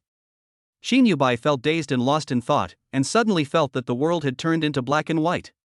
Then she slowly walked out of the clothing store. Left alone. Chapter 49, A Broken Heart is an Indescribable Pain. Xin Yubai was alone, wandering aimlessly on the bustling commercial street. There are crowds of people coming and going. In this endless bustle, her heart was shrouded in lingering sadness. It was as if she was someone who didn't fit in with this world. Until she came to a roadside flower shop and a bouquet of white roses caught her eye. The white rose lay quietly in the corner, contrasting sharply with the red roses piled around it. Xin Yubai stared at the white roses, feeling inexplicably sad. She recalled the time when Zhang Dongwen was blamed by her for not buying white roses. The reason is that she thinks white roses are more expensive. Zhang Dongwen chose red roses because he wanted to save money. At this time, a beautiful female boss poked her head out of the flower shop. She noticed the extremely cute Qin Yubai and asked curiously, "Beautiful lady, would you like to buy some flowers?" Qin Yubai was slightly stunned, and an embarrassed blush appeared on her face. She didn't want to buy flowers, but when the female boss asked, she had to pretend to be a customer and asked softly, "I want to ask how much are white roses?" The female boss smiled and replied, 199 yuan a bunch. Where are the red roses? Qin Yubai's curiosity was aroused and he continued to ask. 299 yuan a bunch. The female boss said as she looked at Qin Yubai. In her flower shop, it is usually male customers who buy roses. It is indeed rare to find a female customer as beautiful as Qin Yubai. Why are red roses more expensive? Qin Yubai was shocked. In her opinion, white roses are always more expensive. The beautiful female boss sighed, the sales of white roses are not as good as red roses. Many men like to buy red roses for their girlfriends. Wouldn't it be nice to give white roses to your girlfriend? White ones are so beautiful. Qin Yubai felt from the bottom of her heart that white roses looked more classy and romantic. The female boss shook her head and denied her wishful thinking. Most men don't think so. They think red roses represent love, so they choose red roses when they buy them. These words made Qin Yubai tremble suddenly, and he felt lost. She remembered the time when she used the roses as an excuse to scold Zhang Dongwen for a whole week, so Zhang Dongwen became a different person since he came back from the library. Is the reason for the breakup between two people due to different perceptions? For example, in some things, she felt that she was very good to Zhang Dongwen. But Zhang Dongwen thinks it is a bad thing? Beauty, if you want to buy it now, I'll give you a 20% discount, said the female boss with a smile. Thank you. I don't have a boyfriend now. I'll come to buy flowers from you next time I have the chance. Qin Yubai smiled awkwardly and continued walking forward. She pondered over her words, and a wave of discomfort surged into her heart again. A broken heart is still an indescribable pain. She subconsciously put on the Bluetooth headphones and started playing music randomly. Unexpectedly, the first random music was actually Love Hurts Too Much by Kenji Wu. Can I stop loving you? Because love hurts too much. I'm dying of pain. But I can't forget you. The classic melody floated in the air, lingering in Qin Yubai's heart. Qin Yubai burst into tears. She felt her heart dropping to freezing point, as if it was being cut by a knife. This was the first heartbreak in her life, and she had no psychological defense mechanism. She just felt very uncomfortable now. The world is dark. Qin Yubai didn't believe in such a thing as sadness before. Now that I'm heartbroken, my heart really hurts. It really hurts the heart. Even breathing hurts. Zhang Dongwen is the last ray of light in the world for Qin Yubai. When Qin Yubai was secretly in love with Zhang Dongwen, what he feared most was that other girls would confess their love to him. When he was in middle school, the handsome Zhang Dongwen was very popular and girls often confessed their love to him. Therefore, as soon as the get-out of class was over, Qin Yubai crossed the distance between the two classes and sat directly on Zhang Dongwen's desk to fight against any invading enemies. I want to possess him. I want to possess everything about Zhang Dongwen. Love him so much. But I didn't expect to lose him in the end. The more you care, the easier it is to lose. The more Qin Yubai thought about it, the sadder he became. She felt that she was deeply trapped in Zhang Dongwen's world and couldn't get out. Especially today, when I saw Zhang Dongwen and Gui Tongyao standing together, they looked like a highly compatible couple. Zhang Dongwen is tall and handsome, while Gui Tongyao is tall and beautiful. The match is definitely better than hers. And she is just as silly lowly that no one wants. Maybe Zhang Dongwen and Gui Tongyao will be together next month. Gui Tongyao must walk the same path she and Zhang Dongwen walked before. Love every place you have loved. Qin Yubai was thinking, and unknowingly walked along the revolving elevator and onto the sky garden of the commercial department store. This is the 8th floor, which is specially designed for tourists to rest while shopping. They can observe the beautiful scenery of the entire commercial street from above. If you jump down from such a beautiful scenery, all the heartache from a broken heart will disappear, right? Will all my love for Zhang Dongwen disappear as well? Qin Yubai slowly opened Zhang Dongwen's WeChat chat box interface, and his heart sank. She wanted to send a message, but she couldn't think of anything. I wish you happiness. Qin Yubai finally finished typing and sent it. But even so, she still felt unsatisfied.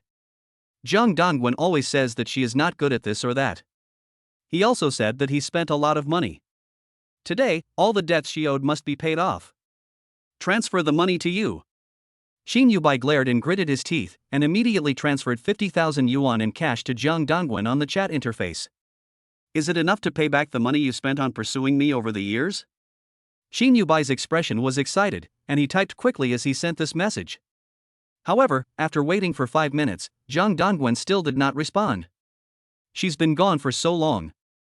Jung Dongwon was actually indifferent to her whereabouts. Under the combined buff of anger and disappointment, Shin Yubai continued to transfer money in excitement. The second sum of 50,000 yuan was transferred.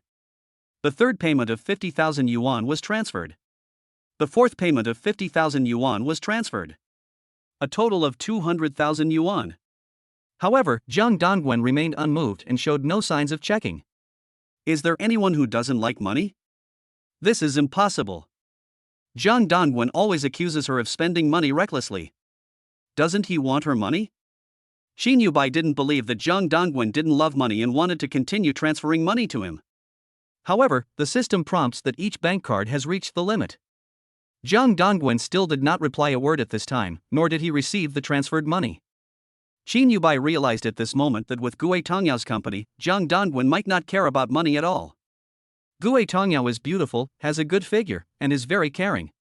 She will definitely be a better wife than her in the future. Even Shin Yubai, her best friend, was willing to silently acknowledge this objective situation. Any man who marries a woman like Gue Tongyao has spent the merits of several generations. Shin Yubai was desperate. Suddenly I feel like I want to die right now. What's the point of living? She stood up, looked down at the platform, and moved forward slowly and timidly. At this moment, a man in a security uniform holding a walkie-talkie suddenly shouted from behind her, "Don't get excited. Beautiful girl, calm down. Don't think too much." Meanwhile, inside the clothing store, Jung Dongwon and Gue Tongyao had just bought some clothes.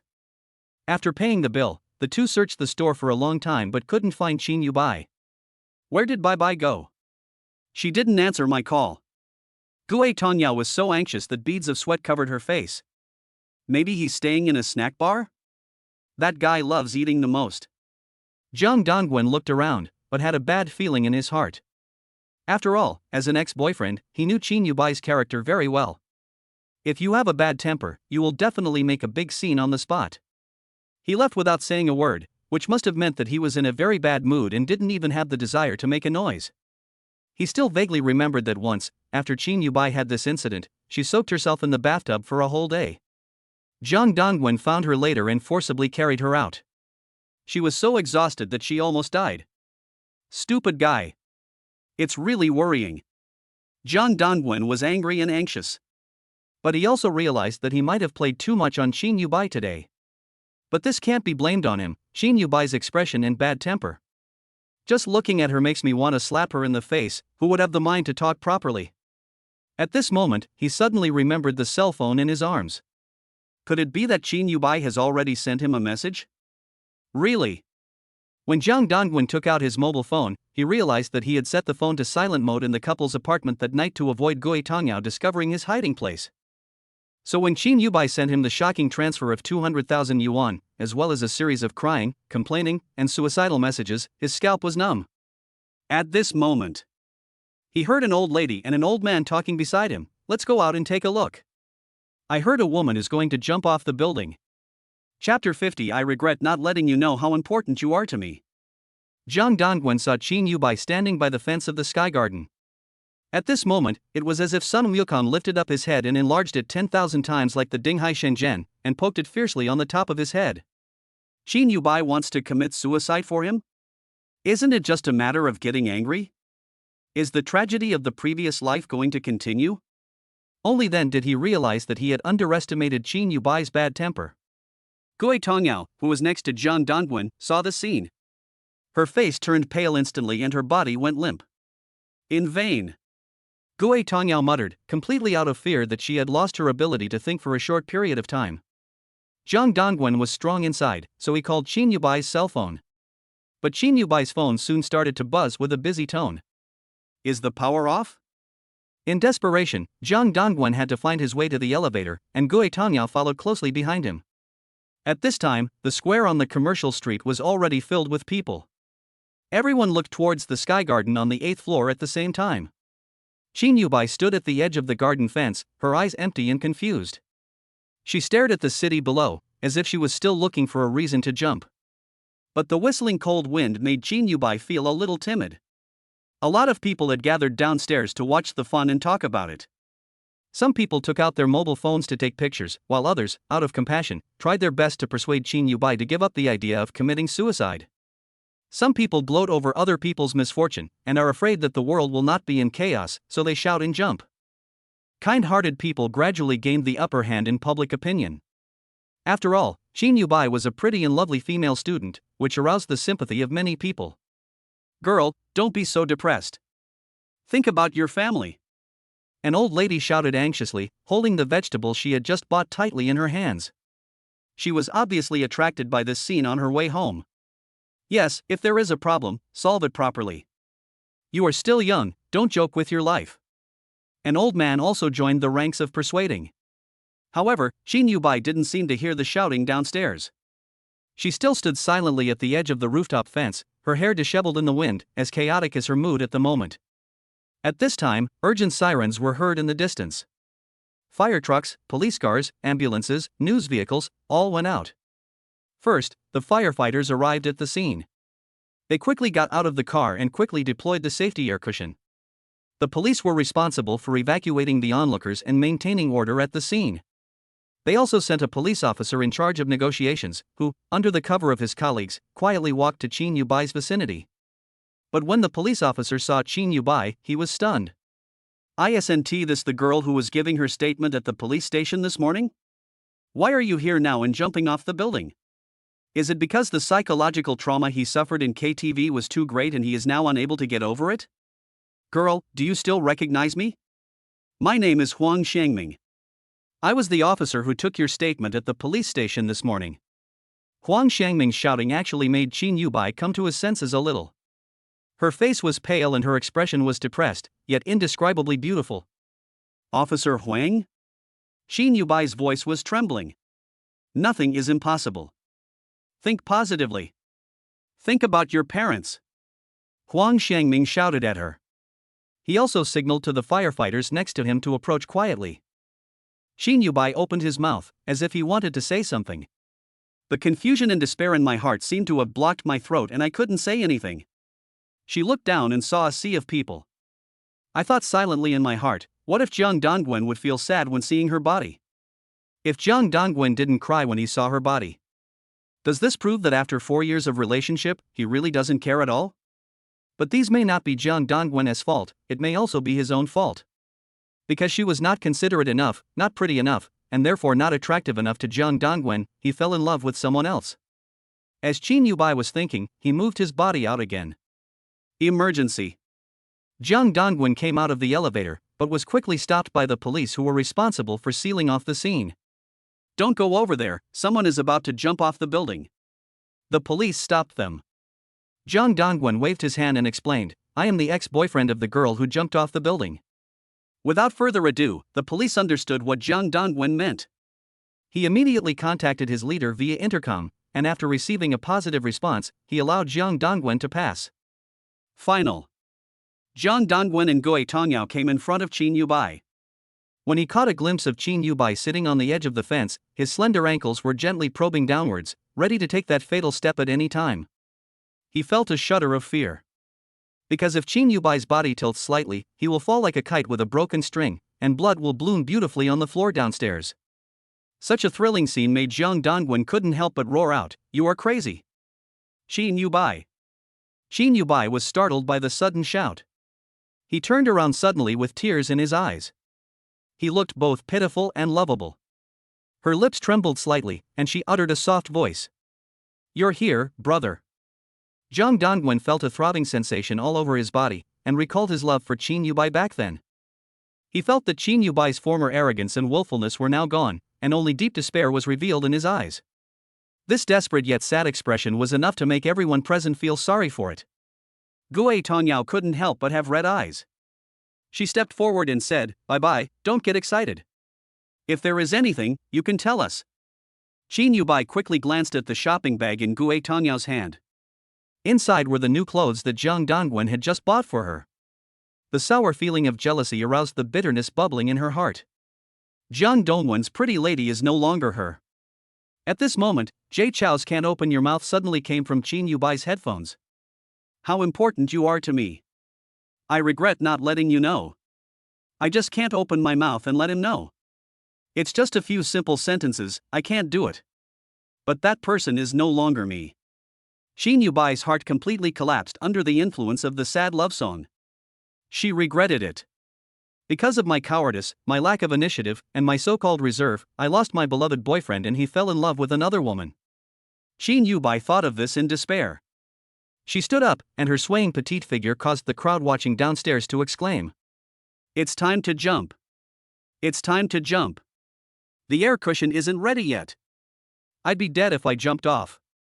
It's such a pity that such a beautiful girl died."